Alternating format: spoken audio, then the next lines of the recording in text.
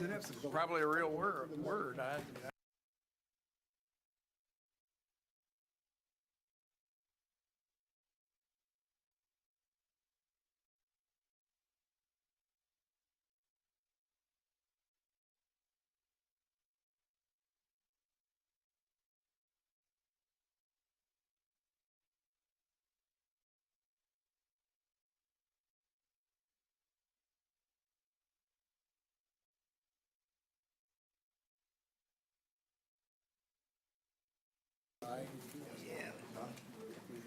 Everything I own goes through some solid airport security. Debbie, did I look, the budget was in all of the information from the pocket. Mike said he didn't have a copy.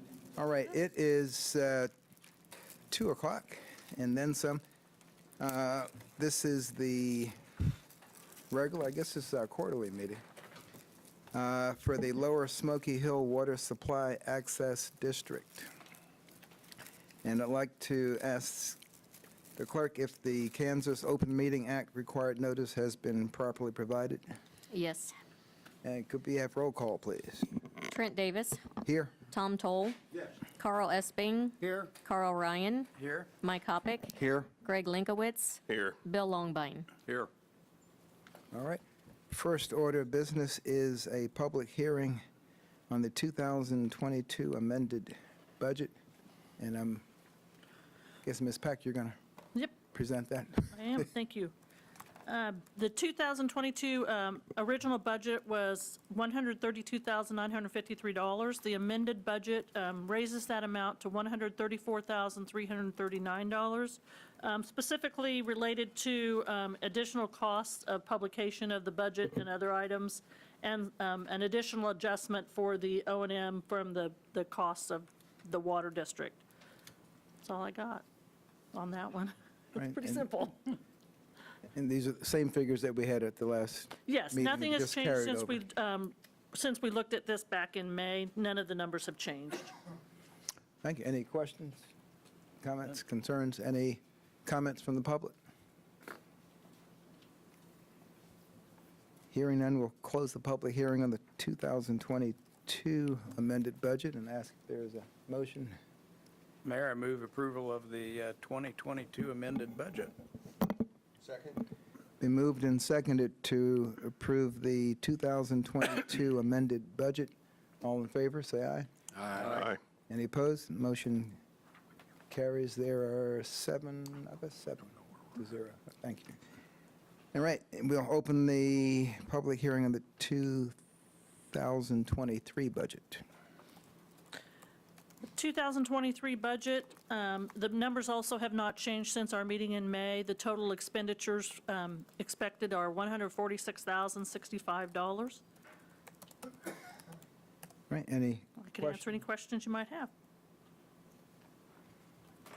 Any comments, questions from the public? Okay.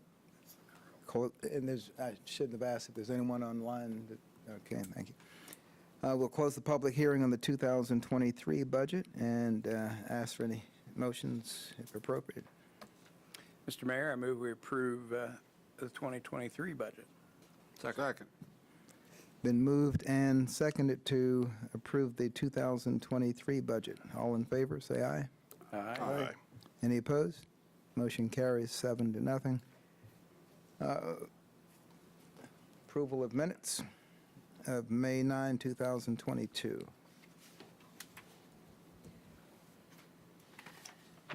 Mayor Davis, I move we approve the May 9th, 2022 minutes. Second? Moved and seconded to approve the minutes. Any corrections, additions, subtractions? All in favor, say aye. Aye. Any opposed? Motion carries 7-0. New business. Election of officers. I'm not really sure the procedure we go through for this, but other than taking, We did try to put a note on there to help you with your decision. All city commissioners are right. eligible through 2023, so we're not in that situation where a portion are going to are coming off. change in January. So that leaves you with some options. I will also note that the current slate is that Mayor Davis is the president, Tom Toll is the vice president, Carl Ryan is the treasurer, and Carl Esping is the secretary. That's the current slate of officers. So as you go forward, those are the 4 officers we need to elect. Right? Well, that seems to be a well-working group of officers. Unless there's any comment about that, Mr. President, I'd move that we continue the same slate into the next year. I'd second that. Any other nominations? Then we'll move to close the, We'll close the nomination. thank you, sir. Okay, the slate has been announced, which would be retaining the current officers. All in favor, say aye. Aye. Any opposed? I guess would be, okay. Carry 7-0. Should, but not. Should have. I guess you should have spoken a few minutes ago, right? Right, we have some options for our next meeting date. And it looks like they're all Mondays in October. This would be the 4th quarter meeting that we would normally have a Normally have. quarterly meeting. We set October. It could be any time in October, November, or December. These were the 4 dates that we have city commission meetings on those Mondays. So it really is totally up to you. Now, that far ahead in my schedule. The only date I would Open or mention is, unknown. October 10th, for some, is a holiday for Ooh, Columbus Day. Columbus Day. That is not a holiday for the city, though. Okay. Mayor Davis, I'd move we make October 17th, 2022 as our next meeting. I'll second that. Right, it's been moved and seconded to have our next quarterly meeting on Monday, October 17, 2022. Any further discussion? All in favor, say aye. Aye. Any opposed? Motion carries. Any unfinished or other business? We got plenty of water everywhere At the moment. at the moment. The lake is full, and as of Monday, they sent a notice that they're letting out additional water to drop the level. So we're slightly above where they'd like to be. So we're starting to, we've had a lot of water in the lake all summer long for the most part, and been in good shape there. So, Good news. I would make a comment that going early on into the year, around the 1st of May, before it started raining, that I was pretty glad that we had this water association set up, because it was looking pretty bleak at the lake. And then 12 inches of rain later, all the worries go away. Going, right. Anyway, that's my comment. One additional quick comment. When we got the text, was that Monday, yeah. from Dan out the lake announcing that they're going to have a release, a flood control release, is what the name was. And I responded back to him, I don't know if you saw that or not, but I said, irrigation water in August is beneficial. Right. That's just for something to think about. I go back and said, thanks for your comment, and that was the end of the conversation.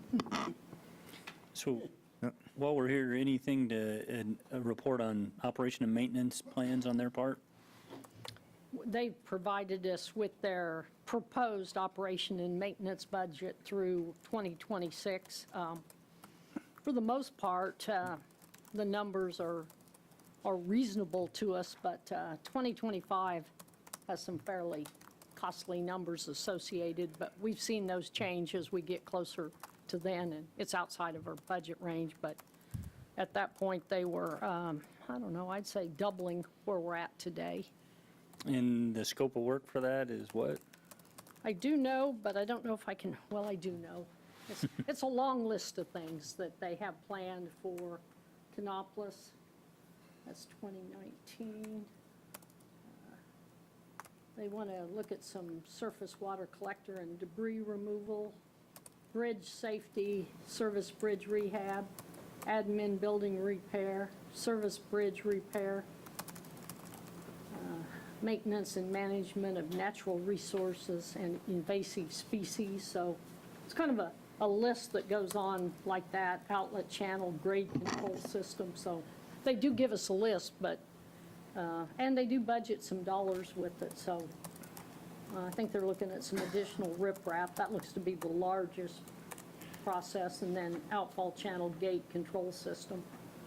Both of those are around 3.5 million each, so they give a list, but sometimes that changes Sure. by next year, so we try to keep the old one and check next year and see what happens, but we've held our budget numbers for 2024 a little on the higher range to kind of even that out as we get to kind of help the irrigation district even out what they collect from their customers, so. Those numbers and dollars strictly come from the state of Kansas? They or- do. They come from the Kansas Water Office, which receives them from the U.S. Army Corps of Engineers, and they allocate our share of the cost for the city and the irrigators and the others that benefit from Canopolis Lake. But the original numbers come from the Corps, and then the Kansas Water Office allocates those out to the end users. The Corps doesn't pitch in.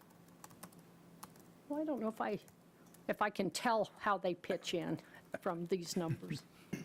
Because basically, the water in the lake has been allocated for specific uses for water supply or the irrigation district. So the O&M is being paid by those that are benefiting from the water. Okay. I really find it interesting that as we've matured in this group, that the O&M has been increasing disproportionately in my book.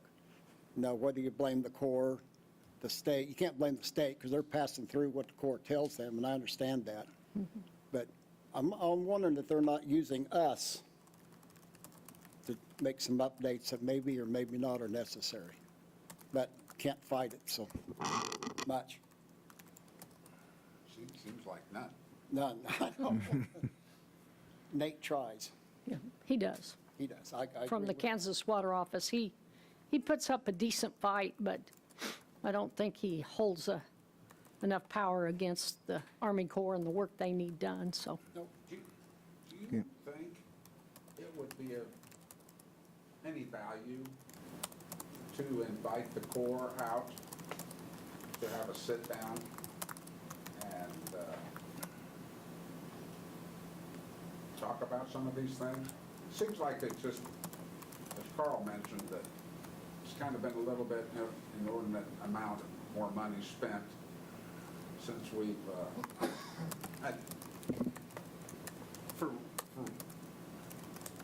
when we purchased, our group purchased, the state of Kansas also had to purchase that, all that storage capacity then, because that's when it came available, and that's when we were able to purchase it, okay? So the state still has a lot of storage out there that it's paying on too.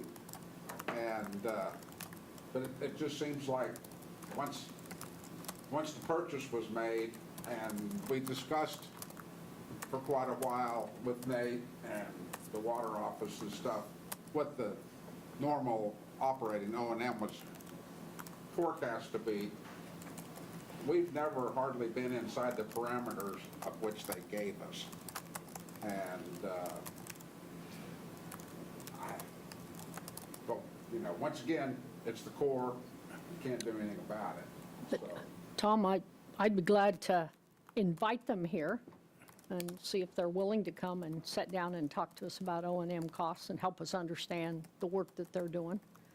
I don't know, I think the better thing would probably to have, if Yep. Nate would be here also, the Oh, state. yeah, we definitely have to have the Kansas Water Office here with us, without a doubt, but that kind of goes unsaid There to was, carry there on. was some re-riffraffing done here a couple of years ago that we had absolutely no fault in. And they passed those, the two contractors that were involved both went, well, we're broke, sue us if you want. So that's the story I got, whether that's right or not. So the state just, or Corps just went, well, then the state, or that O&M will pick it up. So I find some of those things just a little disheartening, I guess. I think at the time, they were in a lawsuit and were not willing to discuss some of the features. I don't know if the lawsuit has been settled at this point or not. We did ask to be notified by letter if there was a result and what that would mean, and we haven't received that letter, but I think it'd be one of the things that we'd ask again and discuss further. I'm sorry, I didn't mean to stretch the meeting out over 5 minutes. So. No, but, No, I think those are Yeah, important concerns. well, just as, Anything we can't predict is concerning, I think. right, when it was dry, we, as you mentioned, we began to realize, maybe it's good we have this organization here. And who knows, maybe someone else has found that it's good for their benefit for us to have this organization, and it doesn't hurt to invite them to discuss the costs. Right, if there's no other business, entertain a motion for adjournment. So I move. move we adjourn. Okay, Second? any opposed? We are adjourned. Thank you. Oh. Can you circle some numbers for me? Either one of you two? Let me see, we started at 2:30.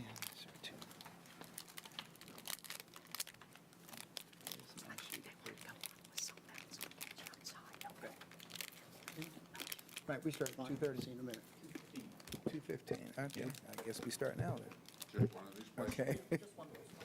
I'm gonna grab their signatures before they leave, and I'll get yours. okay. That way we don't have to drive down that highway again. Literally drive down that highway. Literally. Backing down the resurfacing. Thank you. Thank you, good seeing you. Yep. Another few months. Yeah, see you in October. Right.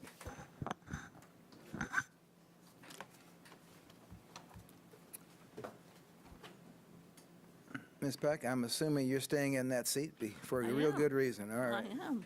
We'll give you the floor, and let's Did you have any? go with it. Debbie and I have talked a ton. It's hers from here. Okay.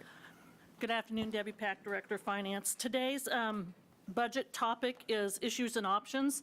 This is the point in the process where we bring back some of the items that we need some consensus from you on as far as how we go forward in the budget and how we then put that whole budget document together. So these are kind of the final answers that we need that we've discussed over the last few weeks so that we can put those numbers in and bring that draft budget back to you next week.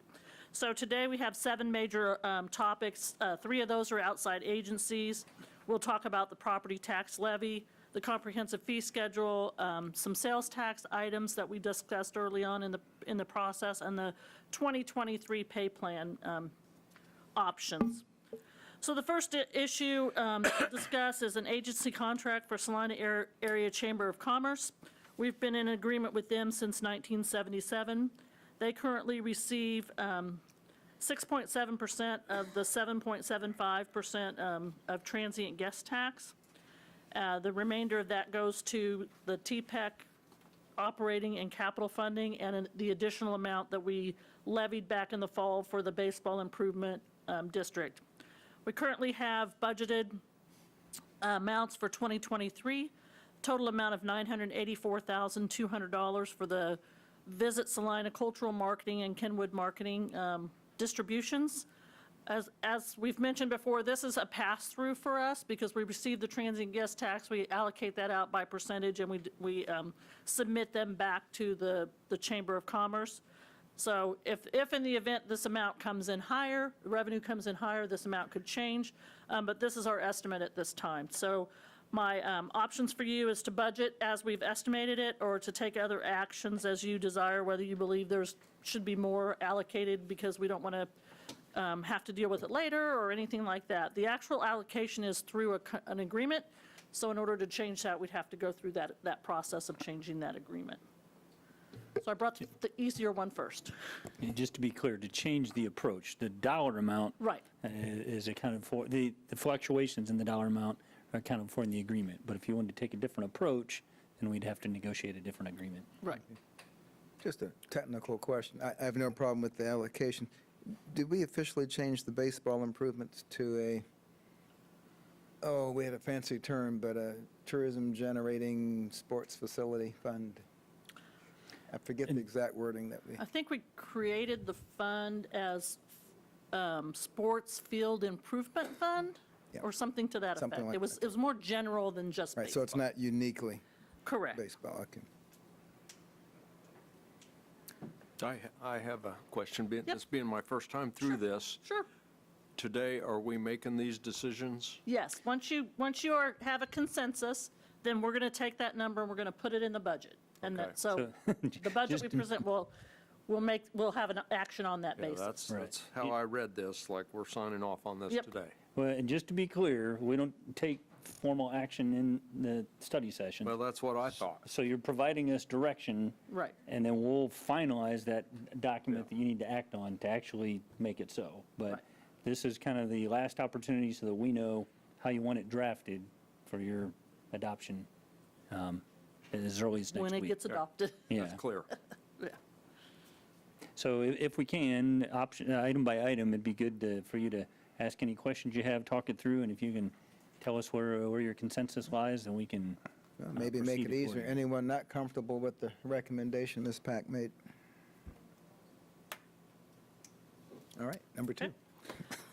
Item number 2, I'll say they're not all as easy as the first one, let's just put it that way. And the second one is an agency contract request for Salina Downtown, Inc. As you may recall, Salina Downtown, Inc. has revenue sources from several places. The first one is their BID fees, which they are proposing that those be raised by 0% for 2023. Their second, one of their other revenue sources is from the city. The city has historically provided them a general stipend and a facade grant stipend. This year, SDI has requested $60,000 for their facade grant and $60,000 for their supplement, which is higher than what their 2022 amount was. They also received funds from the downtown improvements from the CID funds. They received 40.6% of that collection for maintenance, security, and programming in the downtown district. The next slide on 7 shows you kind of a breakdown of what was collected in the CID through 2021 and what they would have collected through 2022. You can see about $130,000 in 2021 and about $108,000 to date. Well, that's not to date. That's what's left over. There's 2 different buckets here on this one, sorry. The one is what the SDI has collected. The other one is what is left in the existing retail, which is where facade grants could come from if we chose to direct them to that. That fund balance in that particular pocket of money has $108,000 in it as of May 2022. So basically, the request from SDI is the city support them with $60,000 in supplement and $60,000 in facade incentive, and then the CID is as collected, and that we would also be approving going forward that they do not raise their BID fees. Any questions on that? Does SDI have a target fund balance? I mean, fund balance target? Not directed from us. I know they provided in their presentation that they have used the facade grant dollars. I can't remember for sure what their fund balance was in their supplement side, but the indication was that they had used and they have additional requests already for the facade grant funding. Yeah, you may recall a few years back, they didn't have as much activity in the facade grant, so they built up a fund balance, and we had a conversation at that time with them about the ability to spend it down, and they made an asserted effort and were able to do that. So they're, I think, pretty mindful now of not retaining a large balance in the facade grant side. On the CID side, just to clarify a little bit, that percentage allocation is spelled out by a transferee agreement. So again, we're in an agreement with them to distribute that as a pass-through. They're just kind of getting their legs under them in terms of the performance of the CID. I think they mentioned they've purchased security cameras, they've done quite a few things, but I would attribute part of that fund balance of currently just being, it's been a little unpredictable. They haven't known enough about what the future might hold to really make some commitments. I think now we're starting to hit our stride on the CID revenue generation. And that's at $108,000. Right. Yep. No, the $108,000 is what's set aside for existing retail in the Oh, I'm sorry. town.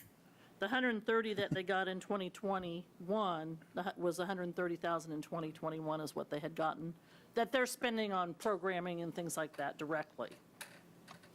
So I misspoke. The existing retail, you may recall, there's additional buckets of money in the Star Bond and downtown project for funding existing retail improvements, new retail improvements. And so what's being reported there is 108,000 is the amount that's been accumulated and set aside for grants by way of transferee agreements for existing retail improvements. And the CID funds can be used for, Maintenance, programming, and security. and as far as maintenance, those funds could be used to help, I guess, establish the position that they have now with the person that does the Correct. the cleanup and Landscaping and. landscaping and trash all that. pickup and- Yeah. Yep. Okay. Well, I personally don't understand why they haven't raised what they are levying to their members at all, and they're asking us for a 33% increase. I'm a little bothered by that, unlike the prior subject where our Visit Salina is just getting back to where they were in the 2018 and 2019. SDI has other funds available for those new responsibilities and the programming. So, not that they can't use that money from the city, but I sure wish they'd ask their own members to chip in a little more. That's a hefty increase. When OCCK has asked for big jumps, I mean, numbers like that bother me when we're only able to give our own people 6% increases a year. This isn't an embarrassing question because I pay that fee. Did they raise that fee in 2022? No, So this would be 2 years in a row without I think this is the third year okay. that they have not raised. May I say something? Oh, look, This is Leslie with Salina Downtown. yes. Regarding the BID dues increase, we had, when I came on, the agreement or the recommendation was not to increase the BID dues for one more year due to COVID and the struggles that our downtown merchants have had with that. They are just now beginning to see a lot more traffic into their stores, having better sales and returns. So we are planning for the 2024 to increase their BID dues or make that proposal to you. But we were just out of, because of the COVID and the recovery, it's been slow for our local downtown businesses. And that was the one reason why we were giving them one more year without an increase in their BID dues. How many paying members are there? We have approximately 180, but then you have to remember that the garage, the Salina Arts Center, the Stiefel, Love Chloe, those are non-paying due members because they're not for profits. So like the Greater Salina Community Foundation, they do not pay any kind of BID due. And the KU School of Medicine and Nursing does not pay also, Right. is that correct? Yeah. Correct. Thank you. Property that, yeah.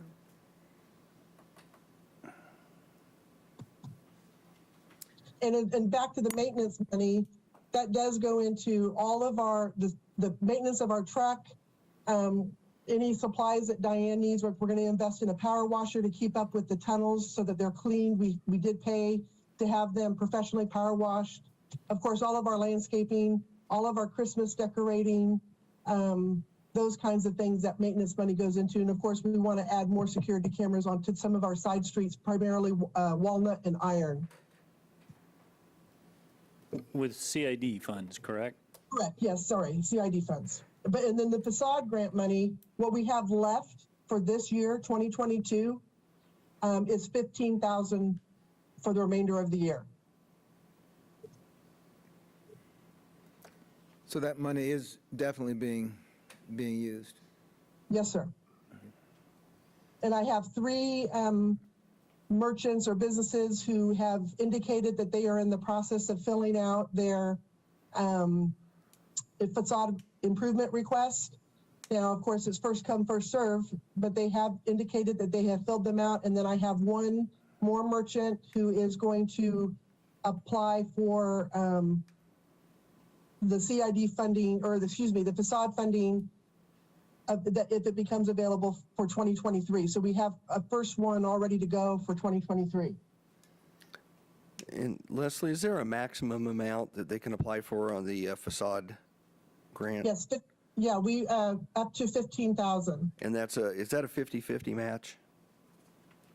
Yeah, Mike, or excuse me, Mr. Hoppick, I need to, yeah, it's $1 to $1.50, I think. I'm sorry, I should have had that I available. can't remember, but yeah, there is a match from the business. Yeah, there is a match. And then we did allow for Mr. Hong, Carol Lee Donuts.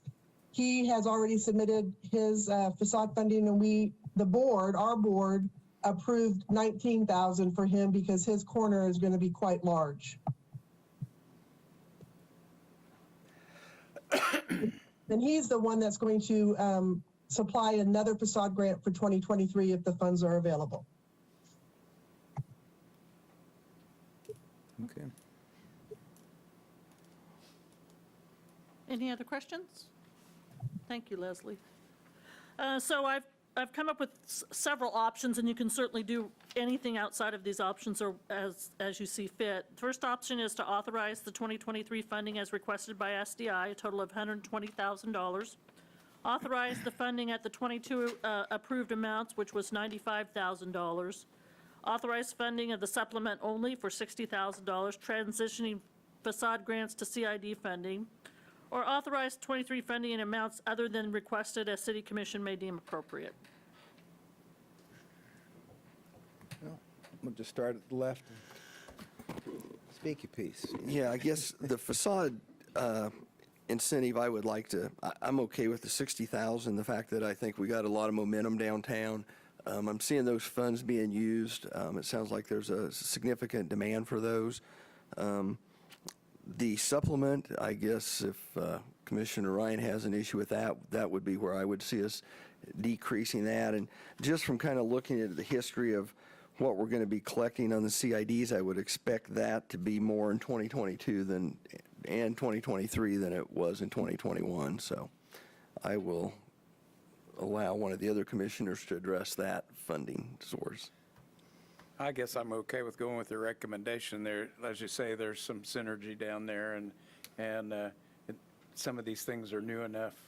It's worth it to just let it roll and be better funded than compromise funded. So, but I still think the members should, no offense, Commissioner, the members should contribute, be prepared to contribute a little more if the city has to contribute a little more. I understand. And like I said, it's embarrassing. I can't remember when they raised it last. So, but I do believe that, yeah, there is some synergy there, and we'll have some better numbers. And again, when you look at percentages,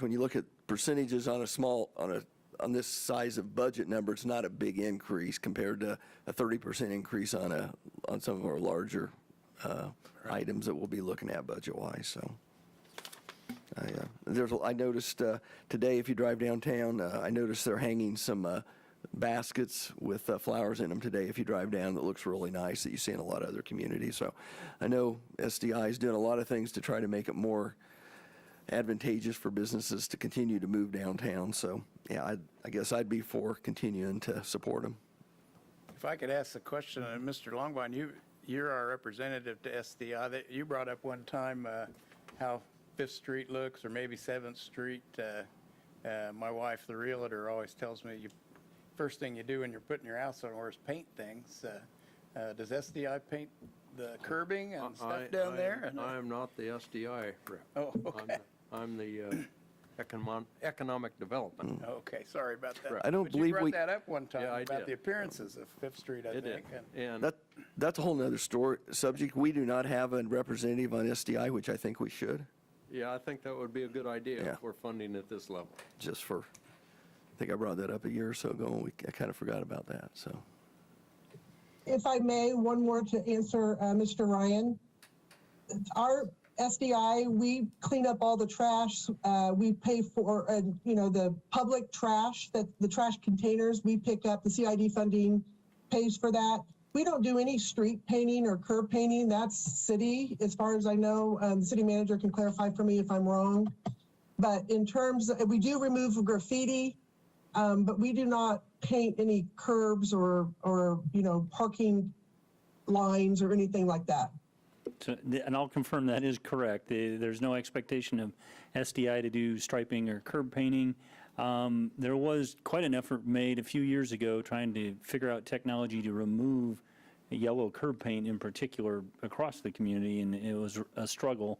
Policy decision was made, we're just going to leave it be, not paint, not remove, leave it in place. But the Public Works Director and I've had quite a few conversations about that's not working aesthetically and needing to revisit that. So we have some technology. Our staff's been doing some experimenting. We're also doing some cost gathering in terms of if we were to pay a contractor. And as a side note, I think the conclusion was it may be cheaper to take the curb out and re-pour it than it is to try to hire someone to blast the paint off and put it back on. But we're still trying to sort through that challenge a little bit. What's the world come to? Well, Yeah. On the other hand, If you really look closely, that paint is something in terms of its thickness, and we've tried sandblasting, we've tried power washing, we've tried, I don't even know what temperature the water got to, and it's been a real struggle to find a way to get it off, but it's showing. Aesthetically, we need to address it. My thoughts on the funding is, I've just always had this feeling that the city funding the facades and supplements and everything, how does this make it fair to the guy putting together a business in another part of town? But then on the other side of that conversation, I get so many compliments from people all over the state of how nice the downtown looks. So I think it's probably money well spent. It is making a difference. They are doing a great job. But it is, I do agree with Commissioner Ryan, it is a lot of money. well, it's in relative terms. It's if you have a kid who's gone through undergrad and is in grad school, they have 6 months to go out of an 8-year education. That's not the time that you're going to cut them off and not send them or pay their cell phone bill. They're just about there, and I think our downtown is kind of maturing in that fashion. We're close to the top where you can see over the summit, and I'd say that so far the money's been well spent downtown, and the newer facades look nice.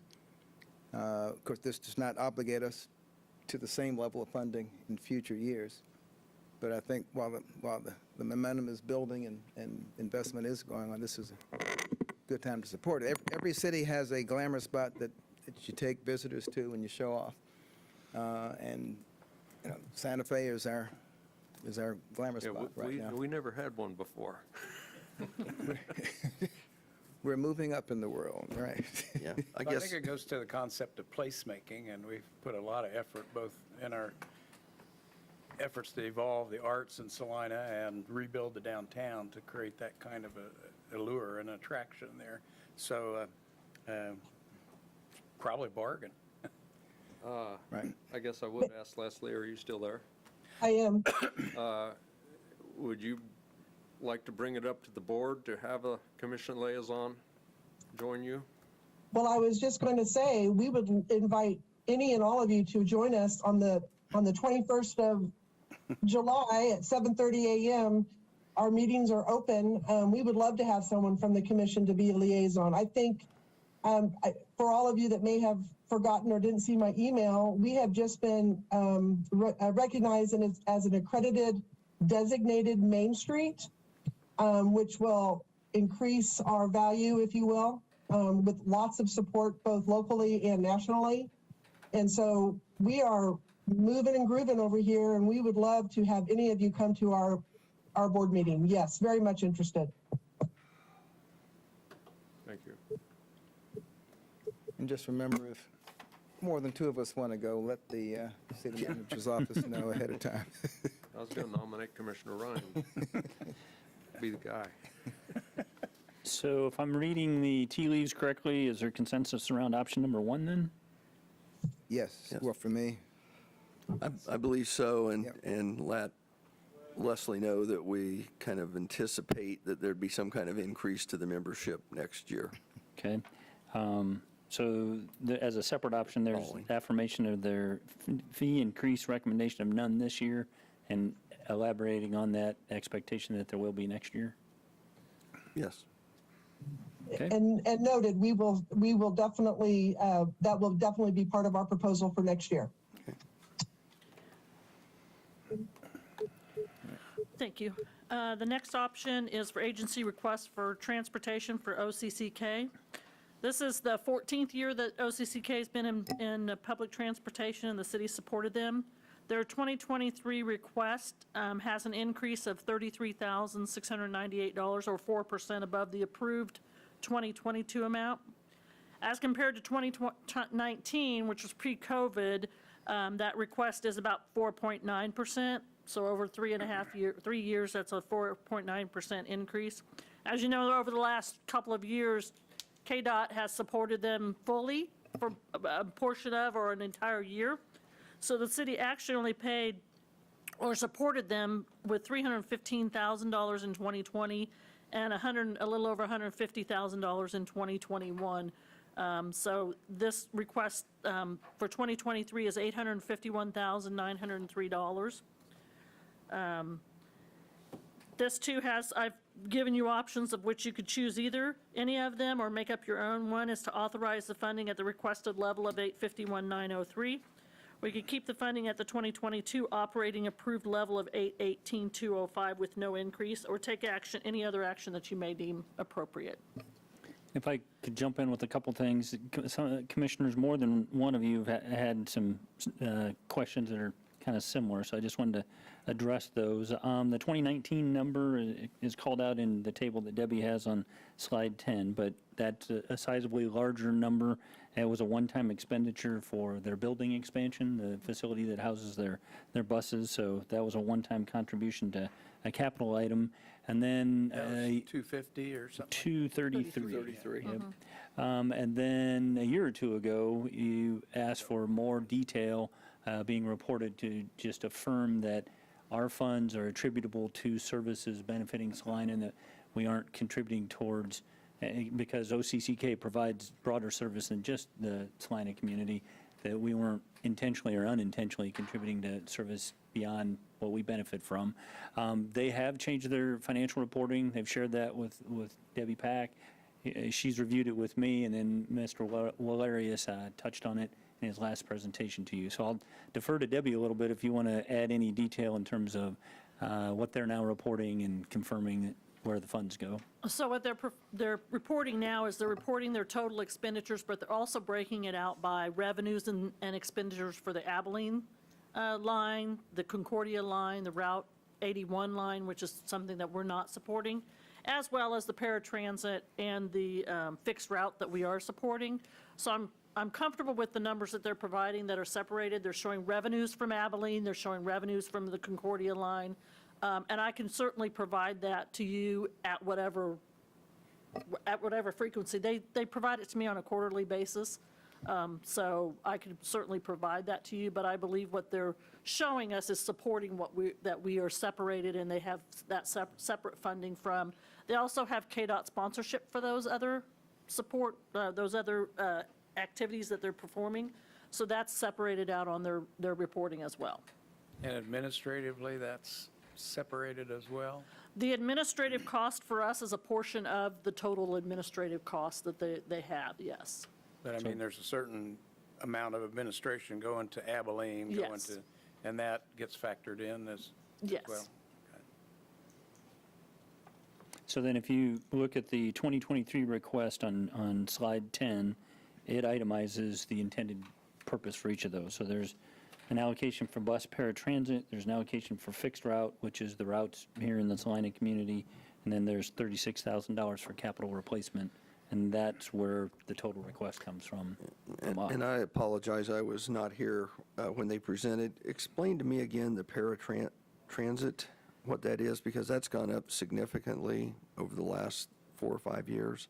Is that single ride? Yeah, Yes. it's scheduled appointments, you have to qualify for receiving paratransit for a medical reason. A lot of them are medical.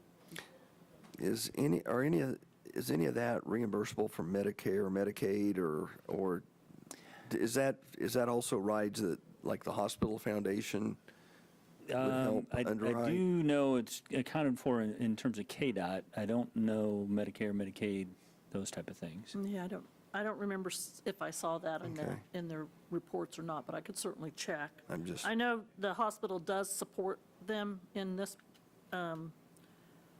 with about $70,000 a year that I assume is directed at paratransit support.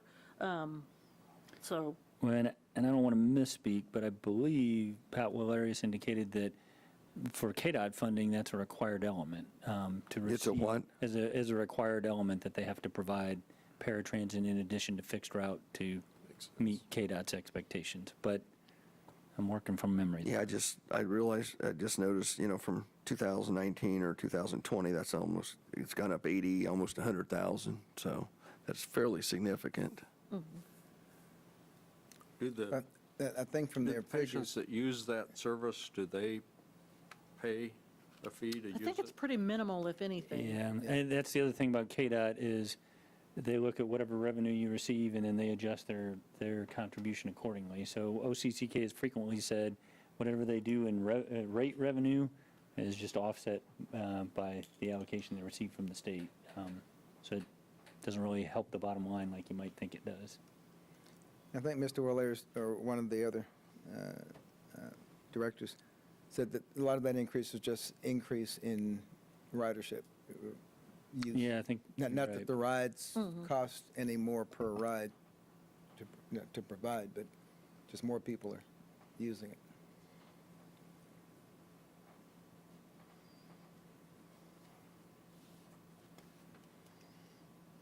Once you're qualified medically for life, are you on there forever? Or does anybody ever drop off? Kind of like the, Probably when they come to your place, they, we don't want to wish that to them, but kind of like the parking passes that you get when you're disabled. And I thought that one of the young ladies said that they do reevaluate. I don't want to put words in my mouth saying it was yearly, but it's an ongoing reevaluation. There is an effort to do that, though. Yeah. Yeah. I'm just surprised. I mean, in 5 years, it doubles, so I don't know how you can continue that progression and make it work. Well, if you look But at I the have no number, problem with it. right, if you look trying at to the get number of moved people on. in our community who are uninsured, underinsured, or disabled and can't provide their rides, that figure has probably doubled in the last 5 years. I have no basis in which to say double, but it's definitely gone up. And, a lot of them come see me in my office using this. But That's an additional level of detail that we could ask for from them going forward. Yep.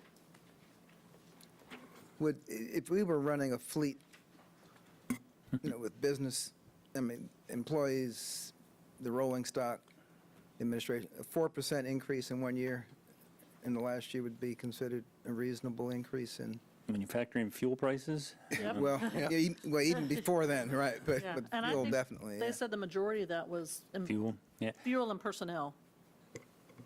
Yeah, Was it think I- last year they gave salary increases or to try to Yep. to stay Keep competitive? competitive. And I think he mentioned that in his presentation recently, that they've given starting pay increase to try to be competitive with drivers. And a CDL driver can still make more elsewhere than what they're making for OCCK. I think I shared with some of you previously that, there, in years past, there was conversation about whether we need to, why it is that we're funding this, I guess. But if you look at other communities our size and maybe a little bit larger, In some communities, this is a city department. The bus service is a full city function. So there's always that alternative. I'm not advocating for funded that for by any means, but $800,000 a it's year. not as if it's not a service provided. In some instances, it's fully under the city to do that. I guess my comments to OCCK would be, at some point, the increases are going to have to slow down or stop, because, another 4% is another 35,000 next year, and you continue, and I guess at what level do we feel like we're funded, overly funded this on behalf of the city, so. And that might depend on ridership as well. Yeah, and did they give you numbers, ridership numbers when they were here? Yep. Have they increased Oh, yeah. significantly? Okay. I think taxpayers would probably rather not fund that at nearly $1 million a year. Yeah. Well, it depends on what business they're in. If their clients need the service to come into their office, then they look at it a little bit. Or if employers need it for their employees to get to work, they may have a slightly different look at it. And I guess that was a thought that some of our larger employers could get in on this and provide transportation for employees at some point. Many places do that. They bus people in from all over to find the workers.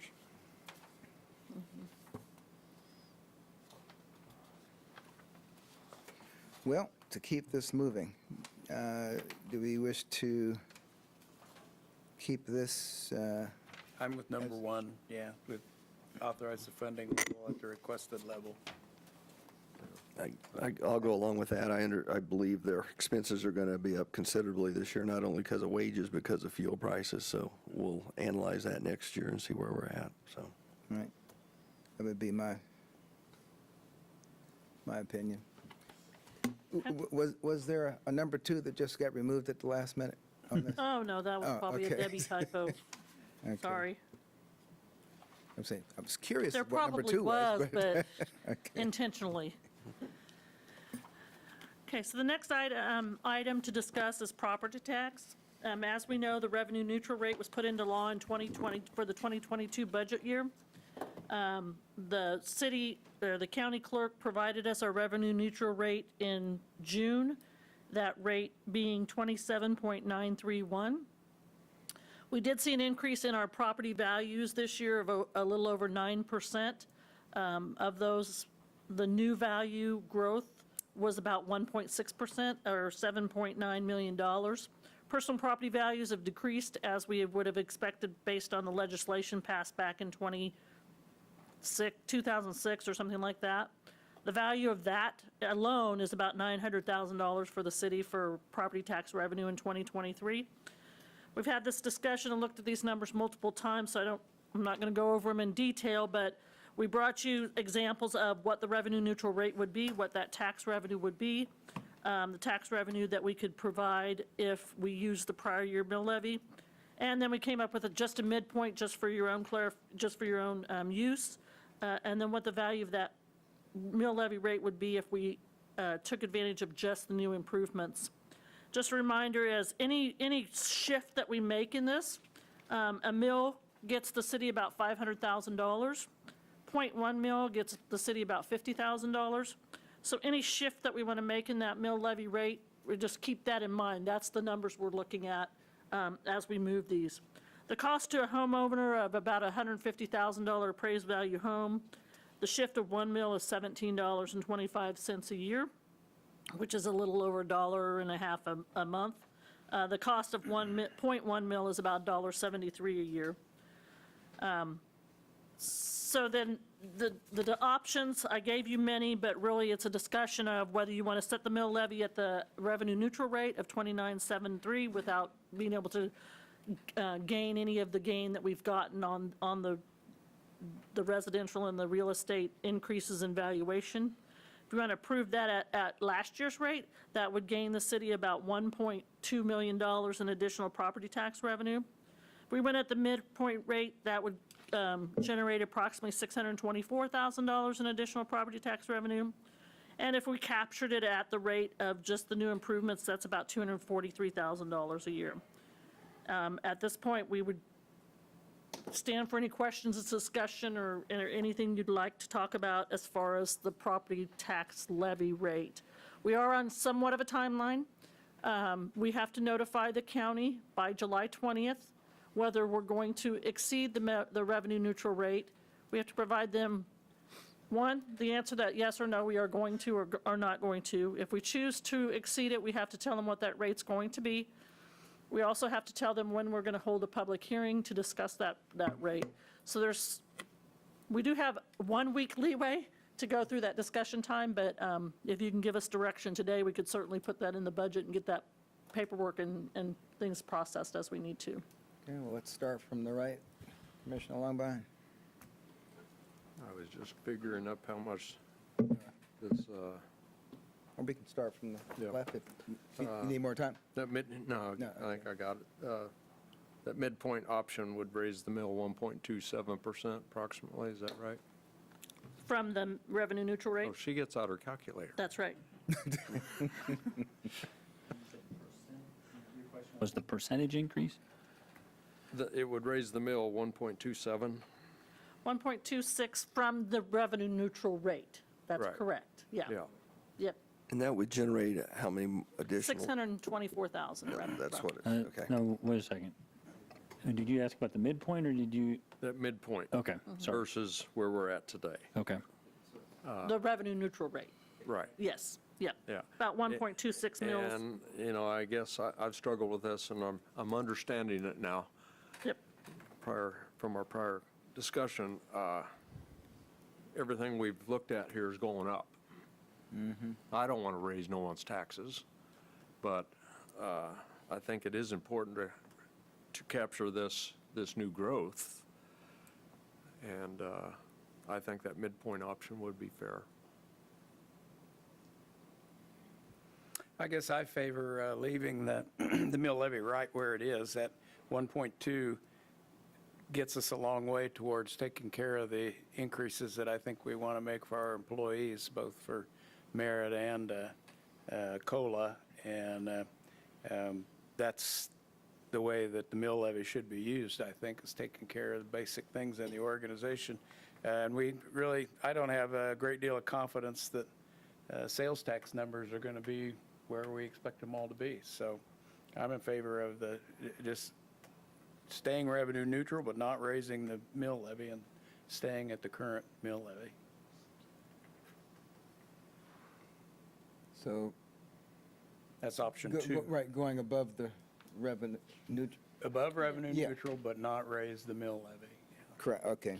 So I'm saying capture all of the evaluation increment Keep it what it was currently at last year. where it Yep. was last year. Yep. And that's my initial impression. Otherwise, we're sort of where OCCK is. You raise your income and state takes it right back.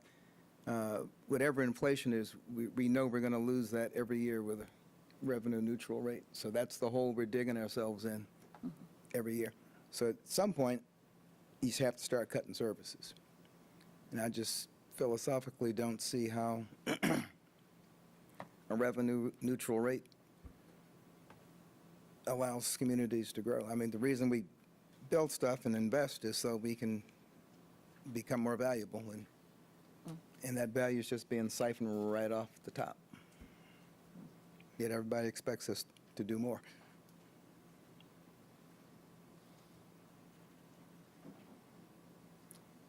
You're next. Well, I'll expand on that because I agree. I used the analogy last time we talked about budget of the city being a business, and that revenue neutral rate is bad business. If there's growth and there's increase in costs, you've got to recapture and offset that somehow. And circling back to Commissioner Longbine's comment, that's kind of the direction I would be leaning.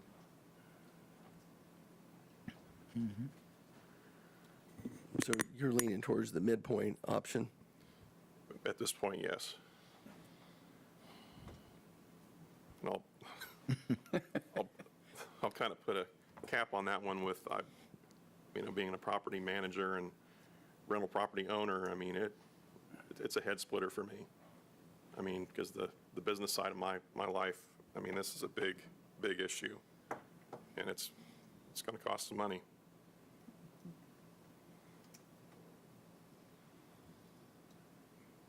Well, don't feel nervous because there are two people with two, Put him on the hot Thanks. seat.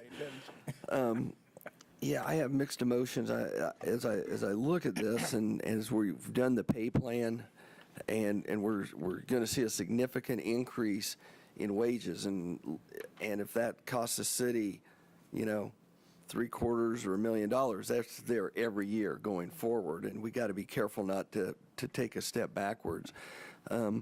We also talk about that we're short-staffed, so when we look at where we're budgeted now, we're still looking at, let's just take the police department, for example. We keep hearing about how we're understaffed. Well, if you get back up to fully staffed, you're probably adding at least $250,000. That's before benefits. I think I calculated probably $250,000 to your payroll. So, you can eat through that fairly quickly. So, and I understand where.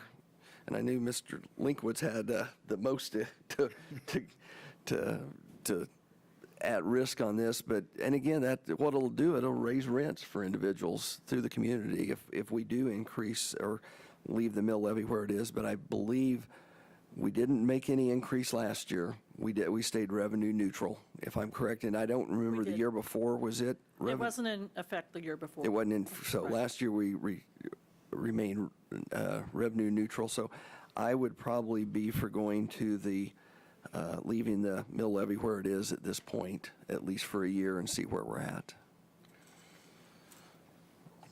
You made a really good point, especially about the police department, and I think I'm swaying your way now.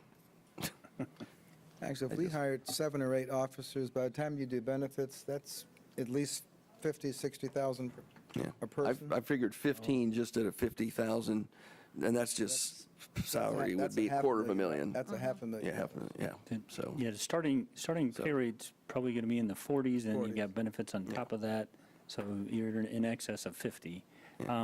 As a couple reference points that hopefully are helpful, we do have reserve balances in place, but those were not ongoing annual performance that we're able to get us there. It was kind of a one-time thing.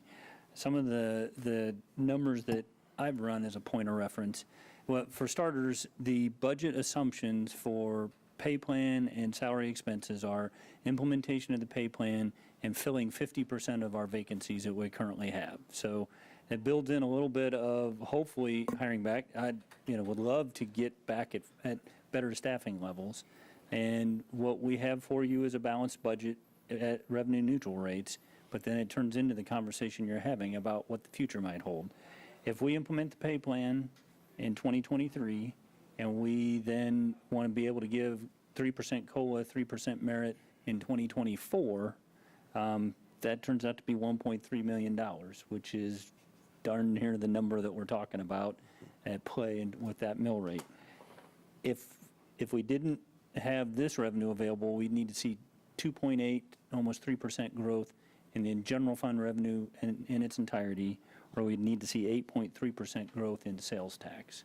And that's just for COLAs and merits. That's not cost increases for chemicals and materials and commodities and fuel. So, trying to look forward beyond just 2023 and not find ourselves in a position to not be able to give COLAs and merits. It kind of supports everything that you've been saying as a group. And the thing that bothers me is, years ago, the state legislation went in and no longer are we able to tax, machinery and equipment at your local businesses. And when you look at some of our larger employers, that's a fairly significant dollar amount that we've had to transfer dollars from that to the property owner, and I don't like it, but they've kind of forced us into that scenario. Again, as I said before, we don't make widgets, so I can't increase the price of widgets to help offset this. So the only way that we can continue to take care of our employees and increase our staffing and stuff is through taxes. And I hope Mr. Ryan's wrong, Commissioner Ryan's wrong, and I hope we continue to see sales tax increases, but we'll just see. It's a little out of the ordinary, but you might want to consider taking public comment on this item. Sure. Are there any public comments on preferences? Any questions? Concerns? Anyone on line? No. Okay.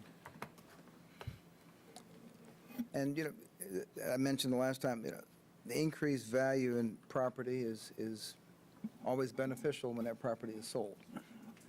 So it's not like this value is being tucked away somewhere that a homeowner can't ever put their hands on.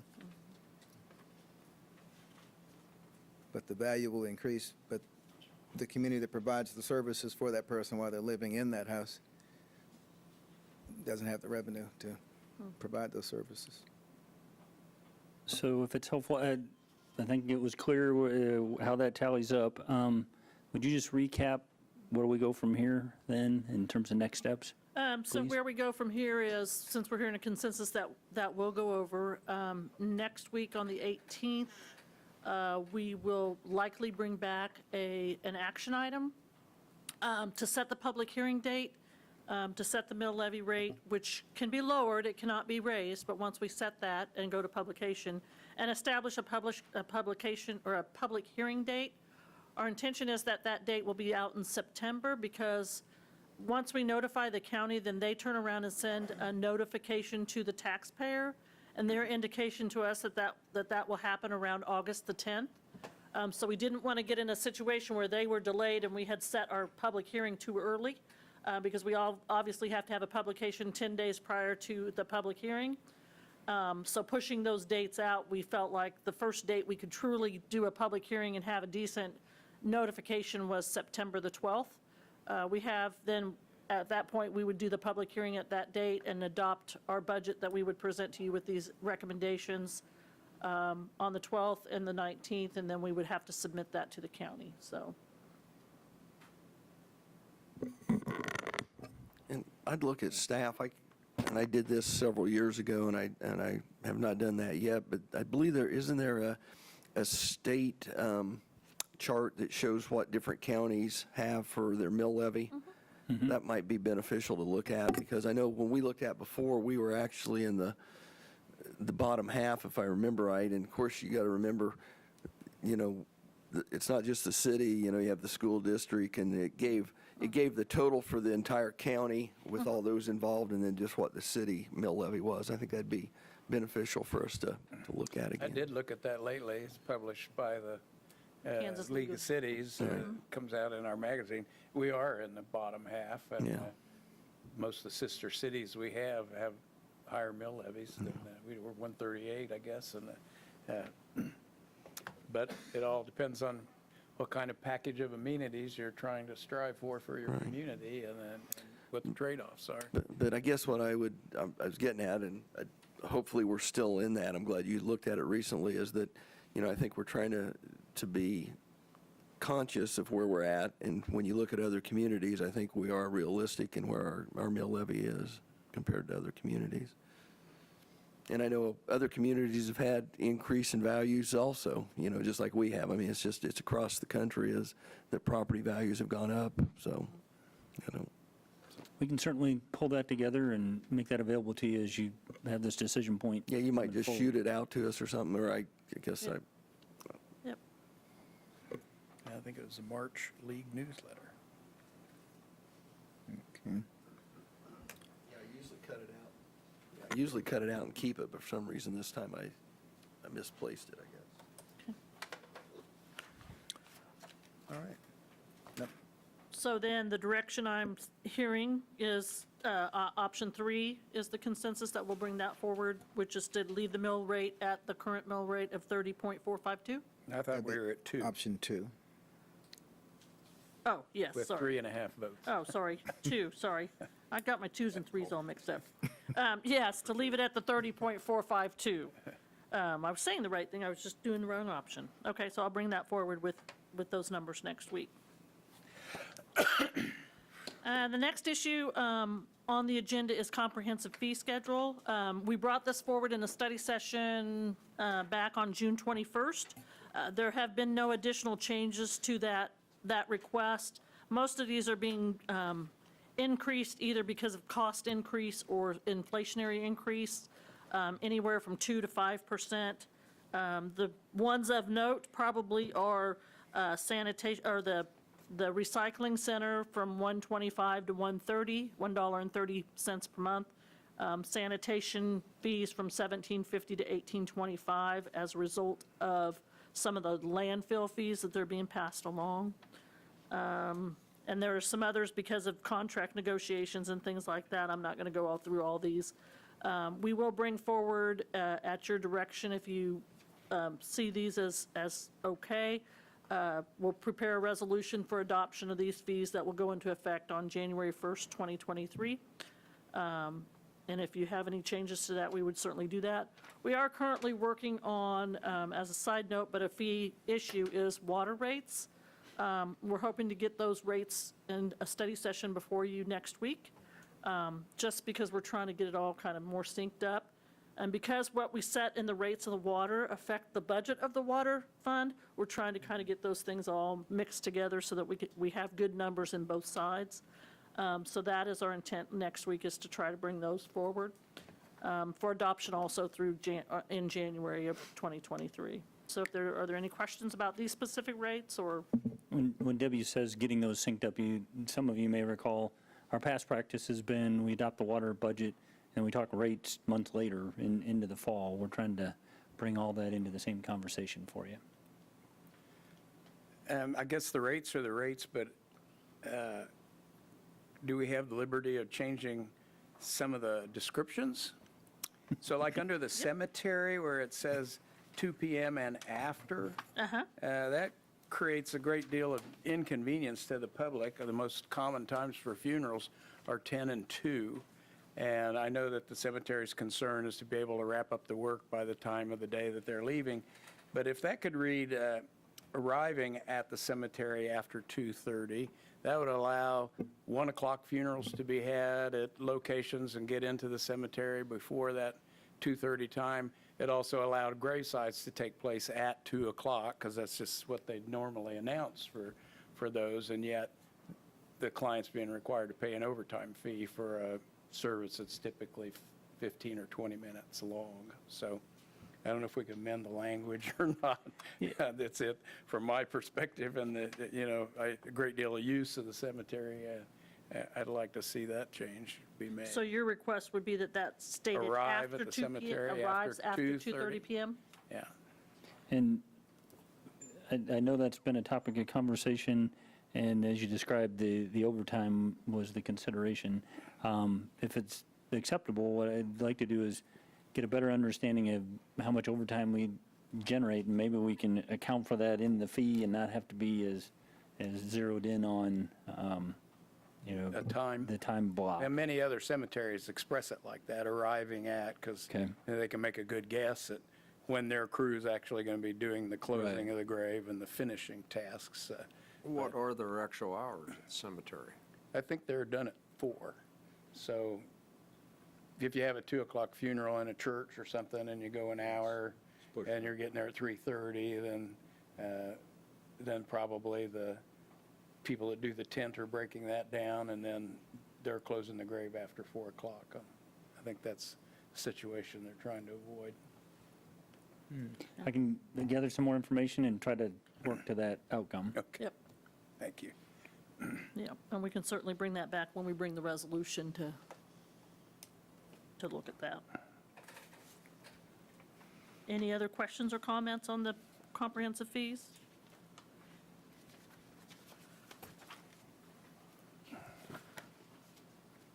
So other than that, there's no other changes that you would like to see us make as we bring this forward? One question I forgot. The diversion application fee, is that just to make it easier on the person who's applying for the diversion, or the service is no longer? The service is no longer going to be provided. I'm looking back to Judge Stoss, Okay. After 2022. So we're removing that fee from the schedule. Probably a question for a different conversation. So there's nothing For just theft. just for theft Right. diversion? Correct. Okay, so other diversions are, We had a special program. Judge, could you come to the microphone, please? Thank you. We had entered into an agreement with an outside agency that had a special program for the theft diversion cases, and we've terminated that agreement.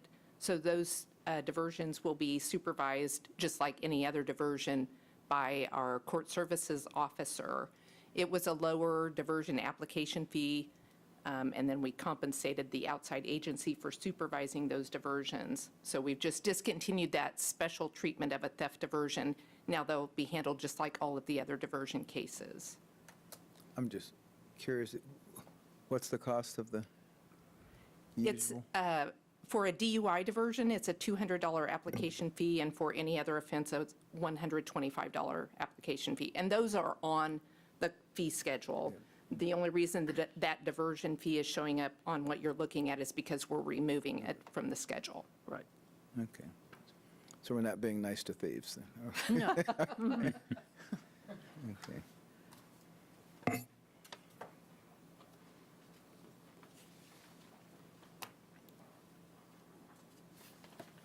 Okay.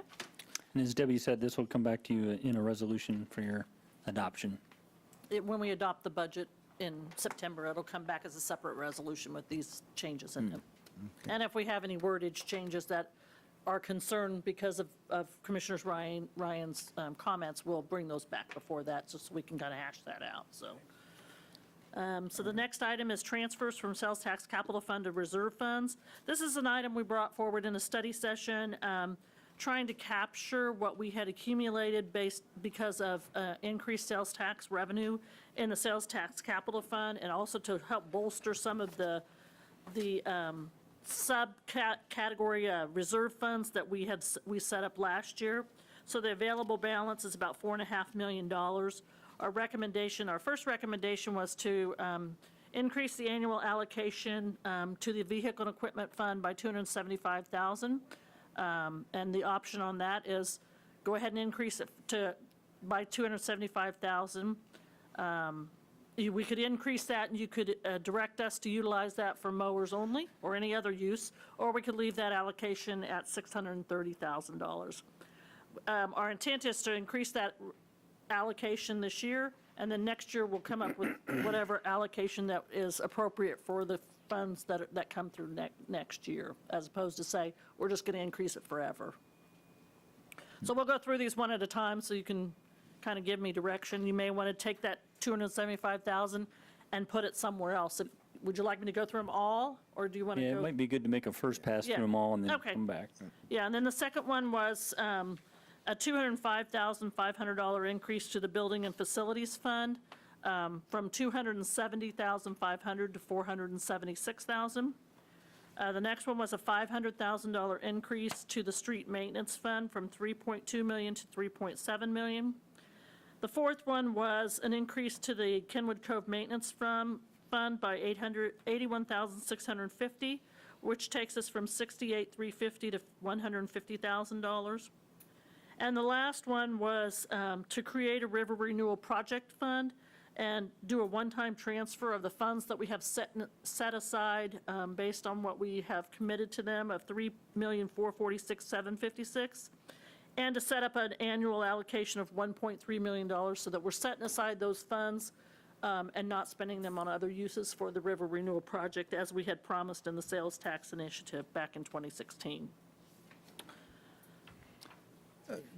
Is there any one hot item in the Buildings and Facilities Maintenance Fund, or categorization of items for which the increase? Well, as you recall, we're doing a buildings and facilities audit at this point. I think we brought that forward last week. I know this week, actually. Or this week, it might be on there today.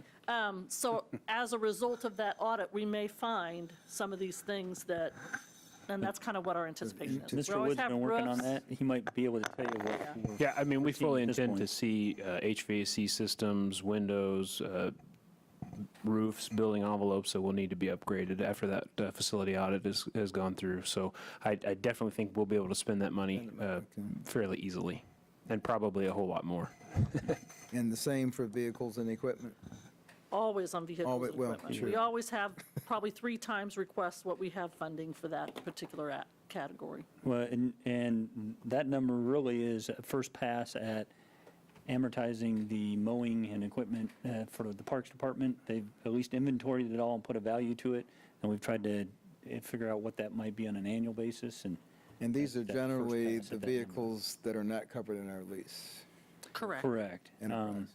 You know, we could increase our lease expense to some extent, depending on particular vehicles. You may recall, you know, our overall value of the request for vehicles and equipment was $1 million more than what we were able to budget, and that didn't include the parks mower challenge that we're trying to address.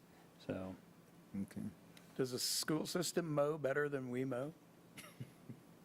Do they take care of their stuff better than we take care of our stuff? I feel pretty good about our mowing this year in particular. I think it's noticeably better, but we've reached out to the school, and I don't want to put them on the spot about kind of some shared responsibility where we have park playground equipment near their schools, and their response was their plate's full, but I can't speak to how they actually staff it. Do they have any, a different approach than we do towards funding those mowers and maintaining them? And Yeah, to be honest, I don't know the details of how they fund that. I think as an organization, we've been guilty of the request there, but it just keeps getting put off at the lower priority amongst all the other needs.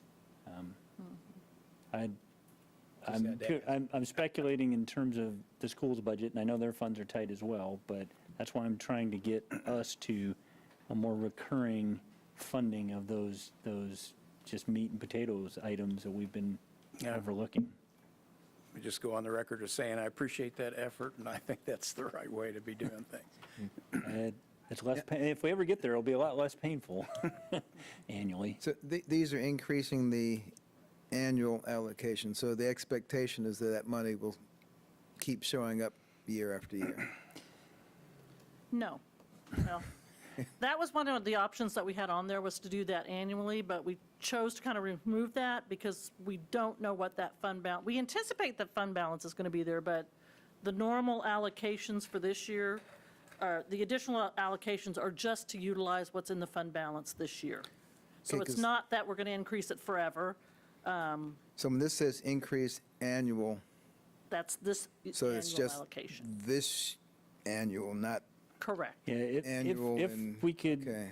if we could experience the sales tax performance staying the same or improving going forward, then I think we can start to have a conversation about these becoming recurring allocations, especially when we're trying to do some of this long-term planning for, I keep coming back to mowers, but we have such a fleet need that if we could, make a long-term commitment to turn that fleet over, that would be helpful, but we want to be mindful that we're not overrunning what our sales tax performance might be. So as we projected the coming year's sales tax, we essentially said, we think we have this much available to allocate, and then that's where these allocations came from, is trying to balance what we currently do with the additional revenue anticipated in the coming year, and that's where these allocations came from. If we're lucky enough to consistently see that performance, then we can kind of fall into that Right. on an ongoing basis. All right. Any opinions? So we still talking about all these things here? All these things, yeah. Yes, so, I know I'm going to make Mr. Toysh mad at me back there, but I do see streets improving year over year. I think we're making headway there. I have no idea what's going to become of Kenwood Cove and, the relationship about what the city scope of that is and what the core is. Can Martha Tasker give us any kind of update about Oh, the river That- renewal project? On the You say river Kenwood renewal, Cove what I said, River on the renewal? river renewal project, I mean, it's all going to get more expensive. I could see 1.5 in that yearly reserve fund helping get us to the goal of seeing water flow in the river again. And if that meant me making the decision to take it out of streets, at this point, to me, the streets are going forward, but I want to make sure the river goes forward as well. So, I think last Board time. told us anything? I guess that's Last time I where I'm at. reported to you, I described that they've indicated their costs have went up. We use the word significantly, that's our word, and that the next step was to have they're going to go back, look at their numbers, and then City Manager Scragg and I will be having a conference call. I think Debbie's invited too, since we talk about money, next week on Tuesday. And that. Would have a good feeling about it, is the way I would describe it. Right, and in that meeting, they're going to talk to us about their costs, and once they also noted, I think the meeting's called options, which would make me think they're going to provide us some options that pertain to the cost, which could be sticking with the same program we have, the CAP program, or which has a core input of $10 million, and anything over and above that is from the city. The other is general investigation, and it's for much larger projects and has a different cost share. So I don't know the dollars on that, if they're going to suggest that, or maybe some other program. So that's kind of where they left it with me, that we'll learn a little bit more. And I know the Corps is interested in the project because they've been spending a lot of time discussing the project. We're also going to set in on a meeting with the Corps in Kansas City. It'll be a Zoom meeting, and Portland, talking about our project in a couple of weeks. And then a potential for the colonel to come from Portland to visit our project and talk to us. So we're definitely getting some interest from the Corps about our project. I'm going to take that as good word, that they'd like to see our project go. I don't know if you agree with that, Yeah, I was Mike. encouraged by the what's his rank, Colonel? Colonel, yes. Coming to town and wanting to see the river itself. And- We just know from cost estimates, the costs are significantly going up. You may recall, there's what it was referred to as an environmental lift component that the Corps was expecting as part of this program. So, and I'm purely speculating, but a little nervous that combination of, have we achieved the environmental lift that the Corps expects, and have cost increases also? Does the scope need to increase, and have costs increased, and then are we over budget? So real anxious to see how this conversation goes.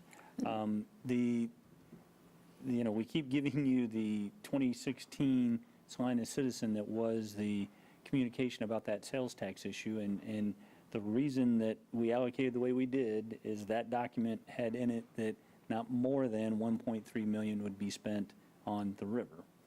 As that conversation was happening in the community, it was kind of an allocation for a number of priorities, and so that's the only topic in there that I think it specifically says not more than. Now, having said that, it also had the discussion in there about how do we know that the funds will be used as they're intended, or as you say they will. And the answer was, there's an annual budget process, it's very public, there's public hearings, so there was, an acknowledgement that this is a 20-year issue, and there'll be budget decisions that'll have to be made by the governing body, and that's all open and transparent. So I do expect over the life of the river project that we're going to have need that far exceeds maybe I shouldn't say far exceeds, the 1.3 million number annually. And that's a conversation for you as the governing body to talk about what your level of comfort is in light of the sales tax and in light of that initial marketing piece. I think there's a scenario out there where their $10 million won't do us any good. I mean, Oh, there's always, if we have that's to always a contribute decision that could be made. 30% and, it becomes a $13 million and they'll give us 10, we have to have the other 3, then we have hard choices to make. Yeah, Seems to me. And Martha, feel free to disagree with me. My concern is that because of the standard that has to be met for environmental lift, and the scope that they might expect, we may be expected to contribute more than we originally budgeted to secure the $10 million from the Corps of Engineers. The $10 million certainly has value, it helps the project, but to meet the program expectations, I'm worried that our share may have to go up And the beyond Corps, what we've budgeted so far. sorry, Mike, the Corps' work also does all of the NEPA and wetlands investigation and work that if we were doing that on our own as a project would be fairly costly, and that'll come out of our feasibility study. So that will be helpful to us in the overall project, the work that we have done. The other domino that's still left to fall in place is the RAISE grant, which we looked at funding for some bridges that are a part of the river renewal project, or at least the phase 1 at Ash and Elm and the Iron Avenue Bridge. So if we would be funded for some of that work, it would help us in the overall cost of the project. So and that, I believe the word comes in August, but some of those grants have been a little slow getting the word out, so that's close. And that was to match up with the Corps' schedule for finishing their feasibility study, so we'd have a couple of solid numbers or pieces that had fell into place that would help us make that, what I think Mike called the hard decision. So, Yeah, and there's more money than ever for the RAISE grants, so between that and our project, we're hopeful that we're competitive for the RAISE grant. We'll know pretty soon. So I think what I'm hearing is for this budget decision here and for this budget cycle, those decisions are going to be out beyond the time we make our decisions, they will be after the August when whether it's the grants or the the core or budget's set. the scope or anything else. Okay. That's correct. The last update I recall, we were waiting on the federal budget process and the Corps to wrap up backed up projects. Are they still backed up, or are they, you feel they're ready to move on? They haven't funded the construction of this project, but I'm hopeful that with the Colonel coming, that there's interest in the project, and we'll get on the list for funding. But to date, we're not funded for construction. This We're is the Colonel of the Corps, at Portland, our division headquarters. Portland, Oregon? Yes, that's our Fair division. question. That's hard to, Yeah, that's how we angle up across from Kansas City to Portland, and I that's, thought we were dealing with Kansas City. we do, but in this case, the decision about the project and whether it's feasible and such gets approved by the division, which is Portland, Oregon. And that's where the Colonel that is coming to visit our project will He is be coming here. located out of. He's coming here. Okay, so you'll update us. Hopefully. That's in the middle Well- of May, assuming it doesn't change. Yeah, and, Or, you know, sorry, middle of August. I just feel people are August. getting a little frustrated and impatient in that they thought this was going to happen. There's probably many of us that fall in that category of, we've got lots of hours in and we'd like to see something. well, and there was a point here not too long ago where we had to make a decision of, do we, in the interest of time, do we go it on our own, or do we want to hold out for the opportunity to get $10 million worth of core funding? But I would completely acknowledge your point. This has been quite a process in terms of design. It's been quite a process in terms of the core. Then there was a funding setback and a program setback from the core, and now we're trying to kind of lobby our way back into some core funding. Well, maybe by the time we start construction, we can pay cash. Well, we'll have some cash on hand by then, We will have some. which is the point of setting up that reserve fund. Not that we were mindful of it all along. It's not like we were spending it on other things, but it's just a more formal way to set it aside. And as we talk about the fund balance, we're focusing on remaining discretionary funds rather than having that river balance in there as well.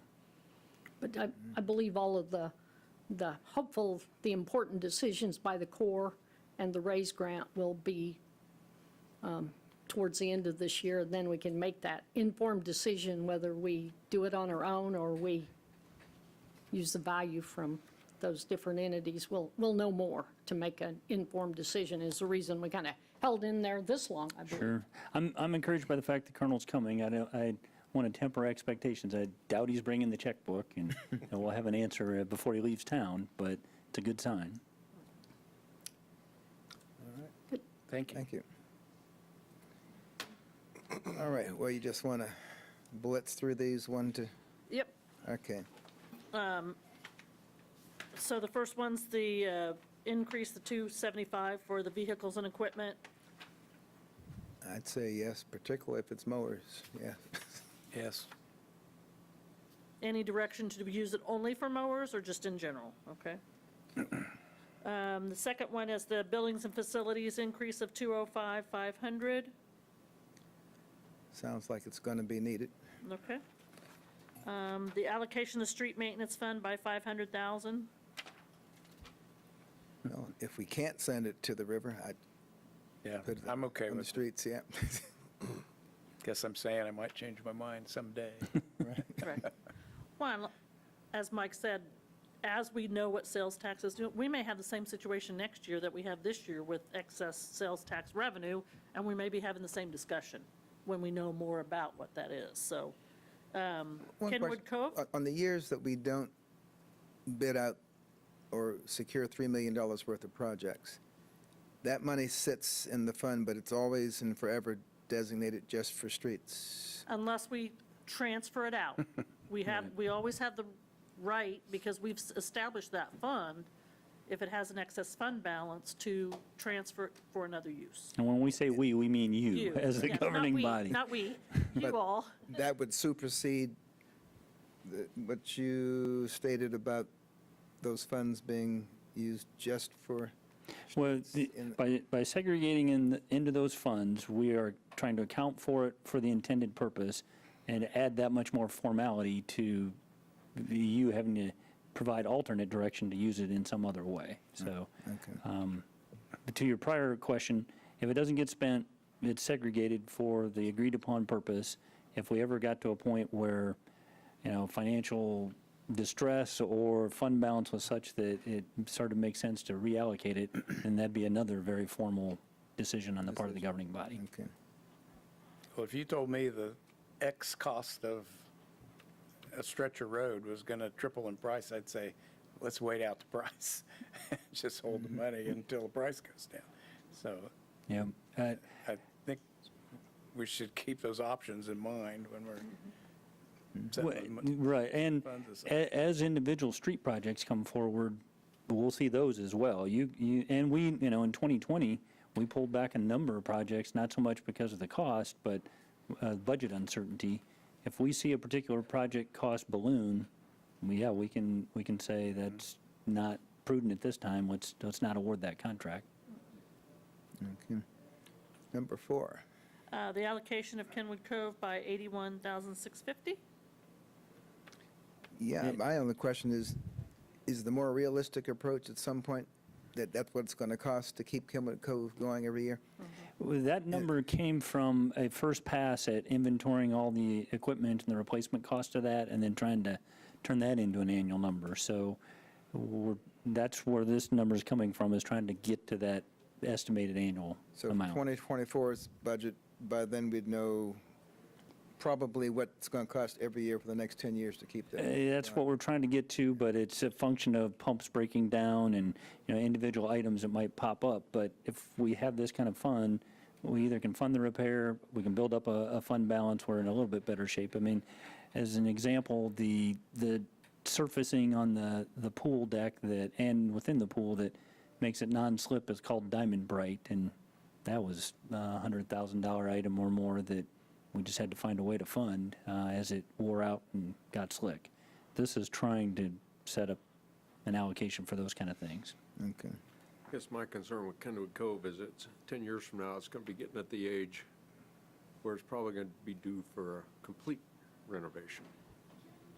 This is kind of operation and maintenance, repair and replacement, but if we were going to do a sizable overhaul. Maintain it, because Yep. it's a criticism I always have, the city builds something and then lets it go.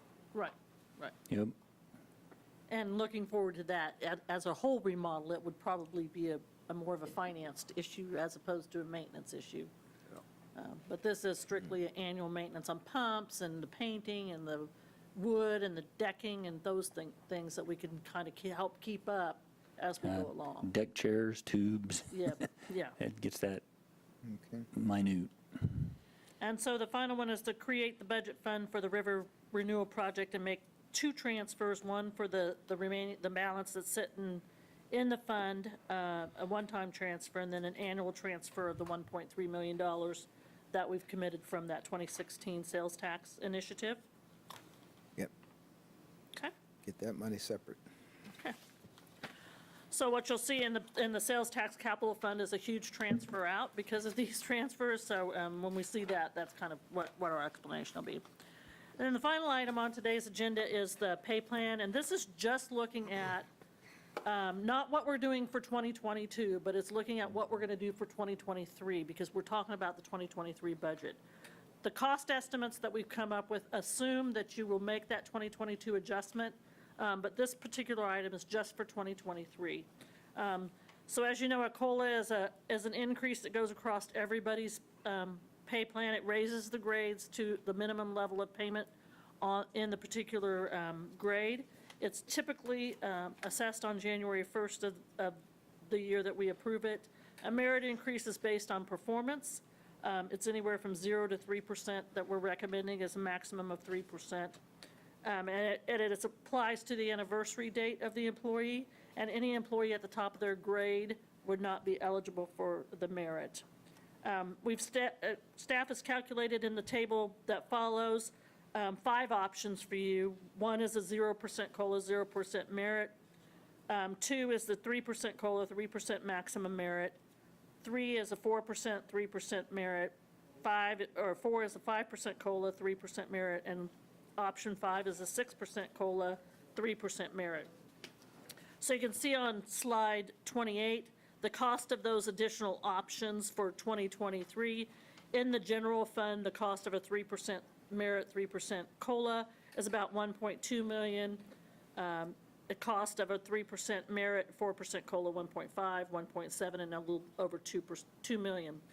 In the table on the right, what I wanted to show you is as if you chose to change what our recommendation is, that's the cost of a 1%. So 1% merit and a 1% COLA. It's about half because we do apply them on not everybody gets them, for one, and 2, they're applied on anniversary date, not on the beginning of the year, and all of these are estimated at the beginning of the year. So your options are to direct us in whatever direction you want, really. Any of those 4 options or 5 options that we gave you with the 0% COLA, 0% merit to the 6% COLA and 3% merit, the numbers that we have presented in the balanced budget that we showed you previously was on a 3% merit, 3% COLA. So we would take your direction on any of those at this point, or if you have any questions. If it's helpful, I'm on a city manager listserv, and so you see all sorts of questions that fly around on there, but COLAs and merits are one of the topics that kind of annually someone sends out, hey, what are you thinking? 3, I didn't know what to expect in the way of a number. There seems to be a lot of organizations gravitating to a 3% COLA, kind of having similar conversations locally with other public entities, and again, that 3% number, it seems to be coming up quite a bit. And then I think we talked about it before, but from an employee's perspective, we'll be bringing you the pay plan July 25th for implementation on September 1. So there'd be personalized pay adjustments with a minimum of 2% there, and then these would be on top of those. So in a short duration of time, there'd be the pay plan adjustment, a cost of living, whatever rate you set, but in the current budget, 3%, and then eligibility for a merit as well. I highlighted here option 4.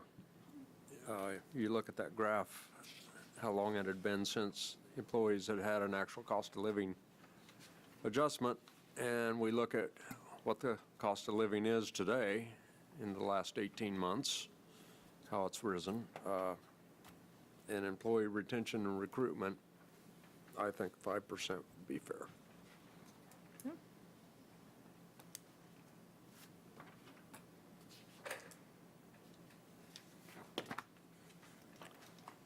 And we've had cost of living increase every year for the last 6 years. I know there were some years where there weren't any. Yes.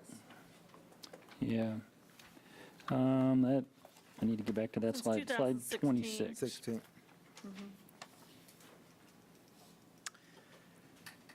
How many of the employees receive that 3% merit? Is that, are we generally satisfied with the work of our employees and kind of automatically give them a 3, or is there a lot of discretion? Well, from a budgeting standpoint, there's a recognition that not everybody gets a 3, but I think we lean towards more than not getting a favorable merit increase or a full merit increase.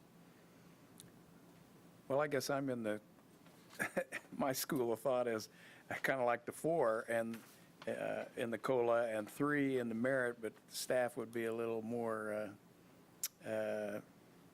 judicial about who they granted the 3 in the merit. I'd like to see it stay under that 2 million. Can you just shoot from the hip and estimate what the pay plan increase in September would equate to as contributing to a, As a percentage? well, if it was being given as a COLA, we're not calling it that, but since a lot of people are going to be positively Right. affected by, It can you estimate? broad changes, it varies aren't they? greatly depending on 20 tenure and position and pay range adjustment, but you've worked those numbers more than me. Are you willing to hazard a percentage estimate? No. I think, as Mike said, so people at the lower end of the pay scale are generally going to get a pretty sizable increase. So if you've been here a long time and you're at the upper end of your pay scale where you're at, you're not going to get as much. Those are the people that are generally going to get about 2%. But there are increases that are 20% plus for some of those lower positions. So it's really hard to give kind of an average or an overall. So for a Even lot if of we had an average, it positions, may not be representative. right, for a lot of positions, there'll be the equivalent of 2 COLAs, for lack of a better term, in fairly close succession. Yes. I mean, you can call the pay plan Yeah, increase. Yes, well, the you pay want plan the amount is to the- is intended, I mean, the pay plan does Yeah. look at the market, so it is intended to put you, I mean, a cost of living adjustment is to try to keep up with the market annually. So the pay plan does anticipate where the market says we should be. So it puts us where they think we should be as far as the overall market goes. So an adjustment 6 months or 3 months after that is actually, it's, as far as the pay plan study would go, it's probably a little sooner than it would necessarily have to be. It was intended to last maybe until July. Well, and that makes I don't sense. mind the second one coming 6 months later. I was just using it as perhaps a justification for going lower on the COLA Colin? in January, in that for the folks who will benefit the most will have already had a COLA Right. in September. Whether you call it a COLA, part of the conversation has been skipping COLAs contributes to the pay plan falling behind the market, and COLAs are intended to keep up. So the pay plan, I guess you could say, is intended to catch us back up to the market. But part of the conversation we had is we're doing it right in these volatile times of what's CPI doing and some of those things. But yeah, our expectation is not only are we adjusting the pay ranges, but we are personally looking at every employee and their circumstances and making an individual adjustment as well. So that should be catching them up to the market. Mayor, to some maybe we're degree. going to run out of time. Let me just say I'm for 3 on the merit and 4 on the COLA, and you guys can hash out Hash out. the majority there, since it's strategically passing the hot potato I was here. 5 on the COLA. You were option 4 and you were option 3. Yes. Okay. Start marking the votes. Put me down for option 3.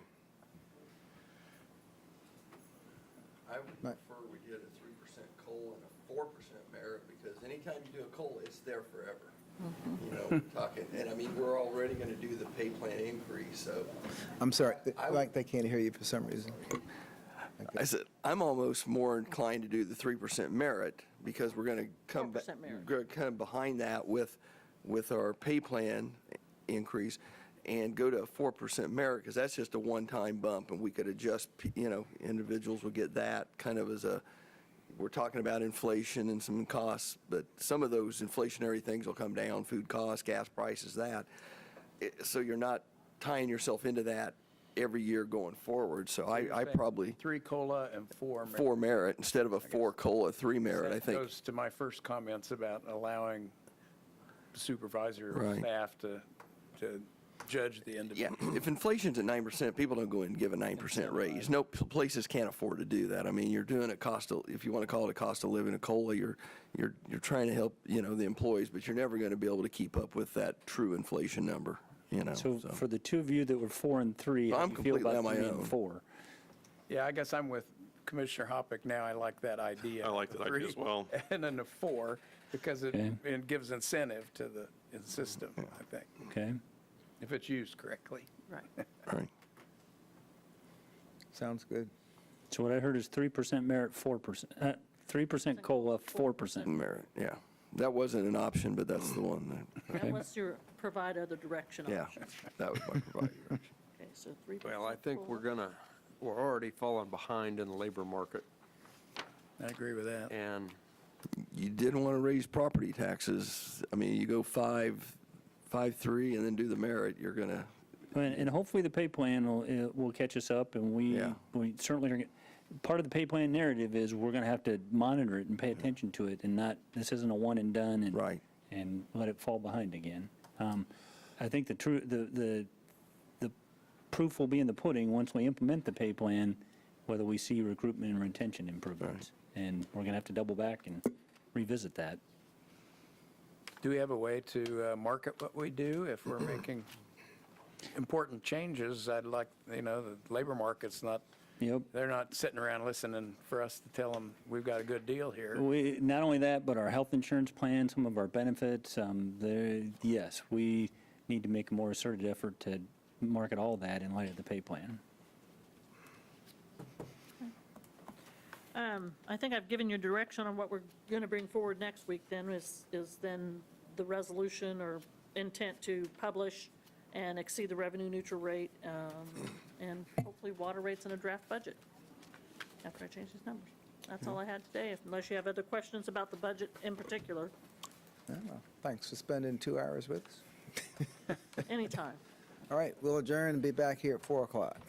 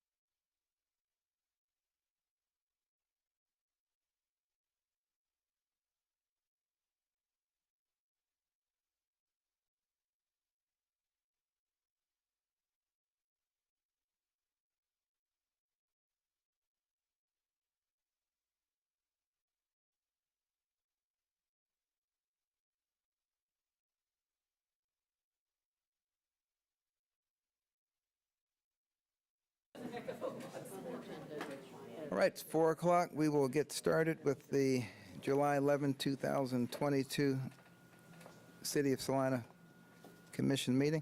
Ask the city clerk if the Kansas Open Meeting Act required notice has been properly provided. Yes. Thank you. May I have roll call, please? Mayor Davis, Here. Commissioner Hoppick, Here. Commissioner Linkowitz, Here. Commissioner Longbine, Here. Commissioner Ryan. Here. Right, all who are able, please stand for the Pledge of Allegiance and a moment of silence. I pledge allegiance to the flag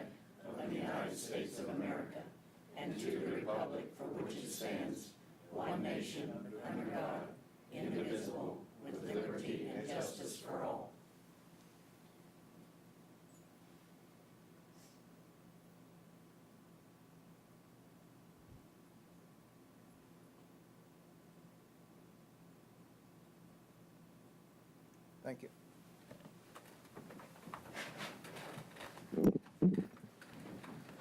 Well, we will start off with a fun event today and go to 3. Item 3.1, flag presentation to Salina Fire Department and Salina Police Department by the Granny Brigade. We'll ask our Fire Chief Schneider to moderate this part of the program. Good afternoon, members of City Commission, City Manager's Office, and most importantly, the citizens of Salina. I'm here for a great cause. We saw something as a city, as a few of us did, as well as this terrific organization with a lot of their members standing behind me, and they came up with a wonderful idea that got to my ears, it got to City Management Office, as well as a commissioner or two. And I would like to ask them to come up, the Granny's Brigade, as they like to call themselves. Terrific folks, and they're here for a presentation, as you had stated. So, ladies and gentlemen, we're going to get everybody else. All of our Granny Brigade members, please come up. No worries. Are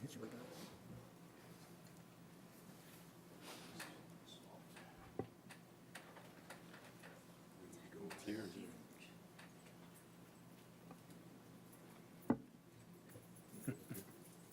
ready? You're fine. On behalf of the Granny Brigade and as co-founders, Rosemary Mai and I, Tina Behringer, are honored to present the city of Salina with this American flag.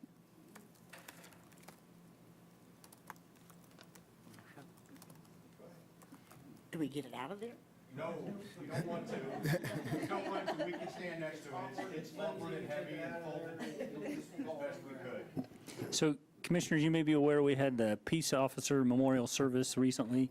You can see a picture, actually a video, I guess, projected on the board. At that ceremony, we had the ladder trucks from the fire department and displayed the flag that we had in inventory, which was much smaller than that. I think the conversation was that that flag didn't really do justice to the peace officers that were being memorialized in order to represent the community as well as it could. So the conversation then turned to raising funds and finding a larger flag. So the Granny Brigade did that, raised the funds to purchase the flag that's displayed in that video and in this display case, intention being that it wouldn't be displayed on a regular basis because it would wear out, but have it available for special occasions as needed, and the fire department will retain it and maintain it and display it. Thank you, Mike. I would also like to add that this flag is made in America. The case that it's in is American wood, and American craftsmanship put the case together, and that's Chief Stover over here. So, ladies, on behalf of the Fire Department and Salina Police Department, we thank you from the bottom of our hearts. I'd like to ask, can we get a few pictures with City Commission and City Manager's Office, please? Yeah. Probably want to try it out. And I don't think we could lift it if it even. What did he say? Pick it up and turn it. Stand in front of him. Yes, sir. I can't speak for the cover where that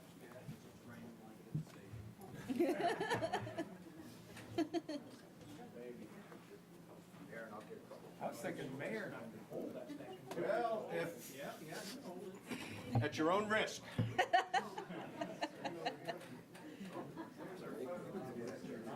How big is everybody in there? 20 by 30. 20 by 30. All right. Yeah, that'll work. Everybody look at me. I don't even know what to tell you to say, but say something that'll make you smile. Thank you for your service. You're quite welcome. I got a couple good ones. Beautiful. Uh-oh. There, got it? Seems all right.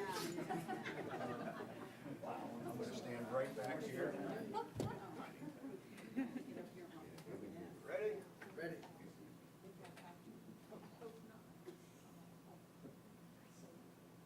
Ron, you're multitasking. No. Do one more.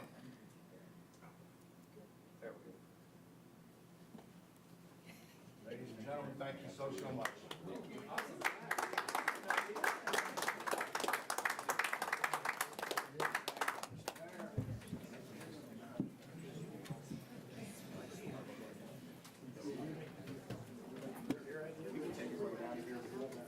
No, what my idea was the presentation.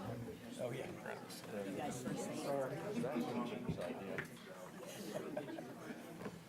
I saw that little Okay. Grab the wrong chair for a second there. little crew down there. Already had one picked out. All right, come on, guys. That's it. Who else am I missing? Okay, that's fun. Everybody, missed you over there. You will be.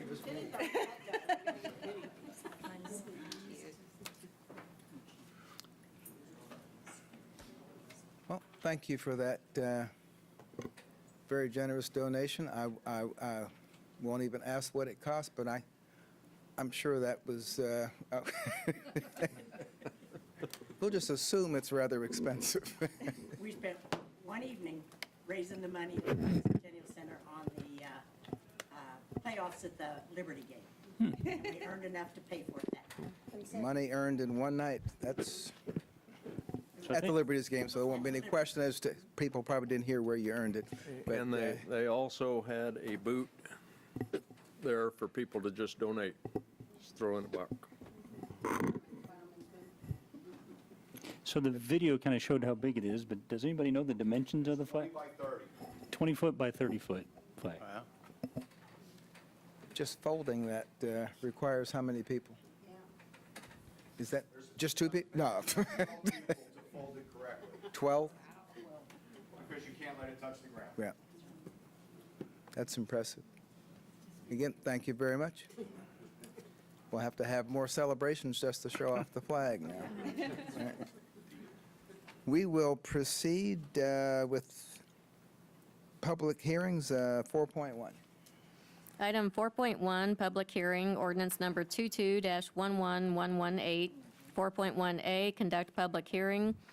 4.1B, approve ordinance number 22-11118 on first reading, de-annexing that portion of the Chicago addition lying west of the relocated Dry Creek Channel.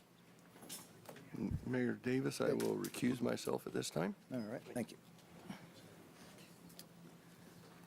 Mayor and Commissioners, we received this petition in May of this year, and a public hearing on this request was originally advertised for June 13th, but was postponed at that meeting to the June 27th meeting due to a lack of a quorum, and then it was postponed again to today's meeting at the request of the petitioner. Since that time, the petitioners had an opportunity to meet with both city and county staff and has decided to withdraw this petition to de-annex a portion of the property and to request annexation of the entire property instead. You have a withdrawal letter there. So there's no need to open or conduct today's public hearing. Our recommendation would be that the commission simply acknowledge and accept the withdrawal of petition number 4418 and announce that the advertised public hearing will not be held due to the withdrawal. There isn't any need for any further action than that. I'd stand for any questions.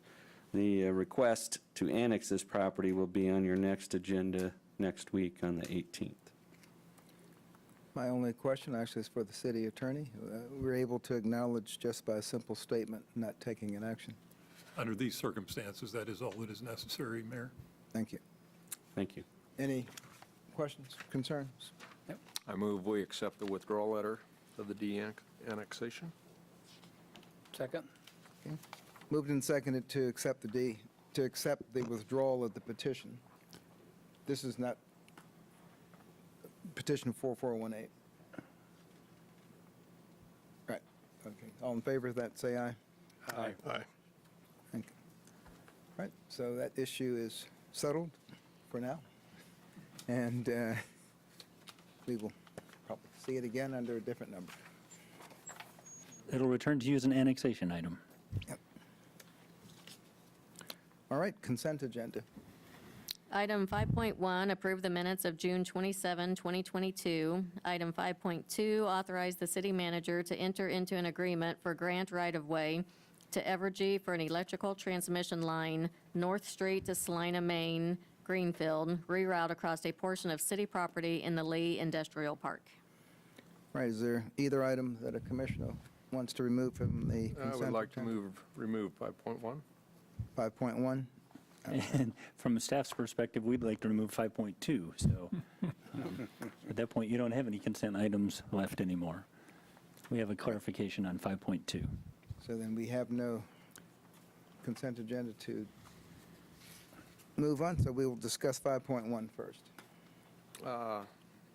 City clerk did issue a correction, but I would like to just make sure it's known that on item 22-0180, the minutes showed a 5-0 vote, but I voted nay on that item.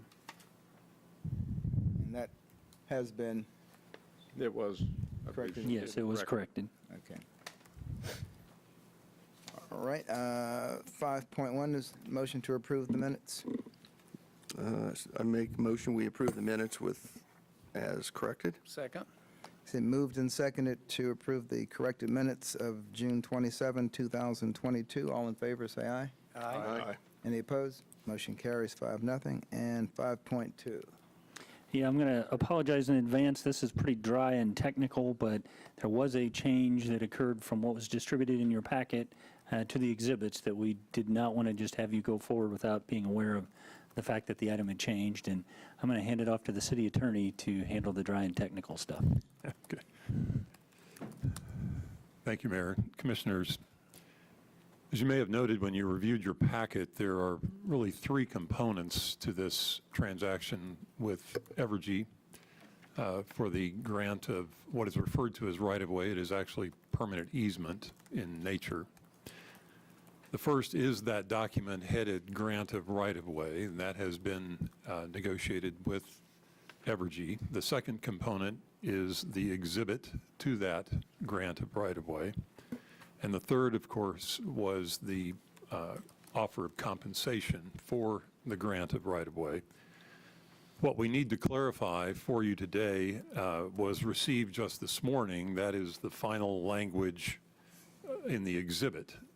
So what you see at your place is the updated version of Exhibit A. And if I may, I think it will be quicker if I read to you the changed language. And the language I'm about to read appears at the beginning of the legal description on each of the sub-tracts. That's TRACTS, not CKS, since we're involved with railroad right-of-way here. But it is the preamble to the legal descriptions in those cases. Evergy has fairly recently begun, anytime they acquire an easement, they're also watchful for any time that that easement might include either right-of-way or easement held by the city or any other entity that could potentially be vacated, so that they are not left without their interest in the event of vacation, for instance, by the city. I guess an easier example would be the situation we ran into with Fire Station number 3. When Evergy acquired additional easement in that situation, they included language that in the event that you would ever vacate Belmont Boulevard, which seems doubtful, but their position was that they wanted to be sure that they still had their interest, their easement interest in the underlying area that is potentially vacated. We have that same situation here, and in discussing the matter, we wanted to be sure that the city was not appearing to overly commit to the consequence, because in certain of these railroad right-of-way situations, that would be the railroad vacating them, and we don't necessarily know exactly how those might revert, particularly since they are outside the perimeter of what the city owns. So the language agreed upon with Evergy is, as you see, if you look at what is identified as, well, it's the second page, identified as sheet 2 of 8. It says, "It beginning the intent of this instrument to extend the easement to include that land described now lying in road, alley, or railroad right-of-way, and or now owned by Union Pacific Railroad Company, subject to the reservations, option to repurchase, and covenants set forth in the Kansas Corporation warranty deed from the city of Salina, Kansas, to Union Pacific Railroad dated February 28, 2006, recorded March 13, 2006, in Book 1124, pages 168-174 of the records of the Saline County Register of Deeds, if and to the extent that land is vacated or abandoned and reverts back to the landowner, which would be the city, and or is reacquired by the landowner, said land being more particularly described as." And that's the language that precedes each of those 4 other legal descriptions that include those interests that are potentially subject to reversion upon vacation. And as fascinating as that is, just wanted to be sure that you were aware that that was what was occurring, and that that language was included as of, well, it was negotiated but prepared such that it was available to us just this morning. Happy to try to answer any questions. I suppose one other point I might make, the reason for the language about the deed to the Union Pacific Railroad Company, if you look at that diagram on sheet 3 of 8, you'll see what is identified as easement area number 3. That's actually part of the property that the city conveyed to Union Pacific Railroad Company as part of the connection which made possible the North Ohio overpass reconfiguration of the trackage that enabled construction there. So the city owns that property in fee title. The other railroad interests are in railroad right-of-way that the city really has no association with, but could potentially receive in the event that the railroad would vacate it. So I'm sure that's enough of all that, and happy to answer any questions. Well, I think everyone understood it, because no one has any questions. All right. But the time to make those distinctions is on the front end, not 10 years later when something strange happens. That was our concern, yes.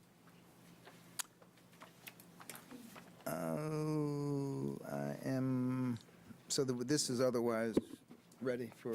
Yeah, we'd be happy to answer any other questions, but essentially it's a grant of a right-of-way to Evergy as they install transmission lines in the area. We've negotiated the terms of the easement, or the right-of-way, as well as compensation with them. All right, entertain a motion to approve 5.2. Move that we authorize the mayor to accept the offered compensation of $194,100 and execute the agreement for grant of right-of-way, right permanent easement to Evergy. Second. Okay, it's been moved and seconded to accept the offered compensation and execute the agreement for grant of right permanent easement to Evergy, as just described. All in favor, say aye. Aye. Any opposed? Motion carries 5-0. We'll now go into administration.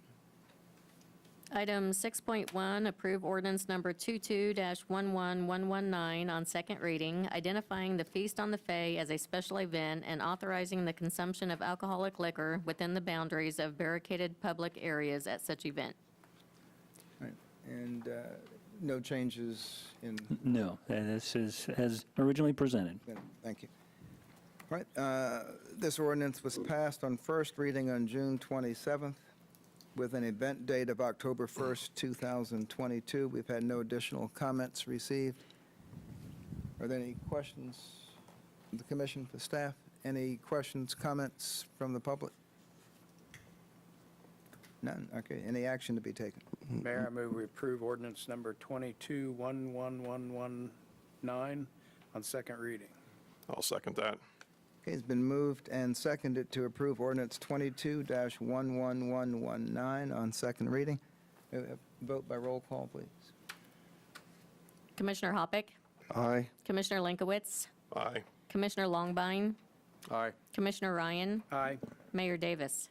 Aye, it passes 5-0. And we'll move on to 6.2. Item 6.2, approve ordinance number 22-11121 on second reading, changing the street names of 3 public street segments in the Stone Lake addition. To remain consistent, I'm going to recuse myself on this one also. All right.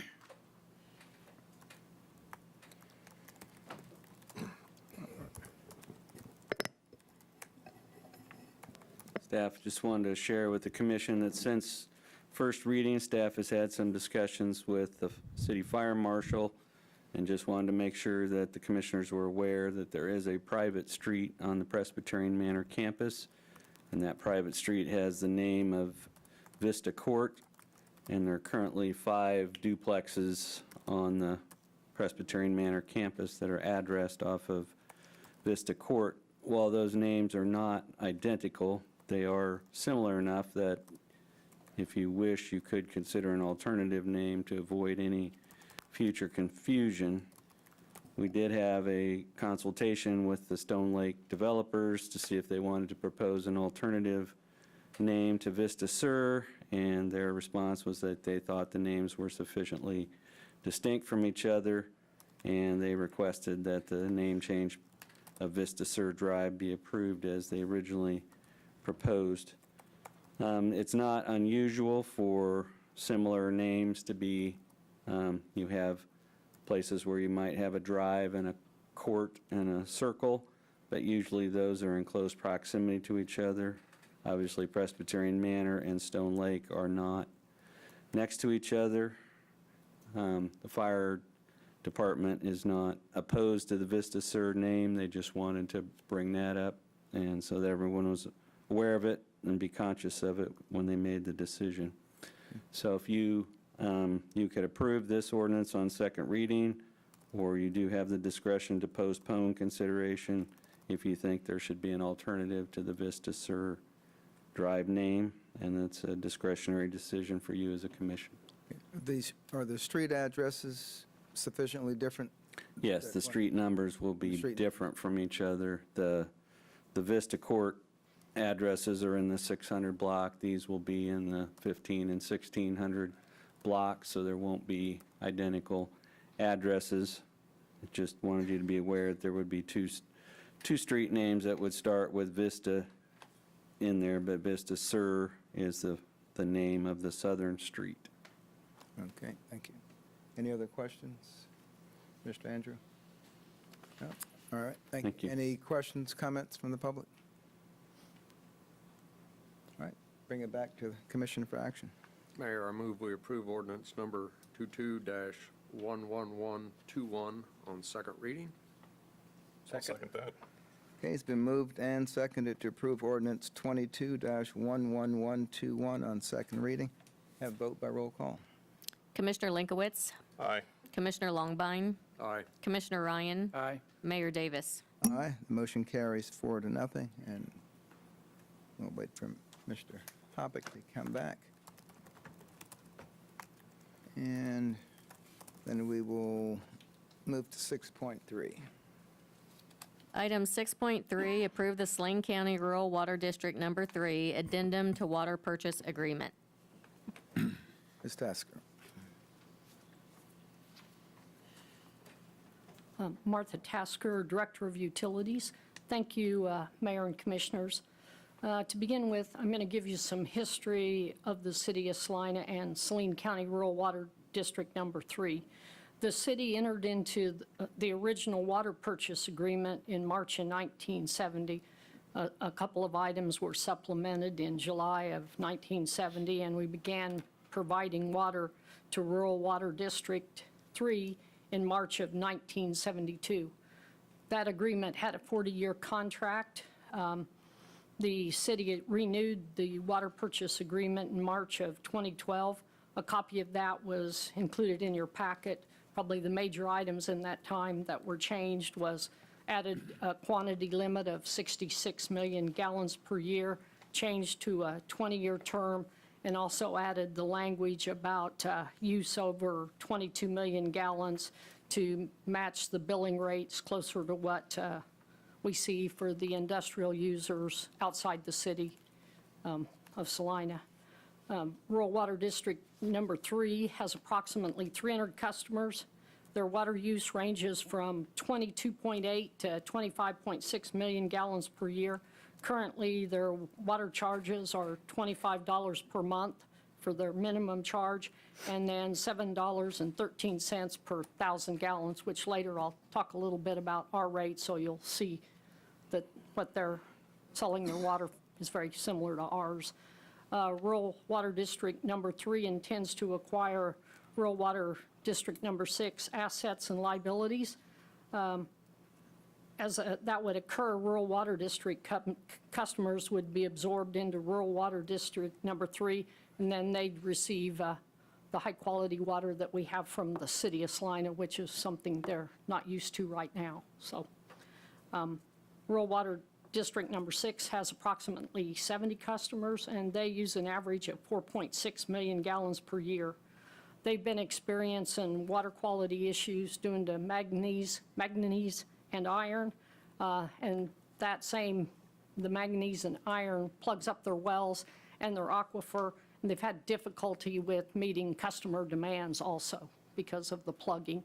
It's the red material that you've seen around Salina in the curb and gutter that's creating some real issue in their wells for them. I think they do actually refurbish their wells and have to clean them every year, which is pretty costly.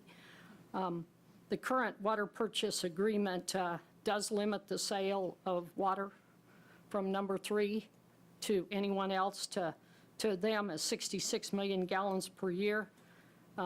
To change their boundaries, they are required to get approval from the city of Salina. When we looked at their usage, the combined usage for Rural Water District Number 3 and 6 is roughly 30 million gallons a year. That's about half of what we're limiting them to with the 66 million gallons. In your packet, there was a Rural Water District map, and it showed the location and the specific service areas for each of the districts. Saline County Rural Water District Number 6 is a small district, and Number 3 kind of wraps around them on 3 sides. Also in your packet was the urban service area planning map. Included that so you could just see what that meant to the city's anticipated growth area. And these rural water districts are located on the west fringes of the future employment area, and that's looking out at a 50-year horizon. The proposed addendum to the water purchase agreement provides the city's consent for Rural Water District Number 3 to acquire Rural Water District Number 6. It's a statutory acquisition process requires the rural water districts to complete a formal process, includes mailings and publishing notices. The proposed addendum does provide the city's consent to allow Rural Water District Number 3 to provide water to Rural Water District Number 6 prior to that process being completed. Did want to note that if 10% of Rural Water District Number 6 members sign a petition, an election to approve the acquisition must be held. If a majority of the members disapprove this acquisition, then the acquisition cannot proceed. In that case, Rural Water District Number 3 will enter into a wholesale water supply agreement with Rural Water District Number 6. As far as fiscal note, there is no impact to the city. The city's current rates are, our consumption charge is $5.58 per 1,000 gallons, and no excess use rate. And for being outside the city, there's a factor of 125%. So that would put our rate to them at $6.98, and I think their water rate for selling was $7.13. So they're moving it to their next customers with little additional cost. And the customer charge for the 4 meters that the Rural Water District has are at double the rates for those with inside the city. These rates make them similar to the industries outside the city limits in the south industrial area that have a consumption over the 22 million gallons. We typically, and Ms. Pack mentioned that we'll be looking at our water rate study next week in study session. And for a few of the commissioners, they have not been through that process, but typically we set our rates to match up with our community growth to fund our O&M costs and operation and maintenance, any capital improvement projects that we have planned. And currently we maintain a cash reserve of, required cash reserve of about $5 million. So at this time, I'd be glad to answer any questions you have. We do have a representative from Rural Water District Number 6 and from Rural Water District Number 3 that could answer questions, Justin May and Jane McDonald from Number 3. And also legal counsel, Mr. Bingston, could answer any of the legal questions that may come up. Right, I guess before we get to the representatives from Districts 3 or 6, which to come to, if you can come to the podium if anything that you wanted to say, certainly let you speak first. Or the two of you speak first, I should say. I'm the chairperson of District 3, and when District 6 came to us, their water quality was really failing, and they're getting pretty desperate for water. Justin has brought some pictures if you would like to look at them. I myself don't personally care to wash my clothes with mud or think of drinking it or bathing in it. And basically, that's what the water looks like. So they are in desperate straits. Thank you. Justin May, chairman of Rural Water District Number 6.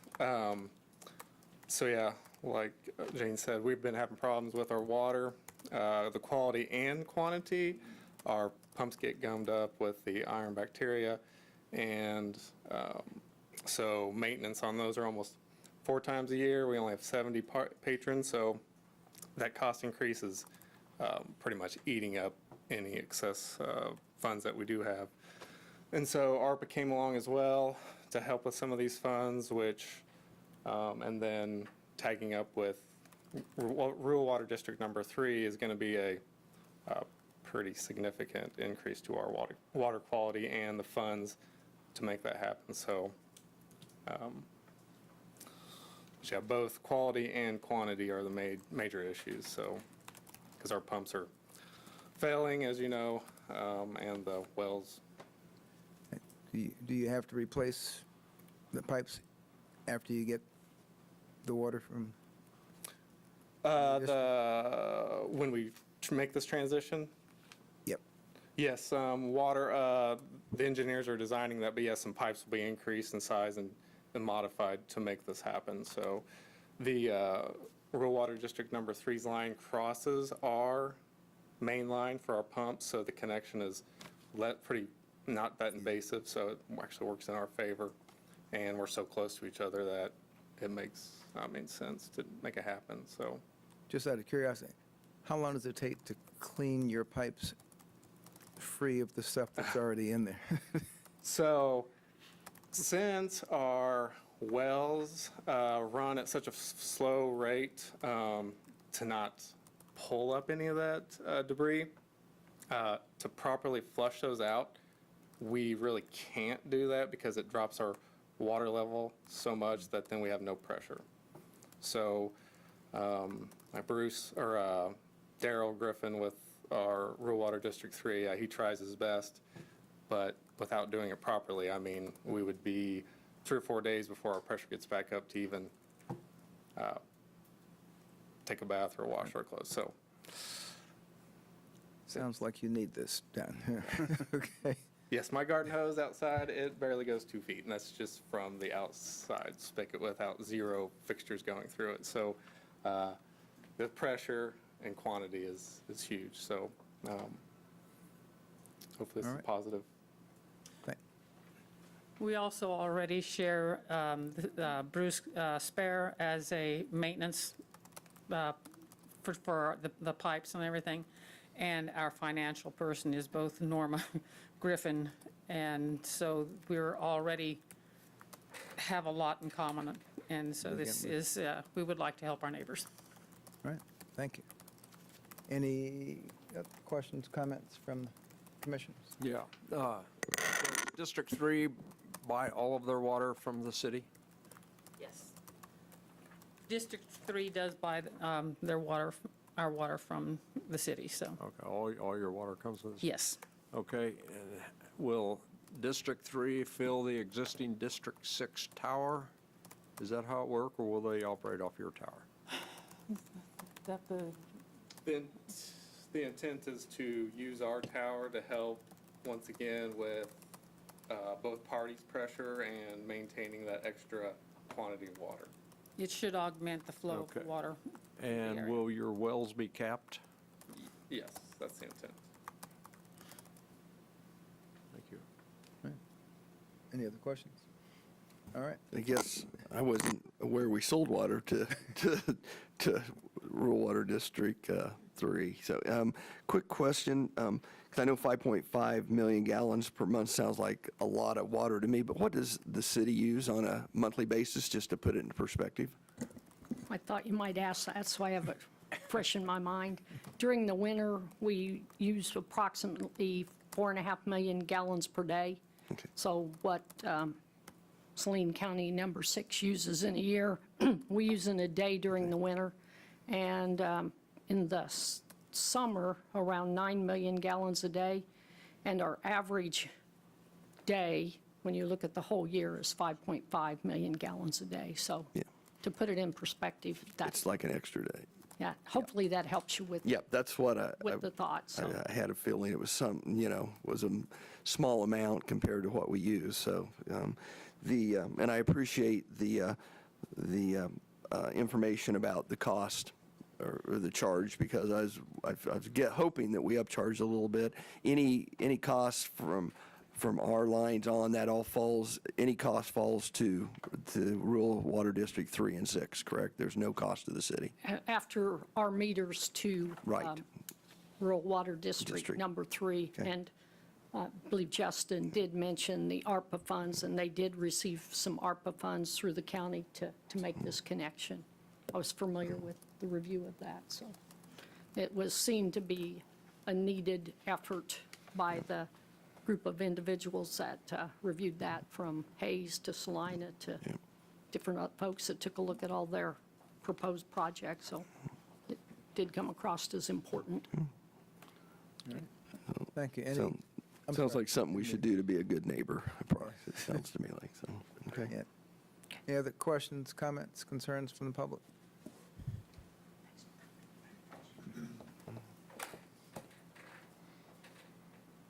Ben Winhole, Salina. A couple of your questions, Commissioner Longbine and Commissioner Davis. I can give you a little insight on it because of 45-year career in plumbing. Answer to your question as far as cleaning out the pipes, that's $1 million question. It may never happen. It depends on the scouring of the pipes in there and basically the city's quality of water versus what is already in the piping.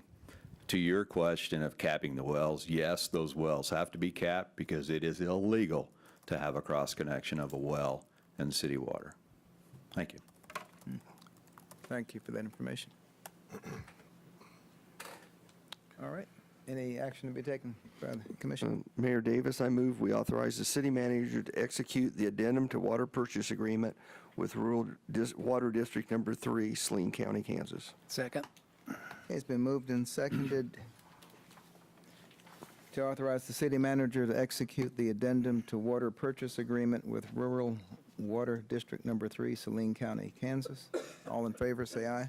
Aye. Aye. Any opposed? Motion carries 5-0, and we will move on to 6.4. Thank you all for coming. Item 6.4, authorize the city manager to execute an agreement with Salina Grace. Ms. Pack. Good afternoon, Mayor and Commissioners. Debbie Pack, Director of Finance and Administration. This item comes to you as a result of the February 14, 2022 study session at which Mr. Chad Young, Director of Salina Grace, presented their goals and their projects that they're working on at Salina Grace to support the homeless population of the city of Salina and their creation of their new community resource center. At that particular study session, Mr. Young requested for Salina Grace that the city of Salina provide funding of a one-time request of $45,000 to hire additional case manager and an ongoing annual support of $60,000 per year. And so City Commission instructed staff to prepare an agreement to bring back to you for action. In the packet, we have provided that agreement, which is for 2 years with automatic annual renewals, and has the responsibilities for Salina Grace to provide a low-barrier winter shelter, the Community Resource Center, 2 or more care managers, a day center with lunch, space at the center for counselors from other agencies to work with their clients, and also to provide us with demographic data on clients and services so that we can make sure that our support is helping our Salina residents. In exchange for these services, the city would provide a one-time payment of $45,000 and an additional $60,000 of subsequent payments annually. The $45,000 that is being proposed, it would come out of the 2022 general fund budget contingency, which currently has an available fund balance of $460,000.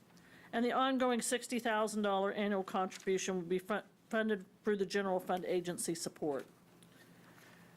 So City Commission has, we've provided 4 action items for you.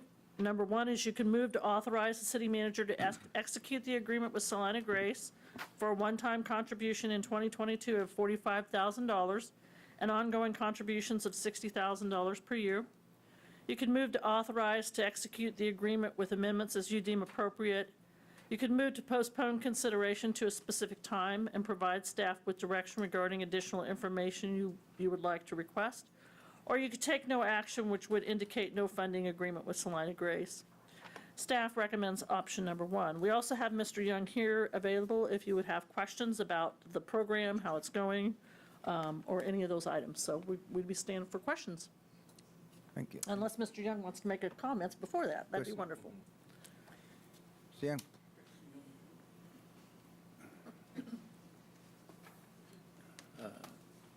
Mr. Mayor, City Commission, thank you all for allowing us this time. We stepped forward in faith, not having all the answers, not having all the support, but seeing the need in our community and wanting to make a difference and wanting to help our community with the homeless issues that we have here. In this first 6 months that we've been open, we've just been blown away. The need has been far greater than what we had anticipated. The number of people coming to our community center for services are far greater than what we anticipated. I really thought maybe we'd have 20 to 30 people a day coming at best. That's kind of what I was thinking was going to happen. I think in this past month, we've averaged 57 per day coming through the Community Resource Center. We've had somewhere around 6,000 visits over the course of this last 6 months, and over 400 individuals served here in our community. And I've got statistics upon statistics and could stand here and talk for a long time. But we're here to say we acknowledge there's a problem. We can't fix every problem, but we can help some, and we are helping many, and we could really use your support. And I don't know if you have any specific questions for us that we'd like to try to answer for you. Any questions?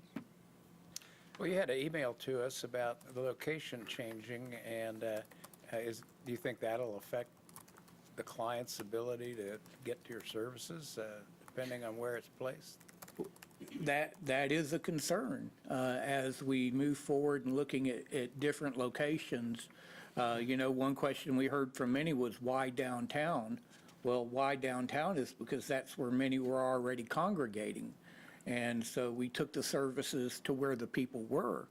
And so as we look for alternative locations a little bit further out from downtown, yeah, there's a question about whether or not those numbers will maintain. I do believe that we will certainly continue to serve the community in either location. However, will that affect the numbers? That's yet to be seen. I guess one of the complaints I hear often is other communities and counties sending their homeless population here. Can you explain how you vent and screen that? Absolutely. Well, we are so glad you asked that question.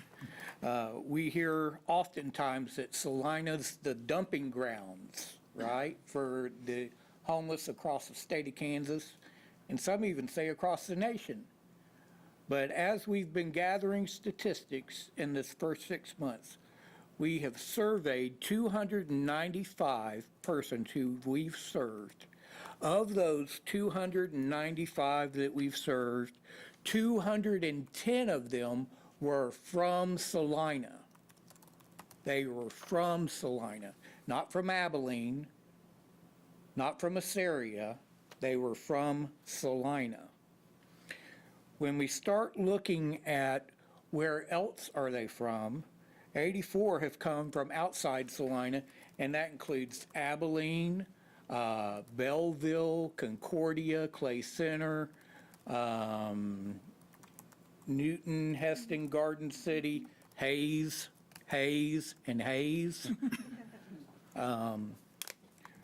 So we're serving a central area here of north central Kansas as far as many of those who come in. I think we had 4 or 5 people who had come here from another state altogether. And in that, the majority of them, of those that we interviewed, have been here for more than a year in our community. We've only been open for 6 months, so we're not drawing them in. They were already coming here. That might be just a byproduct of having 2 interstates intersect in Salina. And it could be the byproduct that we are a hub city in this area. So when we look at reasons why individuals said they came to Salina, the top reason why people said that they came to Salina is because they had a friend or family member living here in Salina that invited them to come live with them. That's the number one reason. The second one right behind it is jobs. They came here looking for work. The third reason is, of all things, legal issues, meaning they were coming through Salina or visiting someone here in Salina. They did something that they shouldn't have done, and now they have become tethered to Salina because of their legal issues. Then we have a little summary of people coming from addiction treatment, people coming for medical treatment, people coming for mental health treatment, people coming because their family was in crisis. And yes, we have transients, and we have those who also came because they knew that there was shelter here in Salina. Of those who came for shelter, you can mock numbers up a number of different ways. If I wanted to say it in a way that benefited myself the most, I would say 3% come here looking for Salina. And that would be a statistic based upon the total number we have surveyed. But that includes people who were already living in Salina too. When we only look at people who have moved into Salina from other communities, the number is 8% of those who've come to Salina from other communities came because they were homeless and needed shelter. And once again, Chris is the senior case manager over at the Community Resource Center. She meets with each and every person who comes through the door and looks to guide them and connect them with the resources that will help them to move towards getting back on their feet or move towards getting the help that they really need. And she really deserves a lot of credit. This woman has worked hard, mostly by herself, meeting with people that a lot of people in our community would not want to meet with. But she loves them, she cares about them, she's compassionate, and she does one heck of a job in helping people to get connected to the resources that they need.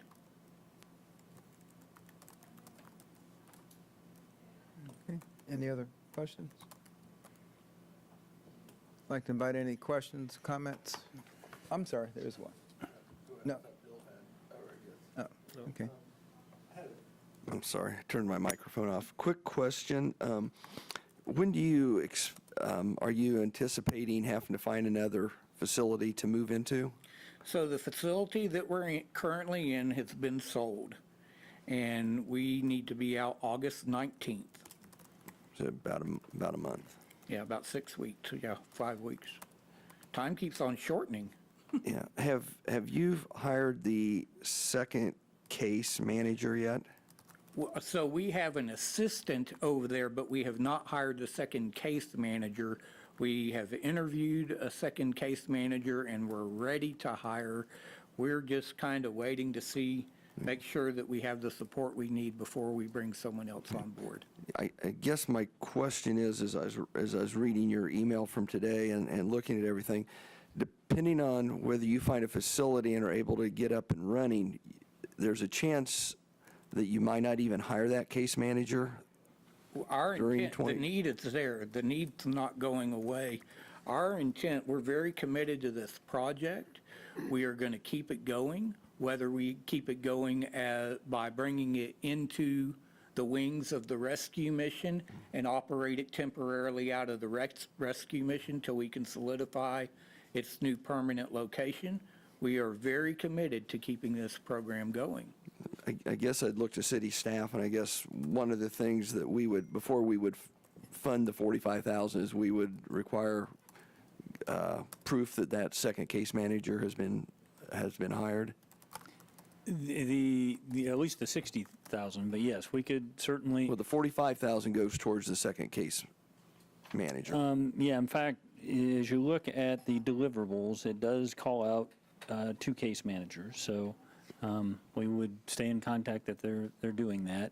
I think if we can confirm they're ready to pull the trigger, we could certainly work with them. And then on an ongoing basis, we'd have to monitor kind of those deliverables by way of annual reports and confirm that we're meeting the terms of the agreement. Okay. Also, I noticed on there, and I guess I didn't remember this from our previous discussions, this has an automatic annual renewal, but I do believe that you stated there's a 30-day notice of termination at any time. Right. That's a discretionary item in terms of format. City attorney asked me, whether we wanted to have a term and have it up for renewal or make it automatically renew. I kind of discretionarily thought the automatic renewal with the liberal termination allowed us to monitor on an ongoing basis that performance. You may recall with Salina Media Connection, we were kind of locked into a 6-month notice, and we'd renegotiate a renewal, and then we'd be into another cycle. This is more, it still provides for the annual reporting, so you have an opportunity to review their performance, but it's really gives us a little bit more discretion.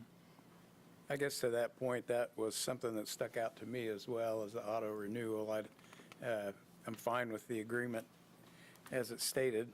And do you know Thomas Dunn? Is that his name? He said hello to me on the street the other day. Praise so God. I know you've done some good things with some of those people down there. We're trying. But I would like, I guess I would prefer that this come back and it's 2-year, whatever its term is, for future commission to consider rather than it just being automatic. Well, the automatic is just for the second, but this would 2 have to come years. back in 2 years anyway. Well, if that's what your preference, we'll need to modify the language to reflect that. But As the way- it's currently worded, it automatically renews with the ability to terminate with 30 days' notice anywhere along the timeline. So if you, I would rather that there not be a problem that generates something so dramatic as a 30-day termination, that it be discussed each 2-year cycle. Okay, I guess I'm confused. When it says the agreement's for 2 years with automatic annual renewal, so is the automatic renewal every other year? Or, I'll let the author speak to that. Yeah, the format of the document, if you look at the contract, Section 4 of the agreement, this is the city's standard format, speaks to term and schedule, and then refers you to Exhibit B, subject to the potential for prior termination pursuant to the terms of the agreement. The prior termination potential would be the 30-day notice that is included now, if there were a default of some sort, or if there was a violation of the equal opportunity provision. But as you go to Exhibit B, really the only place where that self-renewal is addressed is in Exhibit B, where that sentence, as I understood, the objective was to set up the term so that it would begin presumably now, if you approved it, and would go until December 31 of next year, 2023. So that's why right now, it's not even necessarily a full 2-year initial term. It's gets you from now till the end of next year. So if Exhibit B ended, where it says, and ending December 31, 2023, then it would in fact end at that time, still subject to any potential for prior termination, subject to those other provisions. So the self-renewal is simply that last phrase where it now says in Exhibit B, and shall self-renew thereafter for 1 calendar year renewal terms. 1 calendar year being hyphenated as an adjective, just to make it clear that those would be ongoing if you wanted to include that provision. If you rather not, as Commissioner Ryan described, then it would just be a matter of eliminating that phrase following December 31, 2023. but in even as Exhibit B. it's, the way it's written now, the commission would still have the ability to give a equivalent of a 30-day notice of not intending to renew. Correct. That provision is made, and then, as you probably noted, particularly in this first partial year with that payment being made, anticipated as being made in full now, we did include provisions, and as you might expect, they are different depending on who. That 30-day notice option is available to both parties. So we tried to address the specifics of if it were the city providing that notice, how would that initial payment be handled? In that case, the full payment for this first partial year would remain as paid. If we were into the second year where they are quarterly, then whatever quarterly payment had been made, that would remain having been paid, but any remaining quarters would not have to be paid. And then, of course, if instead it is Salina Grace making the termination, then there is a reimbursement component along the same line on a prorated basis. Okay. As a rule of thumb, as the city, does it docket calendar automatic renewals and never miss them? Or- Calendars them, never, I'm not prepared to say we never miss them, but we, as part of our budgeting process, more so than anything, we would be looking at outside agency contract renewals and funding amounts. So if the inclination is to set a specific term and have it subject to a more deliberate renewal, we can certainly do that. So would this be handled from a budget standpoint, much like some of the SDI, those that we talked about, it would be there? Right. Because I think, from my standpoint, we'd want to see some kind of reporting, obviously from Salina Grace on an annual basis and stuff. Right. As to, And the agreement, it calls for that, Right. and it also spells out data to be gathered. And I think Chad went into greater detail than we might have spelled out here, but it does talk about the origin of where they came from, how they got here, that type of thing. As another thing that came to mind, we have alcohol-related granting funds we get that CKF and Catholic Charities, Ashby House Supply for. Is there any room there in that funding to possibly include Salina Grace? Yeah, I think we could take a look at the eligible uses of those funds, and that might be a way to look at what Salina Grace I think we did does. look at that, and because they're not providing direct alcohol abuse education and that type of thing, it did not qualify for the alcohol usage. Gosh, I would think that that would be a major problem. Because for a lot of- they're working on the homeless side, which, Can I speak to that for just, so there's a little nuance here, and it is provide recovery treatment. We work with CKF, and CKF is providing the treatment for alcohol. So we have a partnership with them. Our desire is not to be the be-all, end-all, have all the solutions. Our goal is to partner with all the agencies, bring the agencies together to the people who are in crisis and in need. And I think that that's the issue that we were looking at with whether that funding would be appropriate for us or not. And it was decided, apparently, that. No, I'm not saying cut CKF short, but I'm just trying to protect the general fund. Yes. So. But I'd be open to taking that money. I think once you get settled in a new location, it'd be a good idea to update the commission on what's going on and how it's going. Absolutely. All right. Any questions, concerns from the public?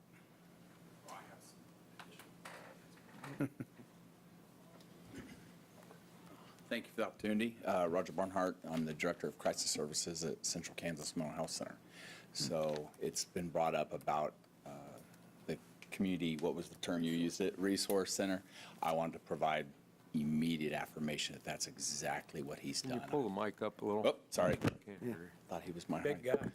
guy. So I wanted to provide affirmation that that's exactly what he's done and that they've done within the few months that they've been here. So, because what's always impressed me within Salina is the vast number of community resources available. Many of them have already been mentioned in this presentation.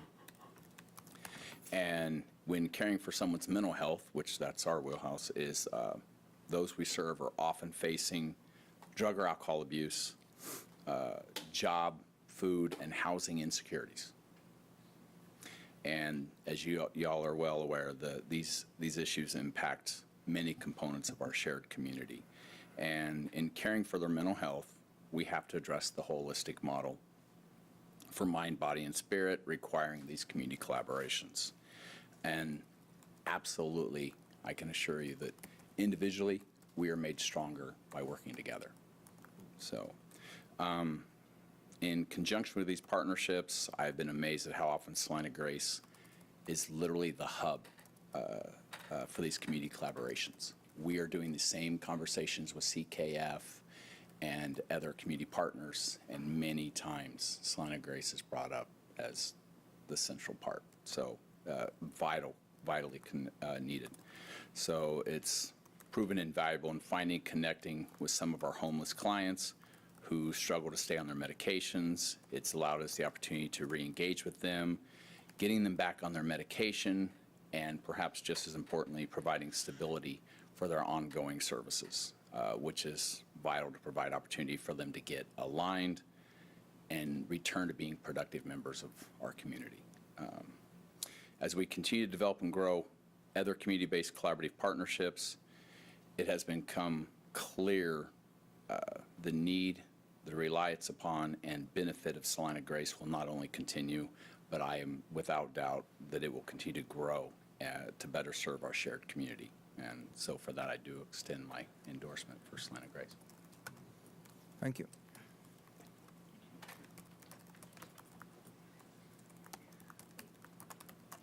Rosemary Mize, Salina, Kansas.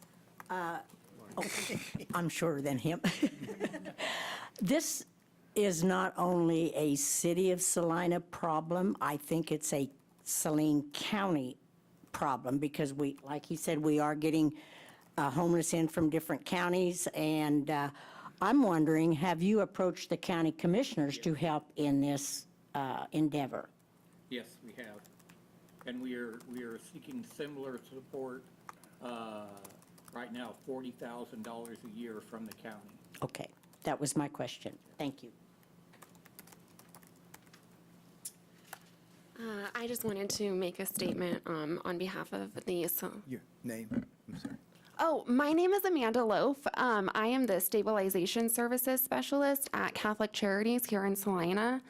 And I just wanted to comment on their behalf just because since they started, we began collaborating with them in January, and just want to comment on the outstanding resources that it provides, not just to the homeless population of Salina, but also to any kind of vulnerable persons living in the community.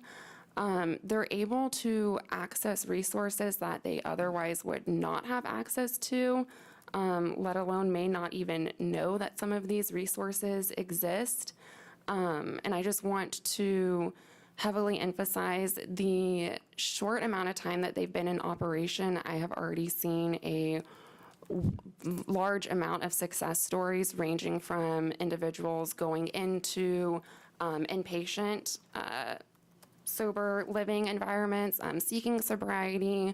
There's been multiple people that I've worked with for a year now who actually gained employment through seeking resources at Salina Grace with Chris's help, setting them up with interviews, Express, those kind of things.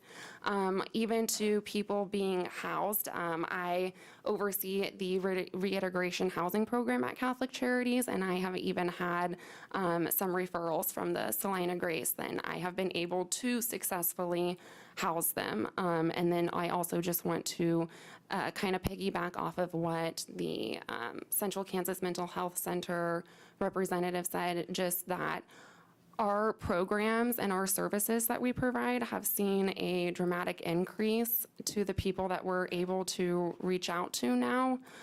Just because, like he said, some of them, they're hard to get into contact with without having a permanent residence or always a working cell phone. So being able to go to the Community Resource Center to connect with them has done amazing things. So I guess I'm a very heavy component for this. I would love to see them continue just because not only does it help the vulnerable population, but it has made such a huge difference for other agencies in the community. And even just a little tidbit too, I also staff the Saline County Drug Court, and we have seen a lot of people reach out to Salina Grace Community Resource Center during the day to kind of help them stay away from what would typically be a gateway back into relapse. So it's just provided a tremendous positive impact on the social work field and for the individuals that go there seeking resources. Yeah, so I just heavily encourage you to support this endeavor. Thank you. Thank you.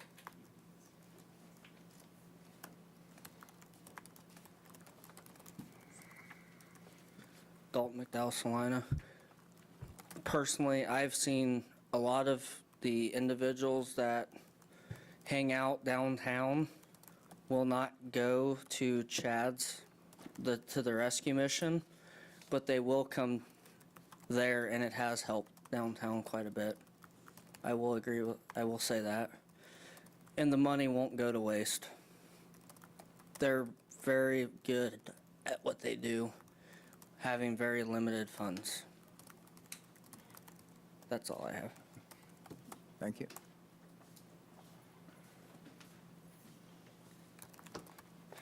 Hey guys, Chad Farber, Salina. I want to reiterate what a lot of folks have already said. I think this is a needed and worthy proposition for the city to invest some funds into.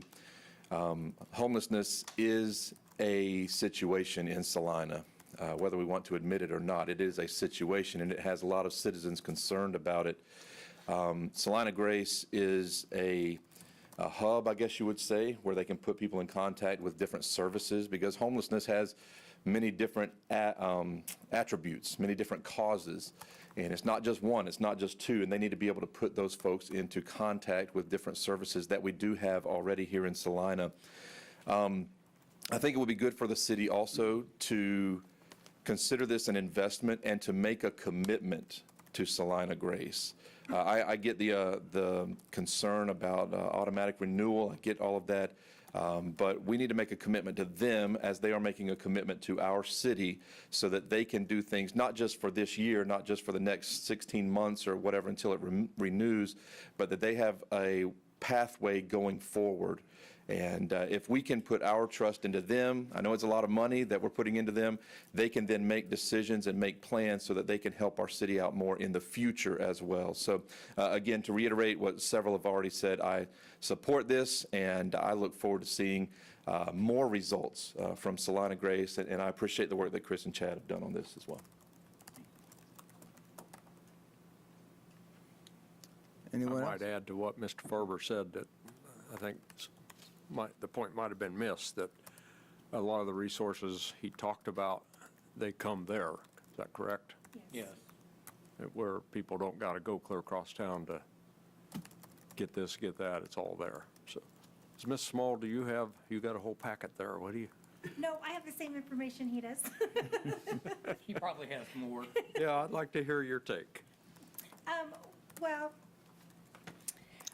I've really enjoyed this job, and I'm with Chad in the fact that I had no idea how big this would have been. I mean, working in the outreach program prior to this, I worked with the homeless population particularly, and ones that were on corrections or parole, drug court, those kind of things.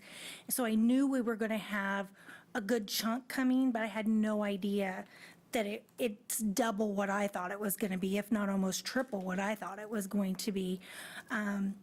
But we are seeing lots of successes. We've helped people get into housing that have not been into housing in years.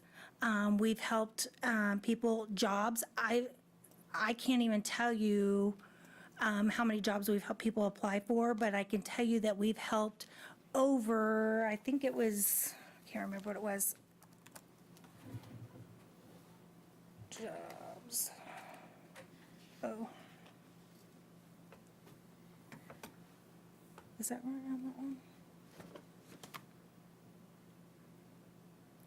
Oh, 134 job applications that I've helped somebody put in. And so we've had over 30 people get jobs. And majority of them have kept. I would say maybe 10 out of the 30 did not keep their jobs. And that was through March anyways. Maybe 10 people out of that 30 didn't keep their jobs long-term, but the rest have, which is, to me, a huge success, because they're also giving back to the community now that they're able to work, they're taxpayers now, those kind of things. So I just really encourage you to consider this, because without this, where are these 400 and some individuals plus going to go? They have nowhere else to go.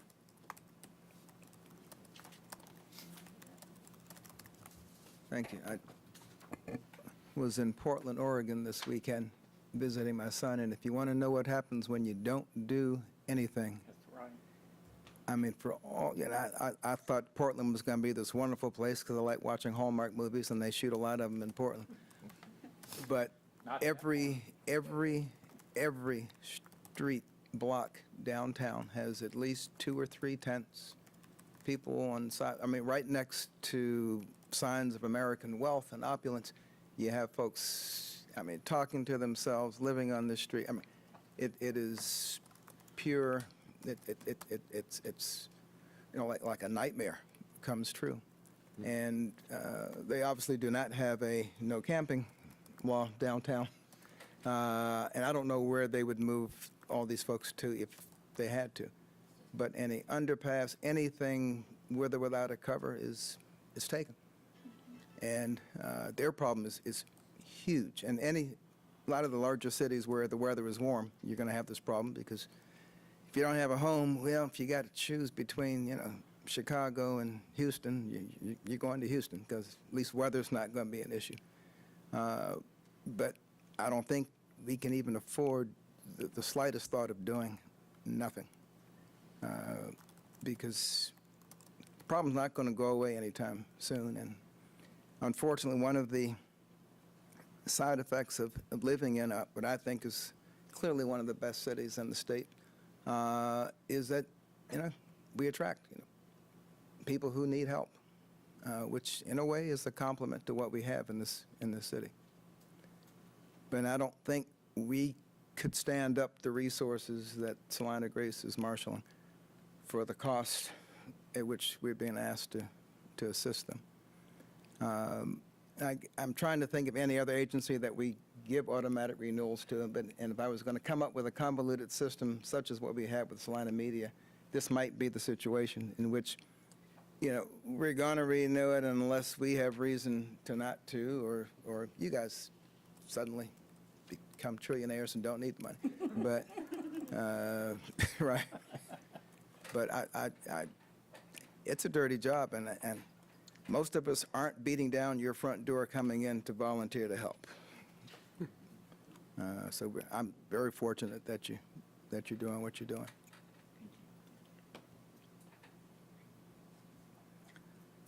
Okay, well, that was my opinion. 4, if you can go now.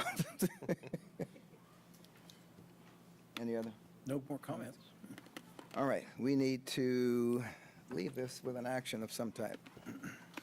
So entertain a motion. Mayor, I move to authorize the city manager to execute an agreement with Salina Grace for a one-time contribution in 2022 for $45,000 and ongoing contributions of $60,000 per year. I'll second that. It's moved and seconded to authorize the city manager to execute an agreement with Salina Grace for a one-time contribution in 2022 for $45,000 and ongoing contributions of $60,000 per year. All in favor, say aye. Aye. Any opposed? Motion carries 5-0. And look forward to for all the work you're doing. Thank you. We will now move to 6.5. Item 6.5, authorize the city manager to execute an agreement with GovBuilt for website design and hosting services. It's me over here behind the flag. So, Mayor and Commissioners, Jacob Wood, Deputy City Manager. At a strategic planning session held in the spring of 2021, there were several items that came forward that the city manager has referred to as back-of-the-house items. So these next 2 items are what we've referred to as back-of-the-house items. The first one here is a new website design. If you've been on our website, you know it's not as old as Facebook, but it's almost as old as Facebook. So it's a pretty old website, needs to be updated. In March of 2022, we sent some requests for proposals out with a deadline in April, and we received 6 respondents. There was a committee with several city staff members put together that reviewed those proposals, and we invited 3 companies to come and provide additional information. One of those was we had GovBuilt, Revised Government Websites, and then Civic Plus LLC. While GovBuilt is not the low bid on this project, we do feel like that company provides the best value for the city, so the city staff is going to recommend that we award this project to GovBuilt. One of the big reasons why we want you to do that is because GovBuilt has the most robust kind of backside software. They were a company that started out in the permitting world, so they have a very robust forms management software. Right now, we pay another company to do that for us, and if we go with GovBuilt, we should be able to reduce out that contract and save about $15,000 annually. This project should take about 6 to 8 months to complete. We did check references. GovBuilt is working with the county, Salina County, to design their website right now, and the Salina County's been happy with everything they've done so far. Communication's been very good. They're managing the process, and they should have their website will go online around September timeframe. So at this point, we're requesting the City Commission authorize the city manager to execute an agreement with GovBuilt in the amount of $49,564 with a 15% contingency. That's a little bit higher contingency than what we typically ask for, but we're asking for that because there are some features or some add-ons that we may decide at a later point during the process that we want to add on to this, and that would be things like individual department headers that look different than the normal page, assistance with creation of complex forms. So some of the processes that we have multiple steps, and they can help us put those forms together. One of the examples there is a special events permit. There's lots and lots of different options with special events, but the forms that they have and they allow you to create are intuitive forms. So you answer yes to one question, it'll pop up different answers, and some of those are pretty complex, and they'll help us work through that process. Another benefit is they'll also teach us how to do that ourselves. So in-house, we'll be able to create some of those forms. So with that, I would be happy to stand for any questions. A representative from GovBuilt, Robert Disberger, is online if you have any questions for him. My one question is more procedural. When we do not use the low bid, or be in the habit of giving a short explanation as to why? Yes, you're correct. And we don't have that in here, and I don't know that wording off the top of, the standard wording off the top of my head, but we essentially acknowledge that we are electing not to go with the low bidder. We deem it in the public's interest to award the bid to the selected vendor. I mean, I could see saving the $15,000 for the... Yeah, I think you might be able to make the argument long-term that they turn out to be the low bidder at a low cost. And the redesign in year 4 at no additional cost. I mean, Right. Those popped up as examples. It certainly wouldn't hurt, just for the record, to acknowledge that you are authorizing award to the non-low bidder because you deem it to be in the public interest. Okay, thank you. All right, any questions, concerns? I guess what I liked about this company was they're almost a local company. My concern was that with their references, they mainly have done design for smaller communities. And I understand they're doing Salina County. Is there reference to bigger Class 1 cities that they have done? So at this point, I'm not sure they've done a whole lot of the larger communities. They are a newer company. They've only been online for a few years, and they started out doing permitting software. So they're kind of reaching into the website design. But we did meet with their designers, and their designers have worked in the public and private sector designing websites. Robert, you may be able to give a better answer to that question as well, if you want to jump in there.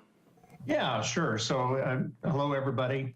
Robert from GovBuilt. To answer the design question, the founders of GovBuilt, we've actually worked a number of years at Civic Plus. And in fact, our chief technical officer really ran 3,500 government websites. Ran all the technology stacks for all that technology. And so when we started GovBuilt, we realized that permitting and licensing, there was a big need for that. But also we developed the system as a content management system so that we could build websites. So I guess you could say that, even though GovBuilt, we've only been building websites in the last 24 months, we've actually had almost a decade in building and working with municipalities just like yours for projects just like this. Except we have the latest software that's available to us. If we approve this, when would you be getting started on it? We can get started. Typically, we will do a kickoff call about 2 weeks after contract signing. And then that's when we start rolling up our sleeves and we start mapping out. I mean, there's an estimated timeline that we've put in there that both the city and us believe is reasonable. But so we are ready to start this project within 2 weeks. Okay, good. Any other questions for the consultant? Yes, sir. Right. Have one coming from the floor while you're here. Norman Mantle, Salina. Have you informed the lower bidder that you're not going to accept his low bid, give him a chance to respond? It's more a function of the service. It's not just about the price. So that was the reason for the interview process and the proposal process and the meeting with him in the first place.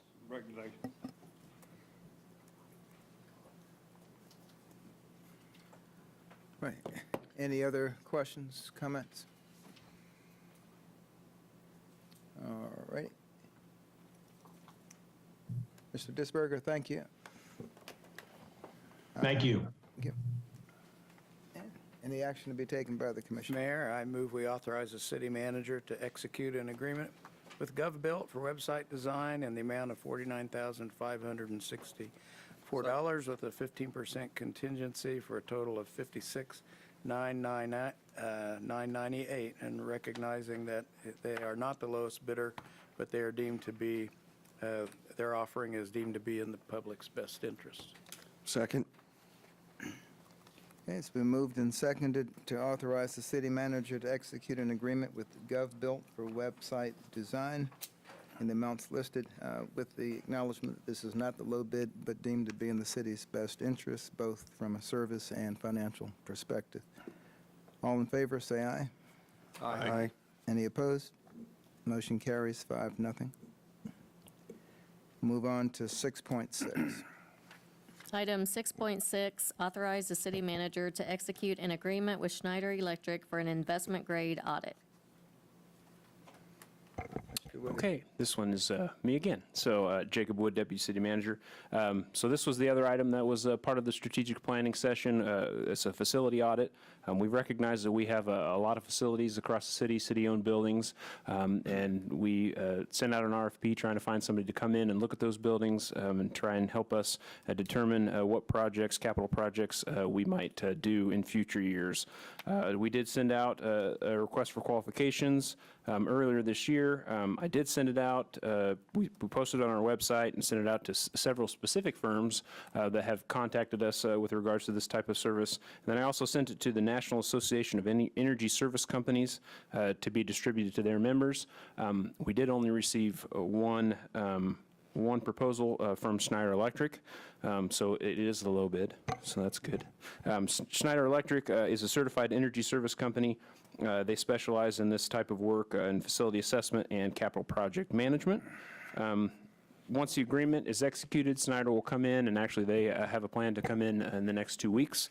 If we execute this tonight, they'll go through our facilities. They look at things like they'll do data analysis. They'll look at our facility data to include utility billing rates, our control systems, our building square footages, equipment operating schedules, our original and renovation drawings, how the buildings are being used, equipment lists, maintenance records, and repair costs.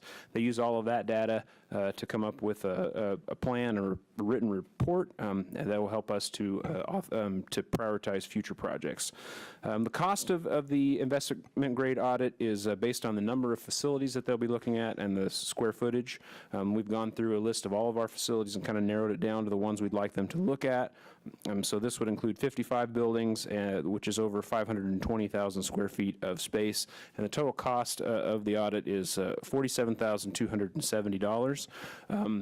With this, we don't have to pay that amount if in the future we go with a project with Schneider Electric. So what they'll do is they'll do an audit of our facilities, and then they'll come back with a project or multiple project or phases of projects, and as we go forward, the cost of the audit would be part of the actual project cost in the future. So what we're asking right now is the commission authorize the city manager to execute an agreement with Schneider Electric in the amount of $47,270 with a contingency of 5%. That contingency might be used if we decide to add additional facilities on once they get in, if we see something that we think that we missed or think needs to be added on. We did budget $50,000 in the 2022 budget for this purpose. I'd be happy to stand for any questions, and Peter Hinkle is with Schneider Electric, and he's online as well, if you have any questions for him. All right, any questions? Commissioner Hoppick? Commissioner Winkler? None here. Commissioner Longbine? Is Mr. Hinkle on? Yeah, he is on. Peter, if you want to introduce yourself or you have anything you'd like to add. Yeah, Peter Hinkle with Schneider Electric. We're honored to be selected, hopefully by the city, and to continue this process of working with Jacob and the staff to help evaluate facilities and hopefully bring back some great opportunities for you all to both save money and invest into the capital needs of a number of these buildings. So thank you. Thank you. Any questions from the public? Okay.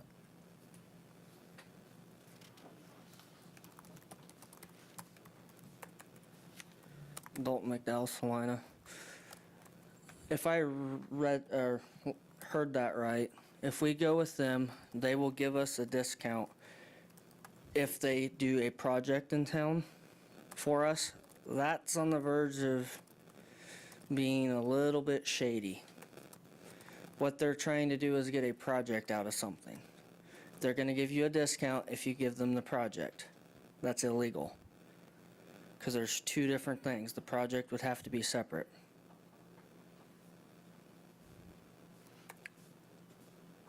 Well, probably there's only one person in the room qualified to address that if it needs to be addressed.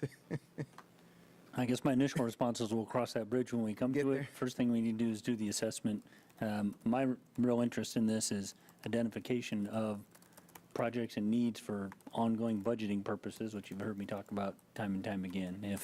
If we head down the path of doing a project, we'll sort through how we make that decision and make sure that it's appropriate. Why don't you ask Good. if that's legal or not? He's right there. Well, I think the answer the city manager gave would address what we're doing today. If in that we're not guaranteeing them a project by their doing this survey, that would be a completely different. That's a touchy subject. Well, and if it turns out that they can't get the project because of that, then they would be disqualified from earning the project later on. But what we want them to do is to do the survey, which is all we're deciding today. Any other questions? All right, any action to be taken? Mayor, I move authorizing city manager to execute an agreement with Schneider Electric for an investment-grade audit, IGA, in the amount of $47,270 with a 5% contingency for a total of $49,634. I'll second that. Okay, it's been moved and seconded to authorize the city manager to execute an agreement with Schneider Electric for an investment-grade audit in the amount of $47,270 with a 5% contingency for a total of $49,634. All in favor, say aye. Aye. Any opposed? Motion carries 5-0. And we are to 6.7. Item 6.7, authorize the purchase of precast modular bathrooms from the State of Kansas procurement bid list for the Bill Burke Memorial Park and Berkley Family Recreational Area Turf and Improvement Project in the amount of $265,410, and authorize the city manager to execute a purchase agreement upon fulfillment of all prerequisites under the purchasing policy. Mr. Hammond. Good afternoon, Mayor and Commissioners. Jeff Hammond, Director of Parks and Recreation. We've had past discussions about the heavy use and poor conditions of all of our parks bathrooms, and the bathrooms at Bill Burke are no exception. These bathrooms at Bill Burke are amongst the heaviest used of all of our parks facilities. The proposed added units are prefabricated, precast concrete modular units. They're all concrete construction. There's some images of textures that are in your packet that we're proposing. Split face block for the exterior and cedar shake roof texture. It's important to note that these desired textures are part of the concrete structure. They're actually concrete. They're not wood or masonry. They're all these units are ADA compliant, meet all federal accessibility requirements. They have concrete floors, wall, and roof that have steel reinforcements that can withstand extreme conditions and resist vandalism. With the proposed purchase of these 2 CXT units at Bill Burke Park, the locations are in your packet as well, where they would be located at Bill Burke Park. The Denali units would be in the north part of the park. It would serve the north part of the complex. Currently, as we have for many summers, we have 2 rented portable toilets that require waste removal services. Those often get vandalized, pushed over, and I would say not the best experience for our park system. The proposed north unit would offer 1 men's toilet, 1 women's toilet, and sinks for both men's and women's to wash hands. Hand dryers for each to serve the north end of the park and replace the use of the portable toilets. The portable toilets do not have hand washing ability or sinks. The proposed central unit, which is called the Montrose, has in the men's 1 toilet and 1 urinal, and the women's has 2 toilets, and both have sinks and hand dryers. The current central bathrooms that are there now, which also houses our concession area and storage, has in the men's 1 toilet, 2 urinals, and 2 sinks, and the women's has 3 toilets and 2 sinks.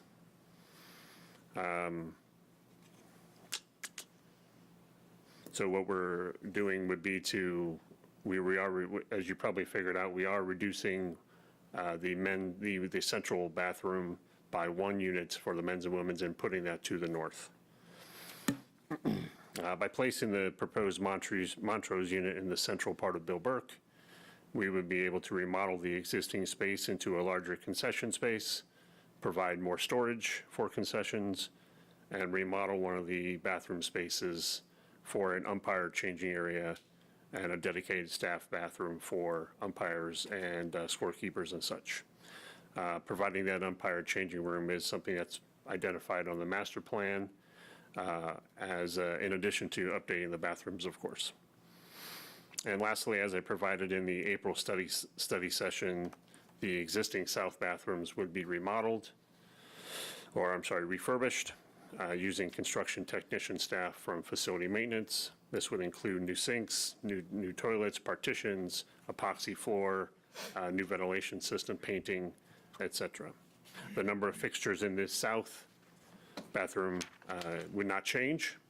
It has 1 toilet and 2 urinal in the men's restroom and 3 toilets in the women's.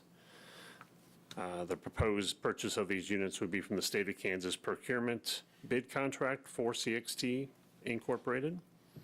The overall Bill Burke project was budgeted at $4 million, and the CXT units are part of that project. From the budget discussions last year, it was the desire for the City Commission to fund $1.5 million of that $4 million project with cash, and the remaining $2.5 million from transient guest funds and issuing bonds for that amount. The purchase of these units will be from that cash portion of that project for $265,410. Have some options for you today. Approve a motion to authorize the purchase of these bathroom units from the state of Kansas procurement bid list for $265,410, and authorize the city manager to execute a purchase order with CXT Inc. Approve a motion to authorize the purchase bathroom units from the bid list for the project for $265,410. with changes that, or amendments that you deem appropriate. 3, postpone consideration of the purchase to a specified date or time, and provide staff direction regarding additional information that may be needed. And 4, do not purchase and provide staff with further direction. Staff recommends option number 1, and I would be available for any questions that you may have regarding the CXT units. Start from the right, Commissioner Longbine. Will these be installed and delivered in conjunction with the rest of the project? The lead time for, upon order, it's 5 to 6 months. So there's another piece that we have to plan for, which is the mechanical, electrical, plumbing for these units as well. And that's part of what I'm going to be speaking to you next, actually, with the Bill Burke Design and Engineering firm. So this is all planned to flow in conjunction with the grand plan? We hope, yes, that's the plan. How many porta potties are currently at the north end? We have 2. All right, and it's thought, And that's in the north section of the park. it's thought that one will be in, so it's one men's and one women's? The In the north? North Denali CXT unit has 2 toilets total, 1 in the men's, 1 in the women's, is what we're proposing. That'll be enough? We have 2 there now.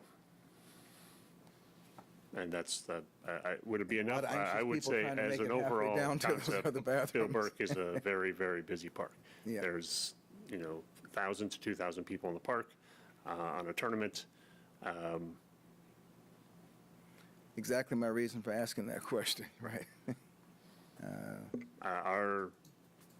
I believe a rationale for identifying and proposing what we have is 1, because of cost. But 2, we have an existing bathroom count that it works okay, and we're proposing to keep that same bathroom count. And I guess this will be a Or project. or fixture count, I would say. I would clarify that by saying fixture count, not bathroom count, sorry. Having been in Oregon to visit one son and Arizona to visit the other, is it more user efficient to just have unisex ones? The north one certainly could be a unisex one, because it's there's only a sink and a toilet in each. It certainly could be either, or it could be, the signage could be created that way. Yes. That's a great point. I hope this is not politically incorrect, but I usually hear my wife complaining about the short line in front of the guys and the long line in front of the women. And Right. it speeds it up when you go either I way. recently went to Yellowstone National Park, and all of their bathrooms are in fact CXT units, and they're all, they have signs that same way. You, whatever bathroom you want and it's available, you can use it. Take it. Just I think that an makes idle sense. thought. We've recently had damage to bathrooms. Are these built to withstand the vandalism? They are concrete structures, and they're 4 inches in the walls, 5 inches in the roof of steel reinforced concrete. They do come with vandal-resistant features. The And that's fixtures are heavy-duty to withstand? correct, yeah. Do these have any type of automatic locks on them? But one time we had talked about where we could remotely lock the restrooms at night or something. Sure. We definitely have that in our system now, not at Bill Burke. We have it at Carver Center, Friendship Center. That's certainly a great option to have. They're solar powered. Well, I wouldn't say they're solar powered, I'm sorry. They're cellular communicated, and we certainly can look at that. And the hardware option we're choosing and having purchased is a generic lock, but we will replace it with what we need, because we definitely have to replace it anyways to match our key core set. I guess I look at city staff, this would be kind of our first step into these type of restrooms, because this is something that I believe we've discussed putting in some of our other parks because of the maintenance and stuff on those. Well, we got a lot of focus on the construction technician staff trying to go in and refurbish. But yeah, there are some instances where we may conclude that it's better to replace rather than try to refurbish. Yeah, I guess when I first read this, I had a little bit of a concern, like Mayor Davis did, about the number of available toilets, I guess, is, or however you want to put it, fixtures. But again, I guess I govern, I don't manage, so I'll go with your recommendation. But I would rather have too many than not enough when you have, several thousand people in a facility. We see all the young guys out there saying, one's enough, but their time will come. Not what I meant. Amen. So what is the projected service life of these modular units? Well, that's a great question. The warranty on the concrete structure itself is 1 year, but I do not know the answer to that. I did not read that in the literature they provided. But it's concrete structure, I would guess it's 20 years plus, at least. I would think it's substantial the way it's constructed. Probably at least my lifetime. I'm intrigued by the whole process, actually, and the idea of modular is not new, but reinforced concrete modulars. I like that concept. Are there some events where the people sponsoring them bring in their own porta potties because they know that they're going to have high capacity? Yeah, Travis is shaking his head yes. So we have had. They're at liberty to do that if they Correct. feel they need it. And we would make sure they pick the right, have them in the right location, work with them, put the expenses on them. Yes. Is that park curfewed Yeah, it's midnight. in midnight? And we don't, as yet, do any video surveillance in any of our parks, do we? We have one video camera at Bill Burke. It's in the back of the building, in the back, I'm sorry, it'd be the far north of Let the out any park. secrets. Oh, I want people to know there's a camera there. There's a camera on the building to the north, storage building on the door. So, yeah. But that's the only camera we have at Bill Burke. Well, that technology is getting cheaper and cheaper and might be useful to have if we see the trade-off. But, I mean, if vandalism continues, Right. it may be cheaper to just have cameras. After the 1 year, maintenance or something our staff would be able to perform? Yes. I mean, as far as the definitely. structure itself? Definitely. Okay. It's a concrete structure, and we can do about anything we want with that. Does this quote include the pouring the base and everything for it? It does not. It's for the unit only, based on the state contract bid price. The design and engineering of the base and of the plumbing and of the electric that's going to service this building is part of the agreement we're proposing for Schwab Eaton, which is what's coming up next. We are going to do that type of infrastructure work in-house with our existing facilities superintendent and facilities maintenance division. To be gravel or concrete base. All right, any questions, comments? And you said the south unit will have 3 fixtures per side for But men and it women? has 3 fixtures now. Right. And we're remodeling, I say remodel, but it's really refurbishing. We would maintain the same number of holes. 1 urinal, 2 toilets for the men's, 3 toilets for the women's. Yeah, I guess, like I said, I guess you've studied it. I guess my concern would be not to do the larger one at the north side also. But that's, I think, would be my suggestion, just based on being at different tournaments around and just, so. You know, just to piggyback, staying up here, though, if we realize we needed a second one at the north end later, would the infrastructure you're putting in be adaptable to just tapping into that fairly easily? They are modular. I mean, we could add, I have not looked into it, so I couldn't give you details, but it is designed to be modular and add on to, so we could add. It'd be cheaper to do it now. I mean, it's lower to get the Montrose and the Denali, and you would have all the plumbing done at one time and everything, so. I'd lean that way, but That, I may be speaking from. it'd be a little bit more money, but I think you'd be on the,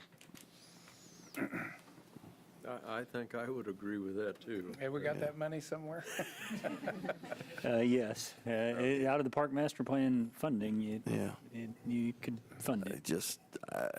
I just think we're going to look back and wish we would have done the larger unit on the north end, because we're going to have more fixtures on the south end. So I think if we're going to do it, I'd rather do it now than look back and wish We we'd done are it. adding 4 fields on the other side of the levee, right? No. No, sir. I thought I read that in the next packet. No. We'd be turfing 4 fields, but they'd be existing fields, new. So, Just for clarification,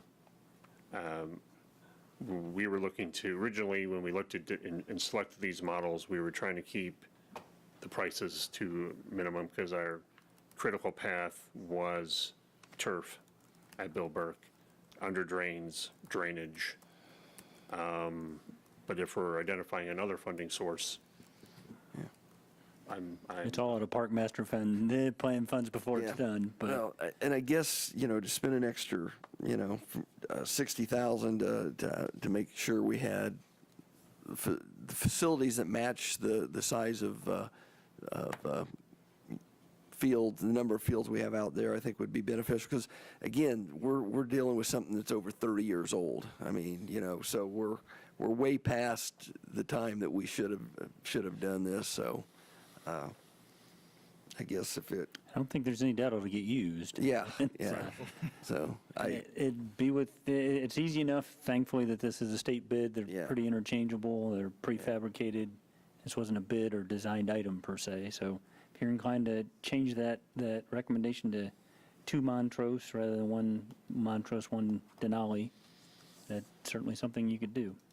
Yeah, I agree. I'd rather put it in now, because I think if we have to circle back and reapproach that problem, it'll cost more versus doing it now. So I'm inclined to agree.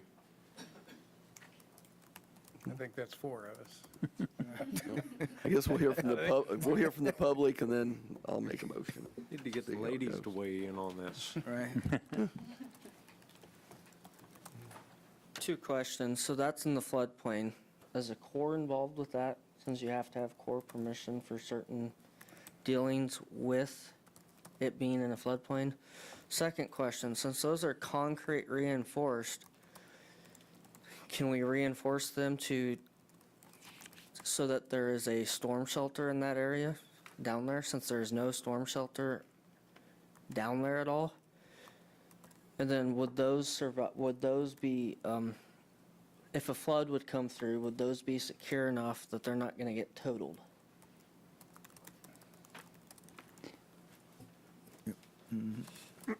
Let's see, specifications have wind load. So wind load, flush building will withstand the effects of 150 miles per hour wind exposure C, what wind exposure C means, I'm not sure Yeah, exactly. it's a function of how open space it is compared to other buildings around it by way of the building code. Oh, thank you. So I would say it would withstand the effects of sustained wind gusts that we've experienced here on average, based on the number of people at Bill Burke Park at a given time. I'm not sure, I guess I'd have to follow up to find out the process in which something is declared a tornado shelter. There's probably standards and expectations for such a thing, and I certainly can do that. And then just knowing the construction of it, I'm not prepared to say it's flood-proof, but it's going to be as weather-tight and able to be brought back online after a flooding event Right, is. and there is in the structure consideration, we've got. there is some level of consideration with our designing and engineering for flood zone. Okay. What is the roof constructed of? Concrete. It's all concrete. concrete. It's going to be bulletproof, hail-proof. 5 inches of steel reinforced concrete for the roof and the floor, 4 inches for the walls. I'd go there for a storm shelter. I You're was going gonna to have to be ask who you were expecting to show up. You might be racing a few others. Your state parks, they Right. always, you go to the shower house for storm shelter, and that's not very Sturdy. sturdy. Norman, Mount Salina. Are these built out in western Kansas? They're built. I don't remember. Because the state park, they're, I believe it's out west, yeah. maybe Oregon. No, here in Kansas. Oh, God, Morrigan again. Huh?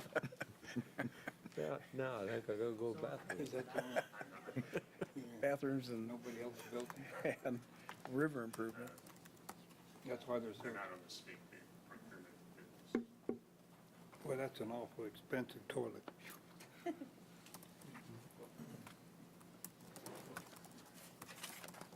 Well, this says Nampa, ID is Idaho? Yeah. Okay, thank you. Ben Winholt, Salina.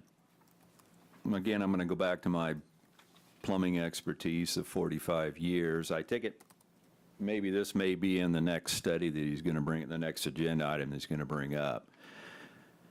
One thing you need to look at for the north things, and I don't know how the infrastructure of Bill Burke Park is, being Bill Burke Park is pretty low compared to Crawford Street itself. But if you're going to do north units, right now you have the porta potties, which don't need water and don't need drains. Okay, so you need water and drains to these waters, no problem. You just sink it at 4 feet. But do you have the infrastructure in the center to be able to accommodate these to the north and get the right grade? Because if you only have 2, and even 4, if you decide to put 2 more, if you only have 4 stools pushing basically on the infrastructure, you definitely are going to need 1/4 inch grade and not 1/8 inch that you can do with 4-inch pipe. Otherwise, you're going to have separation and you're going to have plug lines all the time. So has this been addressed basically in your next study as far as infrastructure to be able to do the north units? Being designed. The 6.8, which is the next presentation, is for a design and engineering consultant, and part of their scope of work is for mechanical, electrical, and plumbing design specifically for these bathrooms. So it's simply the design and engineering agreement. They would design it, engineer it, and give us the specifications, and then bid it out, and then construct the plumbing, sewer, and electrical. And I would add to that, there's a sizable sewer wet well at the existing concession stand, kind of in the middle of the park. So the expectation would be that it would need to flow to that, either by gravity flow, or if it requires a grinder pump to get from point A to point B. That if the wet well is deep enough and we have sufficient flow, then we can gravity flow. If not, it may require a grinder pump.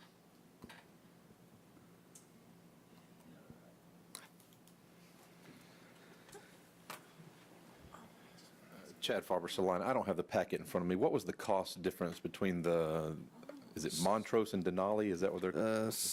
One's 171 and one's 94, basically. So what's that? $76,000. 76. Okay. So it's cheaper to get the 2 than, per commode. Sure. No, I think it's a great idea to go ahead and take care of it now. I think Commissioner Lenkowitz said the cost of trying to do this later down the line, we need to take that into consideration. So I think you guys are on the right track.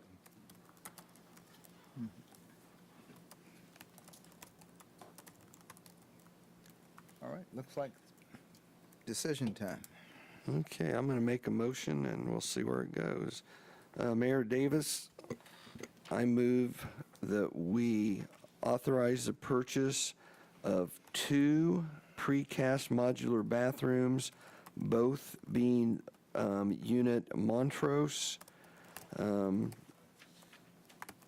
for the purchase of $171,155 each from CXT Inc. Upon fulfillment of all prerequisites under the purchasing policy. Is that good enough? Sure, the total's $342,310. Okay, thank you. I didn't have it. I'll second that. All right, thank you. Been moved and seconded to authorize the purchase of 2 precast modular Montrose bathroom units from the state of Kansas procurement bid list for the Bill Burke Turf and Improvement Project in the amount of $342,310. All in favor, say aye. Aye. Any opposed? Motion carries 5-0. Thank you. And Can we take a break? we can take a break, come back at, you want 8 minutes? 10 after, come back? Come back at 6:10, yeah. All right.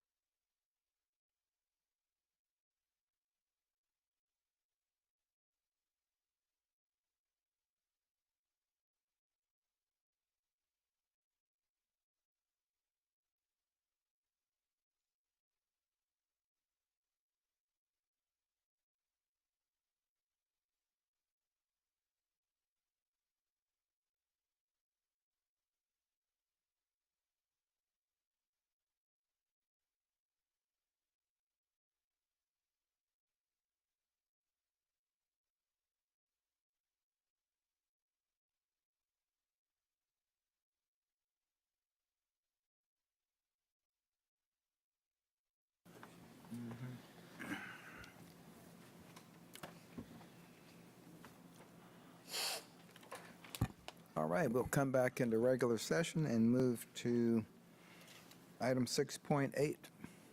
Item 6.8, authorize the city manager to execute a contract for engineering design services with Schwab Eaton, PA, for an amount not to exceed $239,000 for engineering services for the Bill Burke Memorial Park and Berkley Family Recreational Area Infield Turf and Park Improvements Project. Mr. Hammond. Good afternoon again, Mayor and Commissioners. Jeff Hammond with Director of Parks and Recreation. Resolution 19-7722 expressed the intent of the governing body to enhance baseball and softball experience in the city of Salina, and this is also in a partnership with Salina Athletic Partners. Salina Parks and Recreation Master Plan described Bill Burke as needing field under drainage, regrading of fields, repairing damaged areas of fence. Additionally, it calls out the need to replace the water diversion system at Berkley Family Recreational Area. On September 13th, 2021, information was provided to the City Commission at a study session which combined objectives from the Salina Athletic Partners or Salina Baseball Enterprises and the master plan. The proposed Bill Burke Memorial Park improvements will convert 8 grass infields to turf with under drainage, fencing, and dugout improvements. The mechanical, electrical, and plumbing for the bathroom to the north, and the new added central bathroom in the center of the park, and allow for the remodel of an existing concession facility. Additionally, improvements are proposed for Berkley Family Recreational Area to address drainage issues of the existing fields due to it being adjacent to an existing, a former airport runway, and the inclusion of an add alternate A, which includes a scope of services related to the installation of turf at Wilbur Field and Matson Field at Berkley Family Recreational Area. City staff issued a request for qualifications to find interest, experience in such projects, qualifications from consulting engineers for the above the project. There was one firm that did respond to that, and that was Schwab Eaton, PA, out of Manhattan, Kansas. They are on the line as well, I believe, if they wish to speak afterwards. City staff reviewed their qualifications, their experience, based on the professional services selection guideline. And let's see.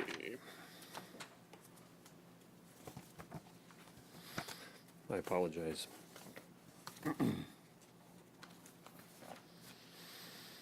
I'm before you today to propose entering into an engineering design services agreement with Schwab Eaton for the conceptual design, final design, bidding assistance, and construction-related services for the Bill Burke project and for Berkley Family Recreational Area.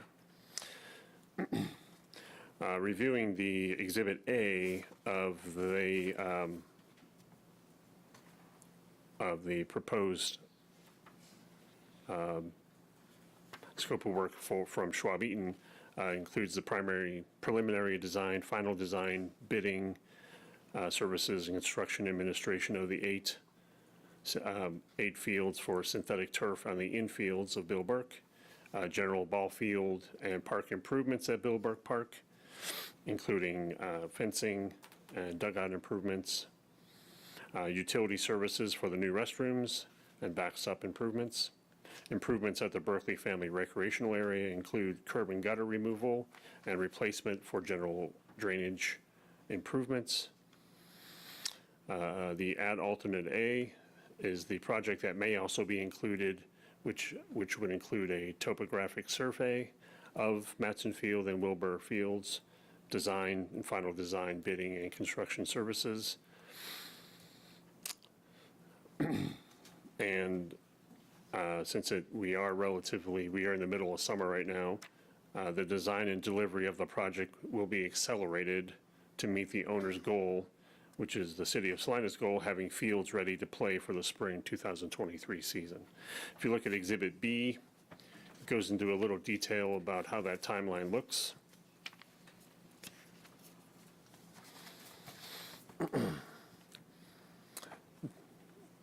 The October 3rd, 2022 would begin synthetic turf installation with a completion date of March 15th, 2023.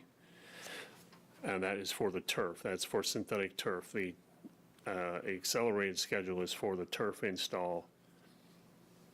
The ball field improvements would come on a little bit later as far as the timeline is concerned.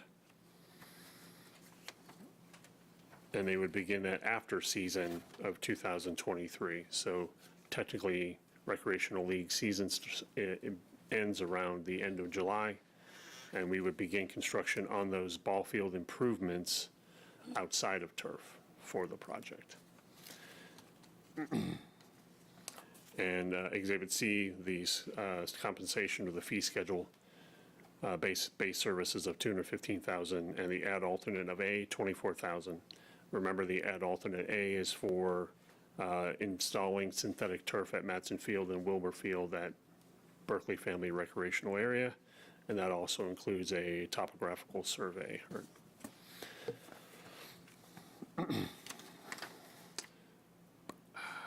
The overall Bill Burke project was budgeted at $4 million.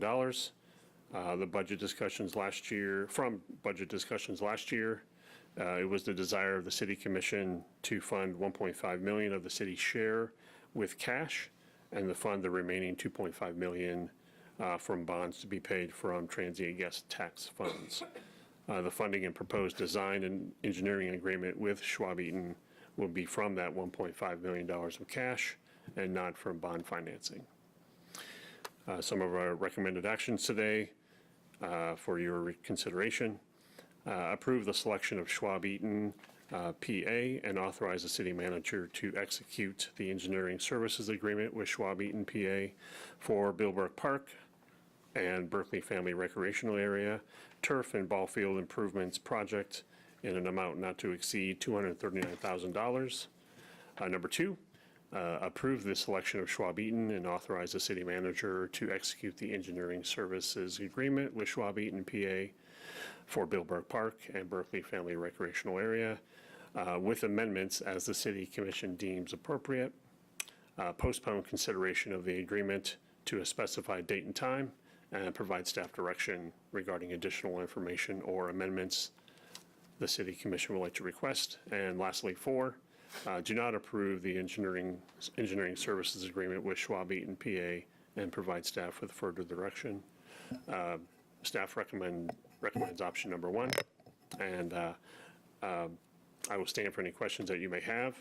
Also, there is a member of the Salina Baseball Enterprises Salina Athletic Partners here, Kenny Hancock, who is part of that organization, is here if there's any questions relating to that ad alternate at Berkley Family Recreational Area for Wilbur Field and for Matson Field.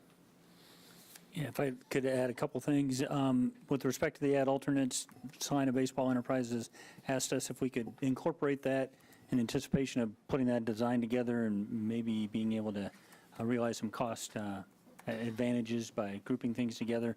And I don't want to speak, I certainly want to give Mr. Hancock the opportunity to come to the podium, but being quantify that and then possibly see if there's financial support for making those improvements to those fields separate and distinct from what we would be funding as the city project.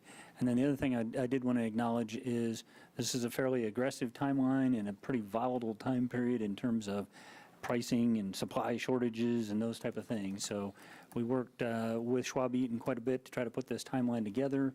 We're going to have to get out to market, see what kind of response we get, and then we'll see whether we can commence and complete as outlined in the scope.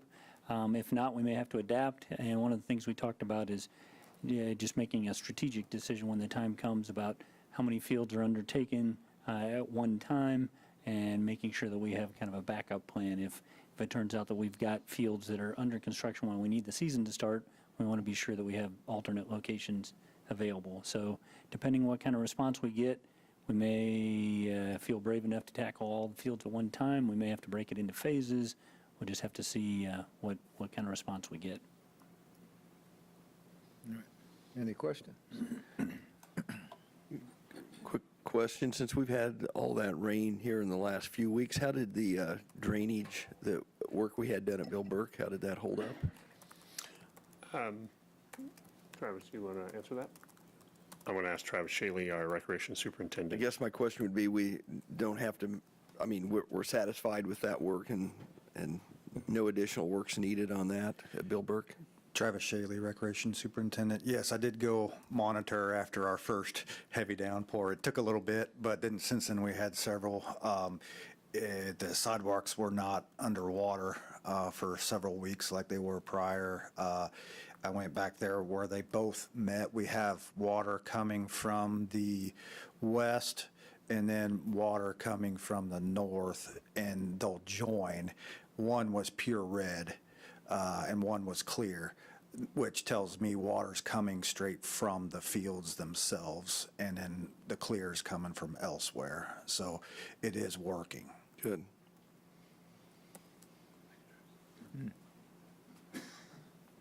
And the project is to do all 8 infields at Bill Burke, correct? Yes, and sir. then Matson Field, the ad alternate, and I guess the Wilbur Field, those are both just infields also, is that correct?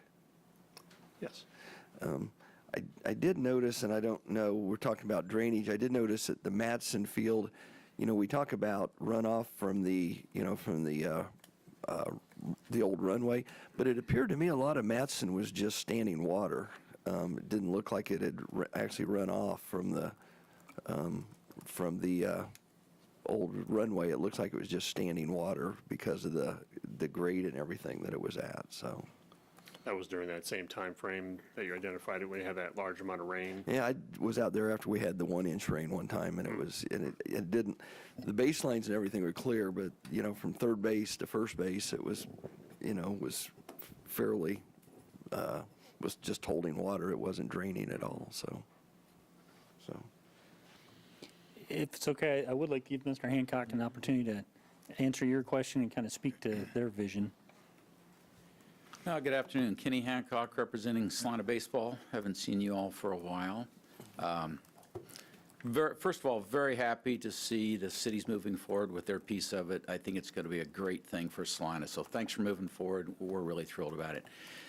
Maybe to clarify, ad alternate A was at our request, specifically my request, because we plan, Salina Baseball that is, has an intention of coming back in front of you and asking for permission to build at least one more premier field at Berkley Family to complement Dean Evans Stadium. And Mr. Hoppe made the comment about, is it going to be infields only at Matson and Wilbur? That's really to be determined. It's not the city is, that's not part of the city's project. That's what we're going to come back to you with a request for sooner than later. We haven't exactly decided what we're going to request yet, but it'll be in the very near future. What our vision is, we'll have one fully turfed additional field to complement Dean Evans, and probably turf another field so at least it's playable and it'll be a grass outfield. You know, if money works out great, we might turf both fields fully, but at least one fully turfed field and one infield will be turfed. The ad alternate that we asked for was merely so that we could have some current pricing to maybe help us with our projections on how much money we need to go out and try to raise. We anticipate being in front of you sooner than later, but we're not prepared with a lot at this point. I'd be glad to answer any questions that you might have. By the way, on your schedule, could I add a little something about that? It is really aggressive, as you all know, but it's actually more time than we had when we did South High School and Dean Evans. Not by a lot, but it is a little more time. And I read the proposal from Schwab Eaton, and they were right on that it's very doable. It will depend on deliveries, and they're a little more difficult now than they were when we did it about 2 years ago. Weather will play a role. You never know what the weather's going to do, but also it's going to depend on prompt answers to questions that get asked, and there will be questions that get asked from the contractors. So you need to be able to respond quickly. Any delays in any of that, could put the project at least in jeopardy as far as finishing it by late February or early March. So Schwab Eaton correctly identified that. But it is doable because we just did it at 2 major places. And I don't know if this is a question for staff or maybe Mr. Hancock knows this. Is there, as far as turf, is there availability to deliver that much turf to us? Do we know? We don't know what the backlog is, if there is any. I can tell you that when we did our stadiums, that wasn't a problem, and the company that we used had several fields of turf, anticipating that there was going to be a problem with higher prices because turf is a hydrocarbon product. They had stocked many, many fields worth of turf in anticipation. I don't know that all the turf companies did that, and I don't know if theirs is now spoken for. So it very well might not be a problem, but it also could very much be a problem. And I'm guessing you guys are going to be shocked at the price of turf compared to what we had to pay for it just 2 years ago. That would be my bet. Thanks. And be We will be consistent with all the prepared. pricing we've seen on everything else. All right, any other questions on this end? Any questions, comments from the public? All right, any action to be taken? Mayor, I move we approve the selection of Schwab Eaton, PA, and authorize the city manager to execute the engineering services agreement with Schwab Eaton, PA for the Bill Burke Memorial Park, Berkley Family Recreation Area, turf and ball field improvements in an amount not to exceed $239,000. I'll second that. Okay, it's been moved and seconded to authorize the city manager to execute a contract for engineering design services with Schwab Eaton for an amount not to exceed $239,000 for engineering services for Bill Burke and Berkley Family Recreational Areas Infield Turf and Park Improvements Project. All in favor, say aye. Aye. Any opposed? Motion carries 5-0. And we will move to 6.9. Item 6.9, authorize the city manager to execute a contract for engineering design services with Caw Valley Engineering, Inc. for an amount not to exceed $49,897 for the engineering services for Parks CIP Concrete Projects. Mr. Abbott. Yeah, all right. This is my last time today.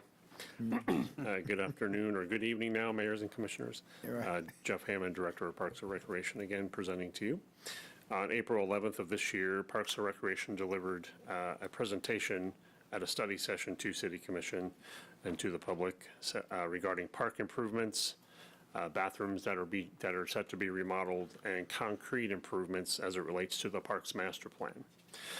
Before you today to propose entering into an engineering and design services agreement with Caw Valley Engineering for the conceptual design, bidding assistance, and construction-related services for concrete improvements as related to that master plan. Staff sent a request for qualifications out to receive statements of experience, qualifications, and interest from interested parties for a scope of work that included several parks. Only one firm responded, and that was Caw Valley Engineering. We reviewed this request and this request for qualifications from Caw Valley with our city engineering department, and they felt that Caw Valley had the experience, that they were able to perform the work, they had the ability in their schedule, and they adequately met the selection guidelines and had the proven experience and expertise for concrete improvements. If you recall,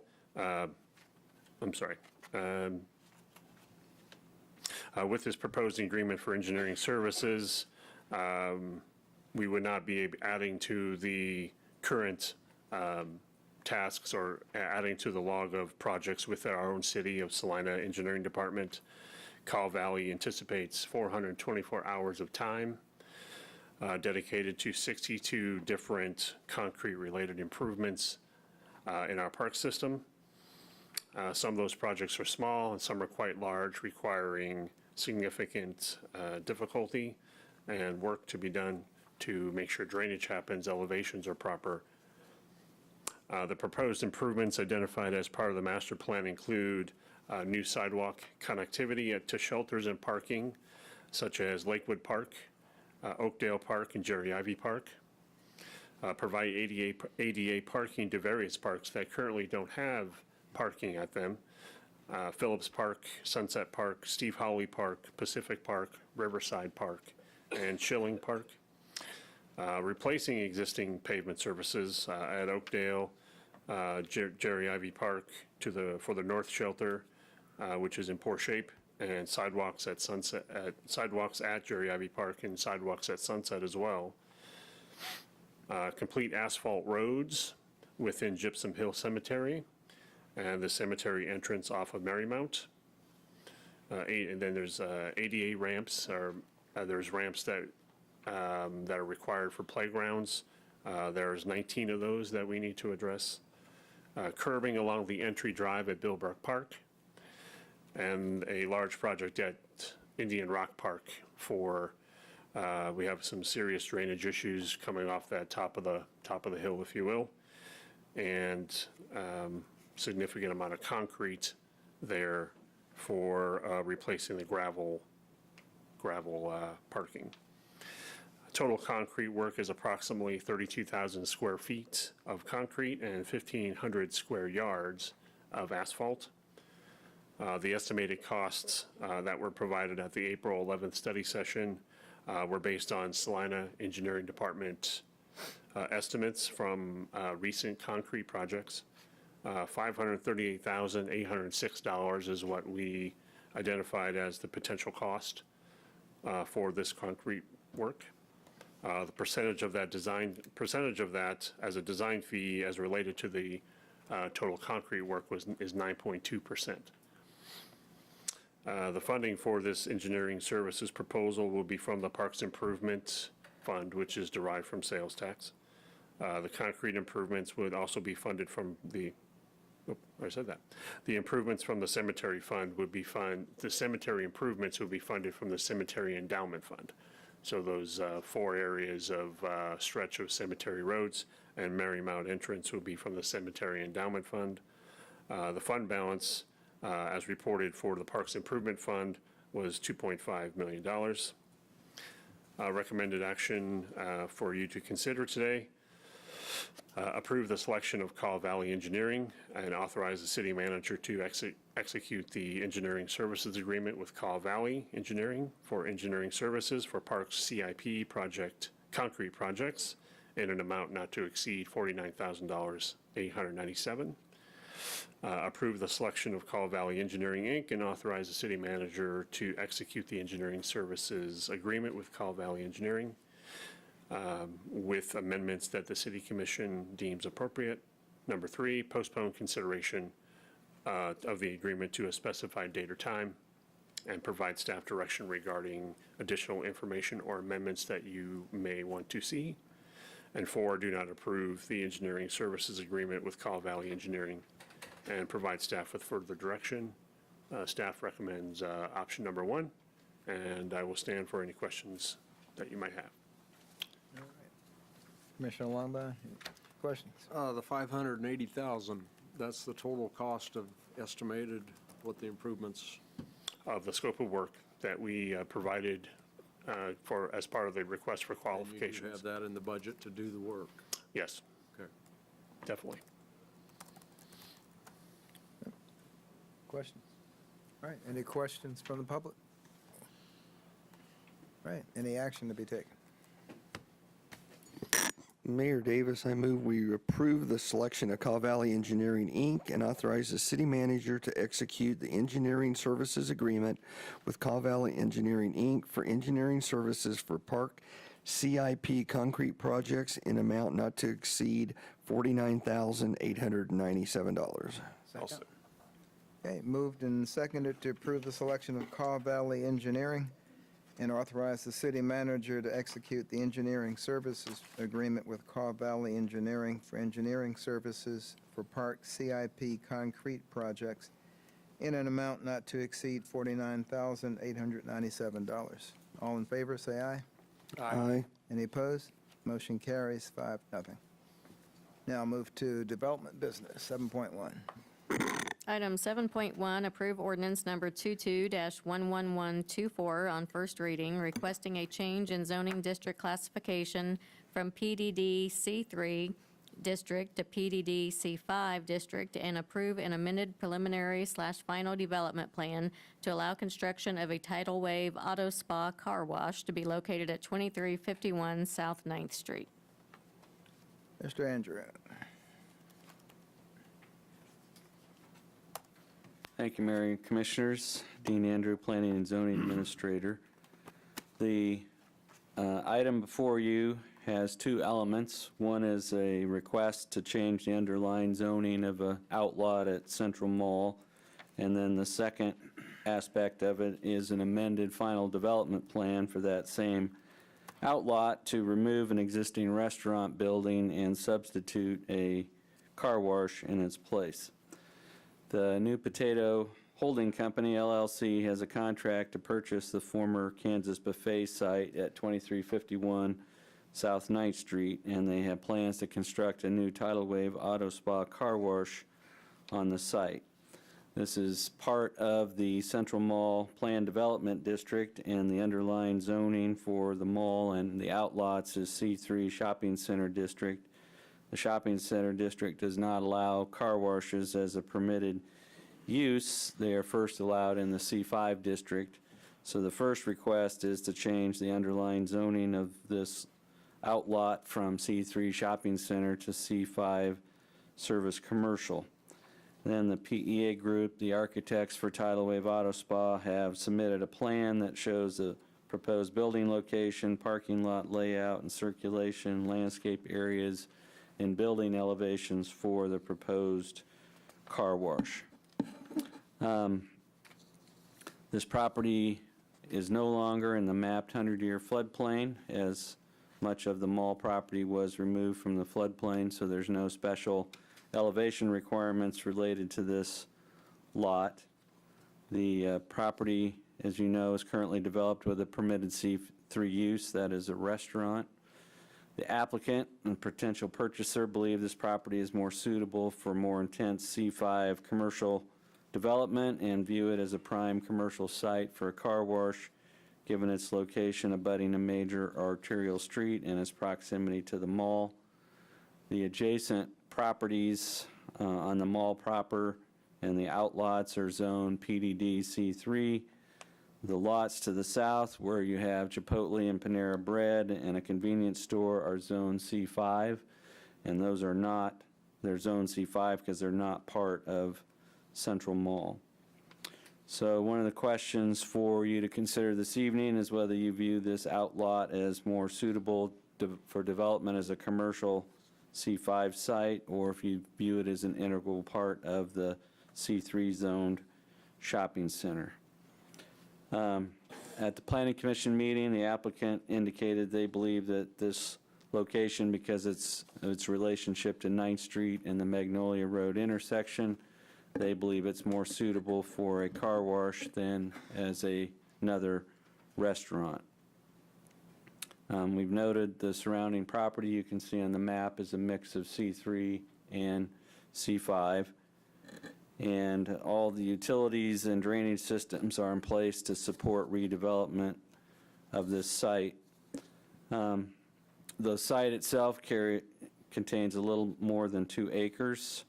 There's an access to the mall access road on the north and the mall ring road on the east, and there's no plan to change the driveway locations or traffic patterns.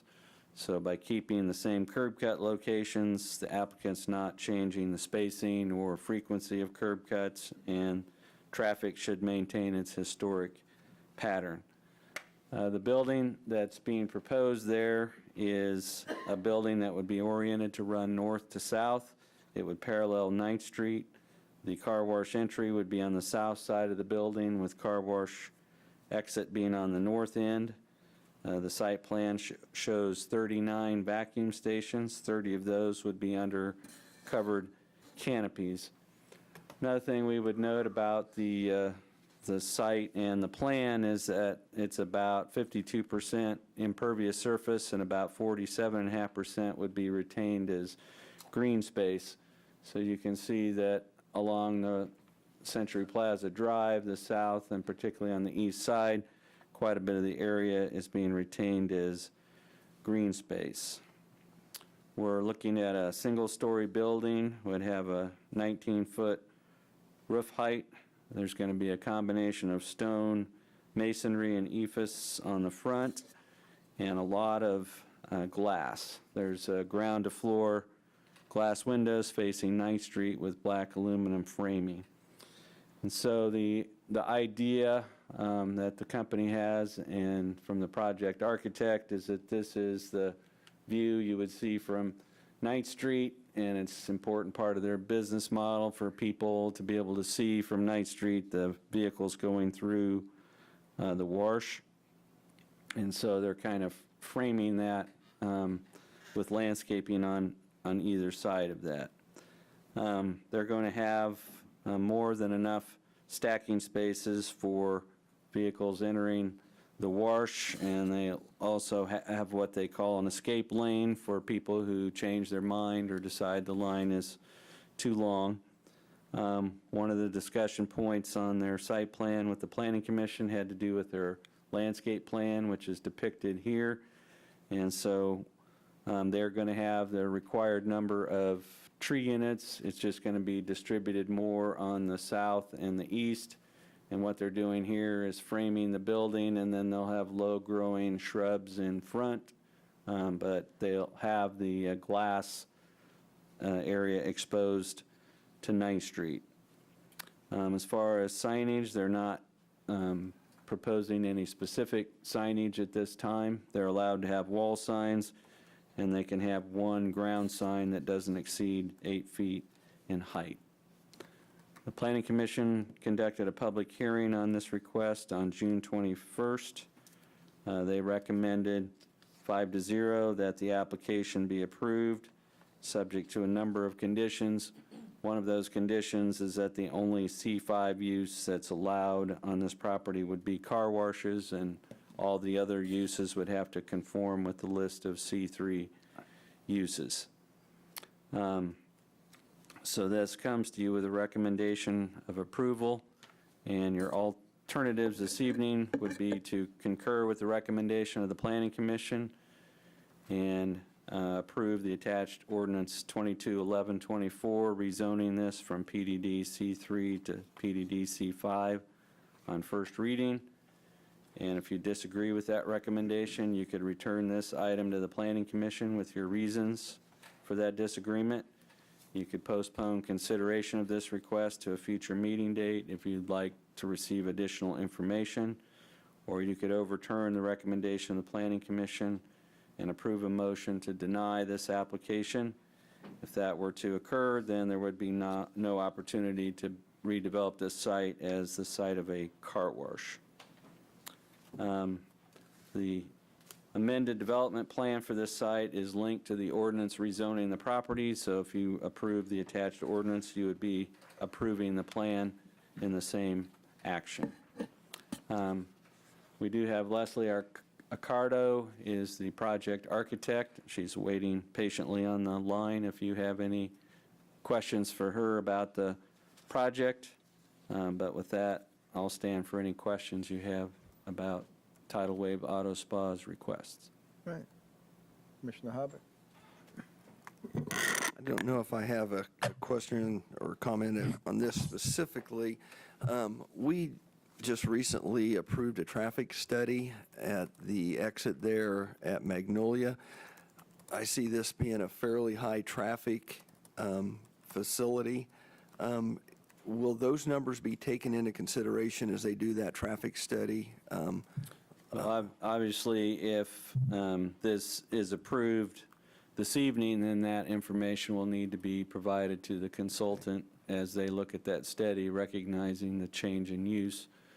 Can't say that, obviously, there'll be more traffic than you'd have with a vacant restaurant, but one thing they're not changing is they're not changing driveway locations or circulation I understand, patterns. but I just want to make sure that the consulting group that's doing the traffic studies aware of this, because obviously this is, will impact, I would think, that entrance exit point off of Yeah, Magnolia. we can certainly make them aware of that. As traffic studies are conducted, there's a manual for different uses by zoning category as well as specific uses, so they'll have a predetermined rule of thumb in terms of traffic generated by a car wash. We'll be sure that they factor that in. Okay. Okay, Commissioner Lankovitz. Commissioner Ryan, Longby. Well, as much as I'd like to see this occupied, I feel it would be better served in the current zoning, C3.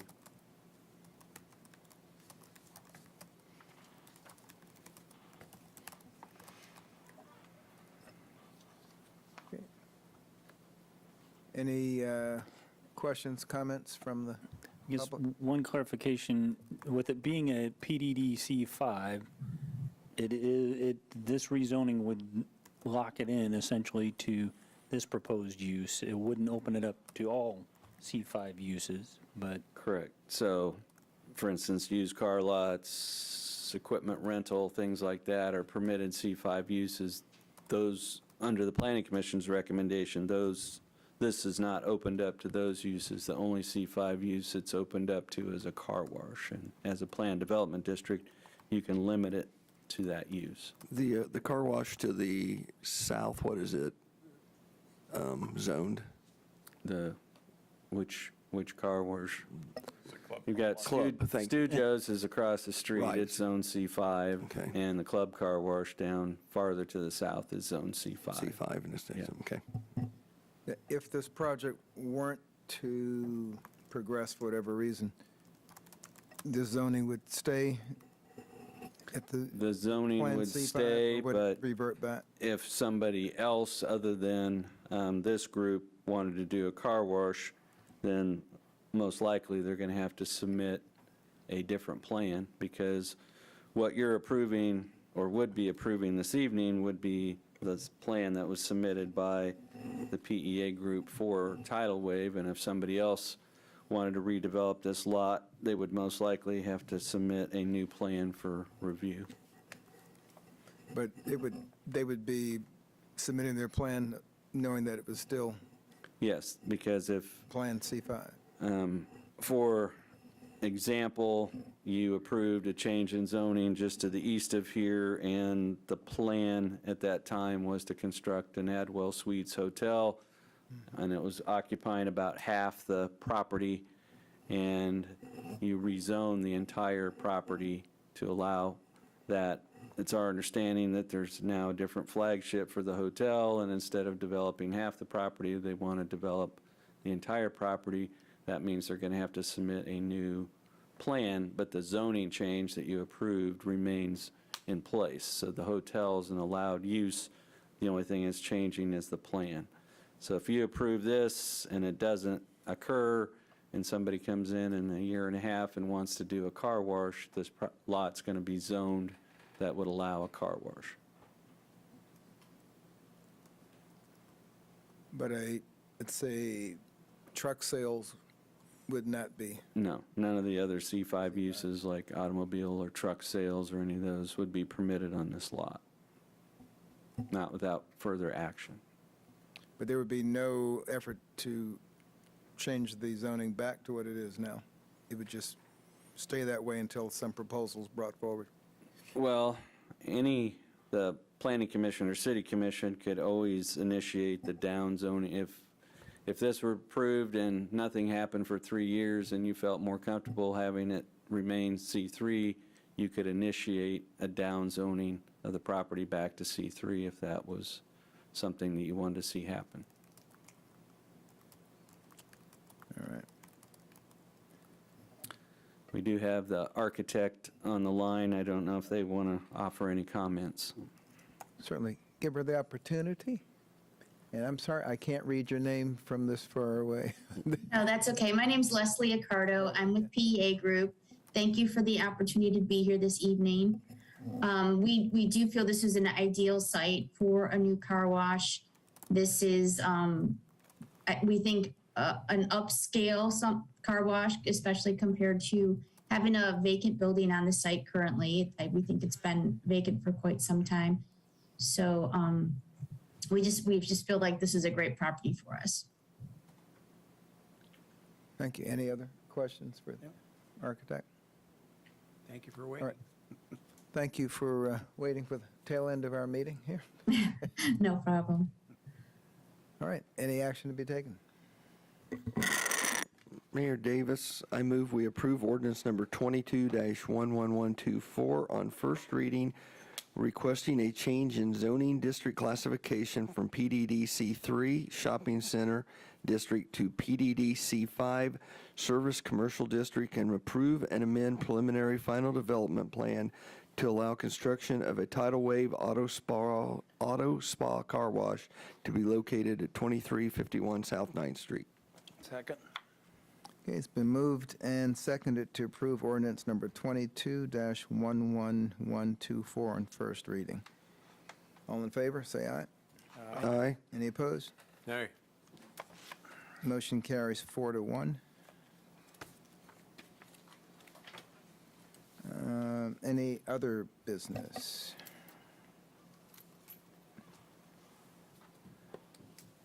I was going to send Mr. Wood a photograph of a plane that I got off of last night sitting there in the dark at the airport. But just let you know how nice it is to be able to know that I can continue flying back into Salina on occasion. I would certainly want to send Tim Rogers and the Airport Authority Board and any and everyone else who was involved in whatever negotiations had to take place to have our air service continued here. It's a great service to have, and I was quite impressed with the service from Denver last night, and I thought they kept messing it up on the speaker system. They kept saying, flight to Salina and on to Hayes, and I said, oh, you got that backwards, don't you? Well, that flight actually flew to Salina and then went back to Hayes. I'm not sure if that's how long they're going to do it that way, but the folks coming to Salina got home in 52 minutes from Denver, so it was nice. But I don't know if he would like to come explain to us how it was done, or just receive our I can thanks in extend the person. invitation. But it was a big, big win for the city of Salina. Certainly was. There was a lot in play, a lot of variables, and kind of had to work the timeline. And I commend Tim Rogers. He knows that between him and Gary Foss, the consultant that they utilized, they were very strategic in assessing our options and trying to keep our options open. So, any other business? All right, open it now for Citizens Forum, which is an opportunity to come to the podium and express your thoughts on any item of your choice.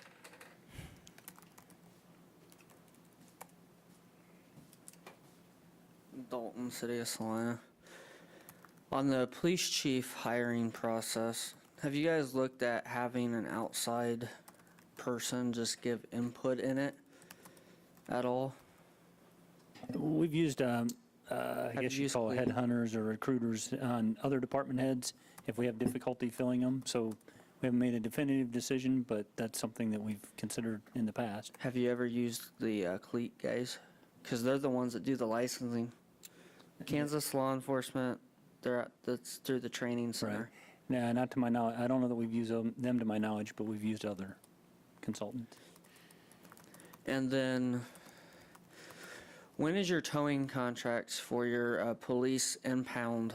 The last time you guys did towing contracts for them that I can look, because I have them, and that was a struggle because PD didn't want to give them up too easily, was 2018. When are they up for renewal? Yeah, I think that's actually overdue. That is on the task list for PD. It's either 16 or 18. The one I have in front of me is 18, but I think he came on later. Okay, yeah, I don't know off the top of I believe the last time that we looked was 16. Yeah, I know there was a renewal period, but... Like 6 years. Yeah, so, yep, I would acknowledge that is on PD's to-do list. And they said it was supposed to be done in 2020, but is there a lot more contracts that we don't know that you guys have just extended because of COVID. Yeah, no, that one is actually difficulties with kind of reformatting it from a legal perspective, and we haven't got that sorted through yet. Because I do know this, I was in the industry for a while. There's several people that would refuse to do towing because of how it is formatted. I'm not going to say it in public, but I will sit down with Jake and tell him what I've been told, but you're probably not going to like it. It has to do with some command staff in the Salina Police Department who's over this, and it's a joke.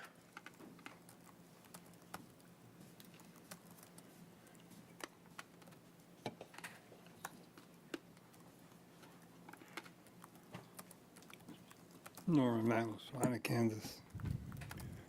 I seen in the paper where you're taking comments on these electric bikes. They're going to be a traffic hazard.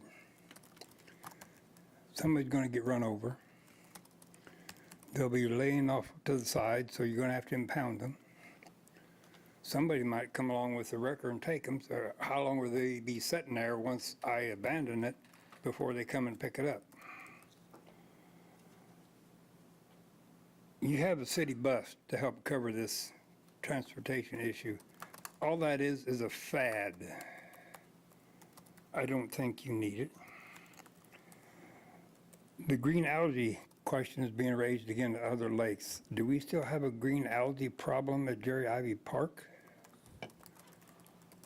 Yeah, actually, we're working with KDHE and a vendor to try to use some new technology that they're wanting to use our location as a test site.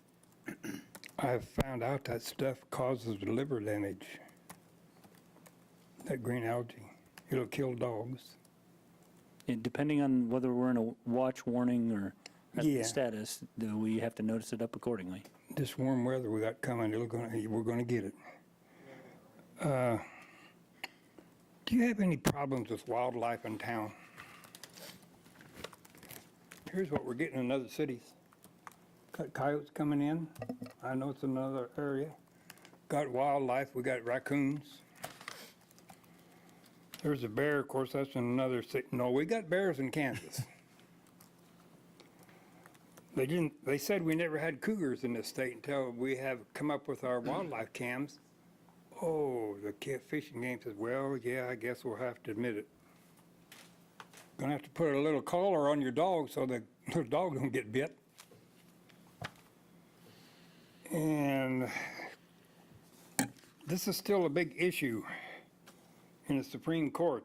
This issue about the land in this country, the Supreme Court has ruled again. The Native Americans, they're working, they've been doing this for 19 years. They're getting their land back. They're removing dams, and they took on Warren Buffett, and he lost. They put 800 pounds of dynamite in that dam and blew it up. I want to be there for the rest of them. I want to push that button. You need to see the documentary Damnation. There are enough dams in the United States for one for every day since Thomas Jefferson was president. We're blocking our water, we're restricting our wildlife habitat, aquatic life. The Native Americans are going way back. They're digging up the old records. Here's the Louisiana Purchase. It's coming, and they're getting their land back. They are sovereign nations. They have got their own law enforcement, their own government. The lady is an attorney general in the Cherokee Nation in Oklahoma. Now they're looking at the Black Hills up in the Dakotas, Mount Rushmore. So you're going to get all this land. You might be in your possession now, but it ain't going to be in the next 10 years. So I would be a little more hesitant. There's more maps. This lady, she's got the money and she's helping fight it for their rights. So I would be a little more careful. I would think about seeing who wants to buy what property, you're transferring over to them. And Mr. Mantle, you're going to have to wrap up soon. Okay. Okay. Here's a picture of that little baby deer right down here at Onega. It's been turned into the fishing game. You can't do that. You cannot put your hands on wildlife. These are not domesticated animals. So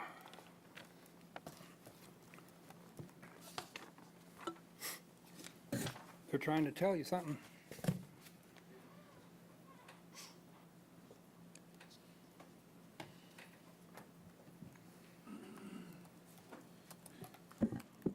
I don't know why I always have to follow him. It's kind of tough to do. Ben Winholt, Salina. Since I've gotten on as being one of the watchdogs for the city, you've all figured out now that I'm a pessimist, big time pessimist. Well, let me throw you for a loop. 2 weeks ago, my partner, fiance, and I went to Colorado Springs for a week's vacation. I will never, ever complain about city streets ever again. I tell you what, between their highways, the artillery streets, even the neighborhoods, I saw more potholes and more tearing up of streets than I ever want to see again. What they're doing with their marijuana money, I have no idea, but they're not using it on their streets, I guarantee you that. So City of Salina is actually doing a pretty good job with their streets as far as getting them up. Sales tax, of course, helped do that.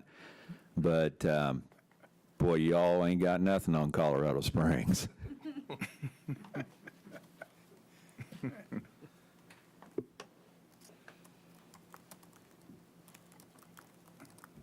Mayor, Commissioners, Chad Farber, Salina. I do want to echo and commend the Granny Brigade for what they did. Fundraising and the flag is beautiful and needed. I think it's a huge upgrade from what we had prior to this. I was privileged to be part of the fundraising. I think they undervalued their efforts a little bit. There was a lot that went into their fundraising for that, and they deserve the applause for that. What I really wanted to address you guys about today is, and I know you've seen it around town, there's a lot of vandalism of signs, political signs in people's yards and churches' yards and different things going on. And I would love to see a statement from the governing body and the police department, in addition to that, condemning this and telling people to stay away from it. I know we don't have the ordinances in place like Wichita does. They charge $2,500 for removal of a political sign within 60 days of an election. That may be something we need to look at here in Salina. As long as we allow it to continue, it's going to continue to escalate. I'm not sure if you saw on the news over the last 36 hours, there was a church in Overland Park who was vandalized, spray painted on their building. The Church of the Ascension there in Overland Park, Virgin Mary was painted with red to signify blood on her. And I don't want that in Salina. As a pastor, I don't want that at my church. I don't want that at any place of worship here in Salina. So this needs to be nipped in the bud. And I truly don't understand what would trigger somebody so much by seeing a paper sign in somebody's yard that you have to go drive around and tear them down and slice them up. I'm glad this one individual was caught and cited last week for doing that. And my church was one of those that she hit and knocked down signs and all kinds of things, took our American flags and turned them upside down and planted them in the mud. That's the kind of people that we're dealing with. There's a lot of confusion about the value them both amendment, so I just want to clarify it, clear the air. I'm going to read it directly from what is going to be on the ballot. It says the value them both amendment would reserve to the people of Kansas through their elected state legislators the right to pass laws to regulate abortion because there is no Kansas constitutional right to abortion or to require the government funding of abortion. So many people think this is outlawing abortion in Kansas. All it is simply doing is putting the power back in the hands of the people. If you were upset about Roe versus Wade being overturned, this is a good opportunity for you to vote yes, because that was a Supreme Court that was not elected. They were appointed Supreme Court justices. Here in the state of Kansas, we have the same thing. Our Supreme Court justices are appointed and not elected officials. This amendment would put the power back in the hands of the people, which I think is an excellent thing. I know this commission doesn't have the best track record of putting the power back in the hands of the people, as we've seen over the last few months, but I think it would be an excellent thing for the people of Kansas to do. But I would love to see a statement from the governing body, from the police department, condemning these acts of vandalism and violence, and I know it's turned into a political issue, but it's one that should not be a violence issue out there right now. Thank you. Fines for those type of offenses are set by the court or by us? There, depends on the nature of the offense, but it'd be qualified as a misdemeanor, petty theft, and there's a range that's provided, and then prosecutor and the judge actually prosecute on a case-by-case basis. So I don't know the range off the top of my head, but we adopt the offense code by ordinance and make provision for a penalty range depending on the type of offense. And do you have anything to add, Greg? No, I can't add to that. So just out of curiosity, escalate that, let's just say, to a felony, is that something that has to be done at a state level? It'd be up to the prosecutor and the nature of the crime, but it wouldn't start out as a felony. Had a conversation with the prosecutor and the judge this morning. We kind of have a standing meeting, and it's treated as vandalism, like many other vandalism offenses or theft, depending on what the circumstances may be. So they take a look at it on a case-by-case basis and are treating it objectively like any other similar petty crime. Okay. All righty. I wish we could legislate civility. But It is a federal offense. yeah, a couple hundred years, well, a couple thousands of years of experience would show that laws, eventually you can change what's down here, but laws won't help us in the next 4 weeks, that's for sure. But I'm open to suggestions. All right, any other? I'm sorry. All right, move to adjourn. Is there a second? Second. Any objections? We're adjourned until next Monday.